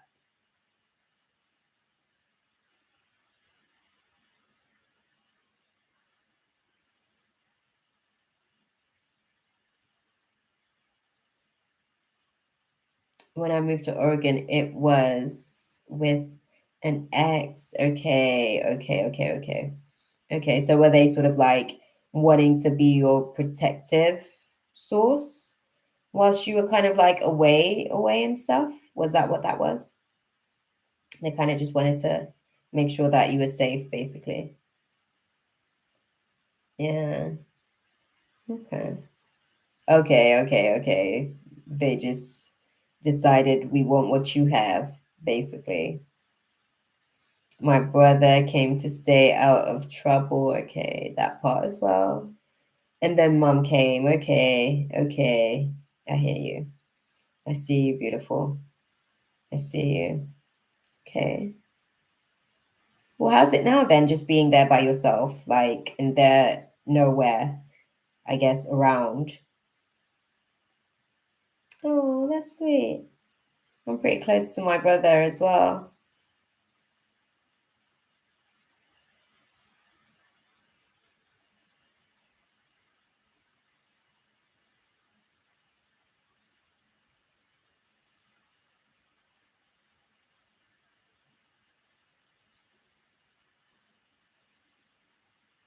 It is difficult, but I don't have any family anymore, really. I have my sister I talk to. She's in California. Okay. Is it just the three of you guys, like you three siblings, you, your sister, and your brother?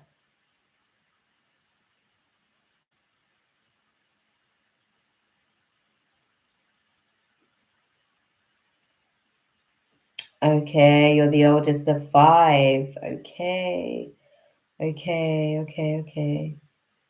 Oh, yeah. I'm the second eldest of five in one dynamic. I'm the first eldest of three, and I'm the last one in another dynamic as well, which is interesting. And my mom has always been abusive, yeah. Yeah. There was a lot of narcissistic mothers in the I want to say like between the 60s to the 80s, there was a lot of narcissistic parents sort of birthed then. And they just kind of like continued as well with the process. Don't get me wrong, the narcissism was really already there and rife and stuff, but it was just another level, it activated to another level. I'm going to work on repairing things with her though. Yeah, that part. The karmic ties we have are deep. Yep. I was a sister to my mom in a past life, and I've also been her mother in a past life. So it's difficult to know what role to play in this life and actually execute it accordingly to the roles that we're playing in this life. Yes, 84 here, and she was 16 when she had me. Yeah, my mom was 18 when she had me. So exactly that. That's where the whole nothing is ever good enough rune comes from. That's, you see, when you see me doing the whole oh, like this is the capacity that I have that same nothing isn't necessarily good enough for my mom. Wound as well. That was the environment that I was brought up in, but I actually learned to optimize in it. My dad was really, he was a Pisces as well, so he actually helped me to be able to navigate through her projection of her emotions, because he was already adept at navigating through her projections. Yeah, my mom's a Taurus. My mom's a Taurus, so the earth energy is very, very like, you know, um, that's when the whole, oh no, you said she's a Virgo. Your Virgo rising as well, did you not say? No? Oh, dad's a Capricorn. Yeah.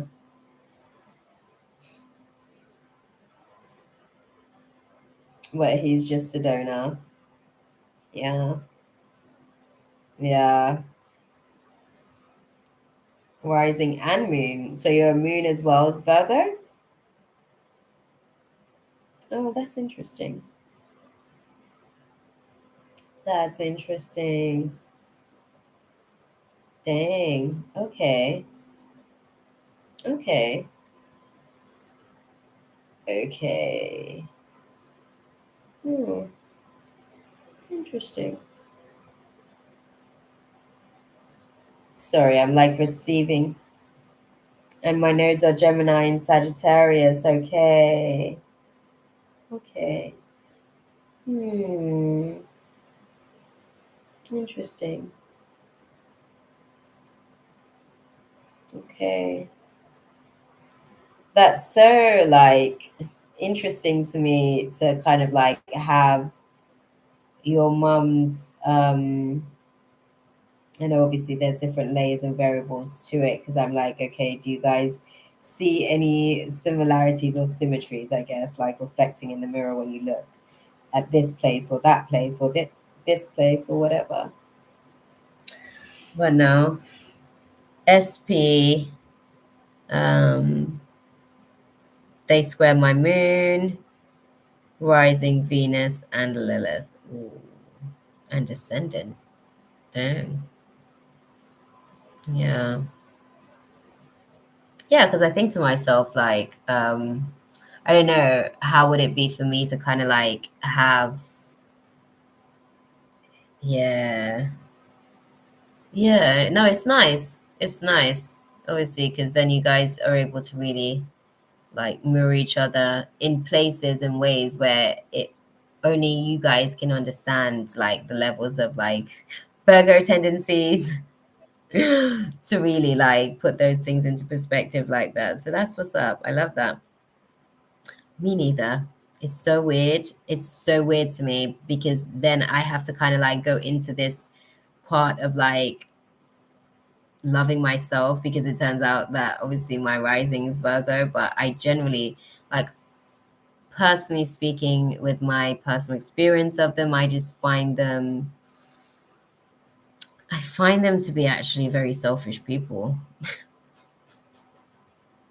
I find them to be very selfish people.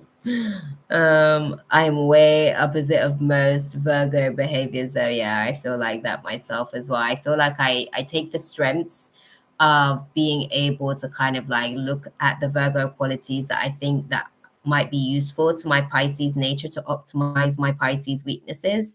And that's how I kind of like draw and circulate from both of them, right? Because all of my Pisces and emotions, exactly that, beautiful, exactly that. Because if it's just to deal with my Pisces alone, I'm not gonna lie, like I never get anywhere. Just in life in general, I'd be so busy just daydreaming, like constantly, just lost, basically, just lost in my own little world. So having the little Virgo, I learned I have a Capricorn stellium though. Okay, okay. Well, it means you've got to work like super hard. So Cap, Scorpio, and Pisces stelliums I have. Okay. Oh, interesting. Hard work brings transformation within the conscious and subconscious. That's interesting. Yeah, Jupiter in Capricorn as well. Yeah. Jupiter's actually sort of like doing us a little bit of favor at the minute, to be fair, as well, in terms of what he's doing for us astrologically. He's still thinking on whether or not he wants to kind of bless us all the way. Nah, main, but oh wow, I actually got an email. Sorry, I just randomly went and checked on something, but I am Saturn. Yeah, Saturn is currently conjunct my Venus. Okay, okay. Karmic decisions. Okay, interesting, interesting. Hmm. Oh, don't. It's okay, beautiful. It's okay. I'm gonna sort of wrap up shop, I guess, for the night, but I really appreciate you guys coming to hang out with me, and I'm looking forward to seeing you guys next week. And I am going to be in here a little bit more. You guys are probably going to get sick and tired of me because I actually have to just get better. Chaley, you'll hear from me tomorrow for sure, for sure. I'm already telling the guides to like allow me some capacity because I have like for basically, I guess, conversations that I'm scheduled in for tomorrow. You're doing fabulously. Thank you, beautiful. Thank you. I'm actually like, I feel like I'm doing really well. I feel like I'm doing really well. Like, I don't even want to take that away from myself. Like, she's doing really, really well. We just have a road ahead. So I don't want her to kind of like start tripping up on herself. But she's doing really well. Like, I'm really impressed with the way that I've even handled the week this week, because I just optimized to a completely different timeline, basically. Yeah, sorry, Joe. Um, we're finished for the night. Yeah, unfortunately. You're doing well as well, to be fair with you as well, beautiful. Like, I feel like obviously you come into the space, um, you help out, you do your stuff. I feel like you're kind of like doing what's you said you were going to do a video last time when we did, because I know you've got your own assignments here as well, as far as like information that you need to give to the collective. So did you do your video? Because you said you were being guided to do a little video last time on, I can't remember what the subject matter was, but I remember during our live. Stick it on a content planner. Stick it on a content planner list, girl. I was told once that I could work with time, move it or something, optimizing. Yeah, it's because we're adaptable. It's because we're adaptable, basically. Very quickly as well. Very quickly, you can kind of like utilize. Yeah, yeah, girl. I told you when I said to you last time, like, you know, I'm here with you, like, we're going to sit the class together. I meant what I said. We gonna have to turn in our assignments together, girl. Together. Because you know how it goes. Like, if I come and we're basically being graded as a team, and I'm like, oh snap, I overslept, I didn't manage to do this, you know how it goes. Team failed. We got to sit that cycle again, back to class. So no, girl, I'm here for you. Like, reminders and all with myself as well, because I'm literally popping stuff. Exactly. Exactly. I'm supposed to hold you accountable, girl. Okay? Because that's what happened. That's how I got here, because my friend had to hold me accountable as well, Charlotte. I had to keep holding me. Did you do this? Did you do that? I'm like, no, no. I just said that shit. I was in the heat of the moment. I didn't mean it. Definitely. I'm going to keep the noise down because I can sense Martin's little demon getting antagonized over there. So I'm going to think. I am still here, Mina, but I'm going to go. I was literally just saying to Chaley as well, I'm going to head out because I can feel Martin's demons flaring up, thinking, oh my God, it's 3 o'clock in the morning. When's she going to go? Well, after I finish reading, then I have more capacity and access to my body. So, like, it's so much easier to just be in my body then, because I'm not being intercepted by anything. So once I stop reading, I'm actually good. If you guys see when I'm reading, I seem a lot more tired. My energy is a lot more drained. Yeah, that whole part. But when I'm just here for, you know, hell yeah, girl, enjoy your Friday night for the both of us. Okay, I'm gonna be up in bed like this. Okay, thinking about you enjoying your Friday night for the both of us. Okay. It's Mum's birthday tomorrow, so I'm gonna actually are you laughing, Chili? Imagine my little small ass right there next to you. Like, I'm like, oh yeah, yeah. I'm turning up with you, beautiful. Okay? That part. Definitely that part. Listen, you do the partying, okay, for us. Send me some of that energy. I'm 4'9". So we close enough. I mean, if I got some heels on, the same height.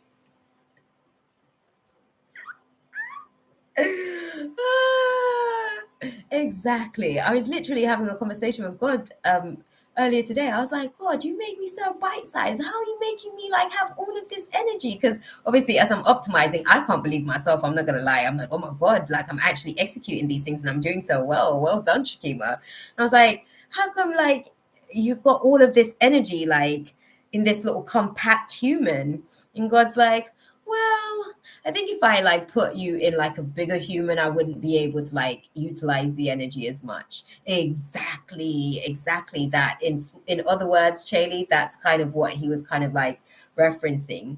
You know, if my body was much longer to contain all of this energy, I wouldn't have the capacity that I do to be able to utilize it and put it out there and manipulate the space the way that I do, because the energy would have to flow through a lot more of me and stuff. And I'm like, okay, snap. So that means that I got something reserved. Because I'm not like an average height person. I'm just like 3 inches smaller than the tallest dwarf in the UK. So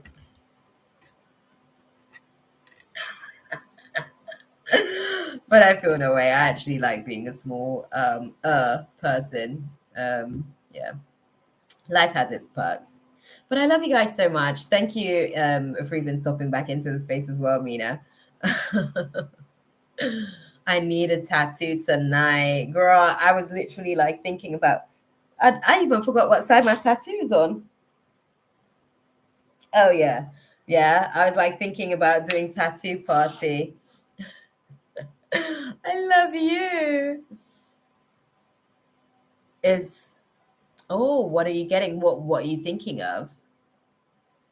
Because I saw like I've got a piece like going here, like a tribute to my dad that I still haven't finished. Like I did the first hour and a half on it, and that's been it.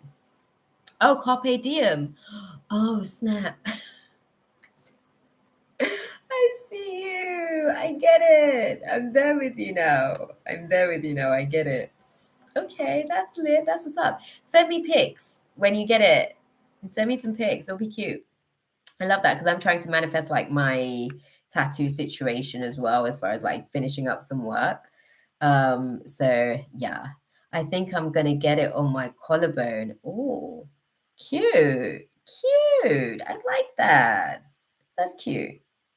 That's cute. Definitely send me over some pics on that situation. I'm gonna go and crash out. You're my first point of reference tomorrow, right? I've already set it on the assignment list. So when I wake up tomorrow, expect something from me to you. And I'm going to stop talking because Martin, I can feel his energy pushing back. So yeah, I'm going to stop talking for real, for real.